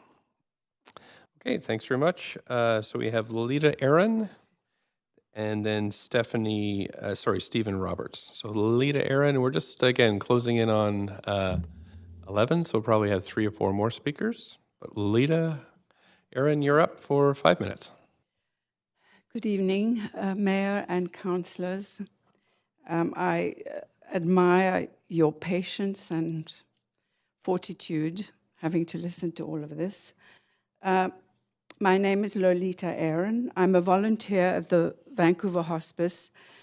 I have performed bedside duties, offered healing touch to residents as well as to their families. I have also tended the garden with the help of other gardeners. For the 4 years of my involvement with the Vancouver Hospice, I have observed at close hand the quality of care and attention which the hospice nursing staff, the grief counselors, the administrative staff, the kitchen staff, and volunteers have bestowed on those who are nearing the end of their lives. The house is a sanctuary for those who will spend the last days and weeks with us, and it is surrounded by a lovely garden which provides comfort and solace for families and their loved ones. It is a place where it would not be unusual to see one of our residents and members of their family watching a hummingbird feeding at a fuchsia which was planted deliberately outside their rooms. I would invite each and every one of you to come and visit us and experience closely what it is like to be in the hospice. It is hard for me to believe that the city, which has a mandate to ensure good urban design and is eager to demonstrate a degree of community support, would not take sympathetic account of what the fallout will be of sanctioning such a development. It would constitute a disregard for meeting the needs of the dying and their families, issues which contribute to community values. Meeting the needs of the dying and their families is a critical social issue that has been identified widely as a basic human necessity for which there are only few facilities in Vancouver. I'm curious to know whether the city has given any thought to the degree of disruption and inconvenience such a development would create for the hospice and its occupants. It could result in the possible closure of the hospice throughout the whole period of construction. We all know what that is like in Vancouver. We've all driven through neighborhoods where there are barricades, there are cement trucks, drills, and been terribly inconvenienced and furious. And that is why we're able and driving, not dying. The idea that members of the community would be deprived of the opportunity of spending their last days in a place where the quality of care is peerless, and that they may be denied the experience of dying with grace, for me is heartbreaking. It's heartbreaking for all of us who are close to the hospice, let alone the countless families and their deceased loved ones who've been the grateful recipients of the services they have received at the hospice. The policy of developing buildings in order to provide affordable housing appears to be inconsistent with the reality that there are countless houses in the city that are empty. and buildings that are unoccupied. I live in Yaletown, and we have watched from our roof buildings, whole buildings that are in complete darkness, unoccupied. And those are rental housing. So it's baffling to me. My support for densification for the city, and I do support it, would include supporting hospices which provide compassionate palliative care, such as the Vancouver Hospice on Granville Street. Vancouver has been failing in this mission, in my estimation. Allowing the development would displace a hospice which serves the community and has done so with the highest regard for the people's need at a critical time of their lives. City Hall needs to exercise discretion and compassion and carefully consider how it's sanctioning this development will impact on public opinion. I believe that the many good people of Vancouver would be profoundly dismayed if this development is allowed to take place. I would also like to remind you, each one of you, that we're all going to die. Members of our family are going to die, and it is as necessary an idea to live well as to die well. Thanks very much. And that's it. There are no questions for you, so thank you very much. Council, we are at 10:58, and so I don't think we'll have time to hear another speaker. I just thought I'd draw that to your attention. This public hearing would continue on Thursday, and that's about all I have to say. Yeah, so I need a motion to raise. So it'd be 6 p.m. on Thursday that this would continue. Councillor Dejanova? Mr. Mayor, I understand that we're in public hearing and we can't speak to anyone about this. That's absolutely true. true. But we can send questions into staff, is that correct? We can do so. And if so, who should we be sending our questions into? Okay, to Ms. House. Okay, thank you. Thank you very much. Okay, so a motion to recess then? So moved. Thank you. Seconded by Councillor Dominato. All in favor? Thank you. Any opposed? Nope, we're good. Okay, thanks for recessed. Thank you, staff. We're recessed, and we're coming back at 6 p.m. on Thursday night. I'm sorry, we're recessed, and we're at 6 o'clock on Thursday night. Sorry, it's a legal issue. We can't speak to anyone about it unless it's formally. But you can send us all correspondence, and we can consider it before you come back on Thursday. It's just that there's we have an annual celebration of volunteers, and we cannot be here. Could you send us some correspondence? I'm sorry, I think that's. But I'm happy to read it, and sorry, that's our process.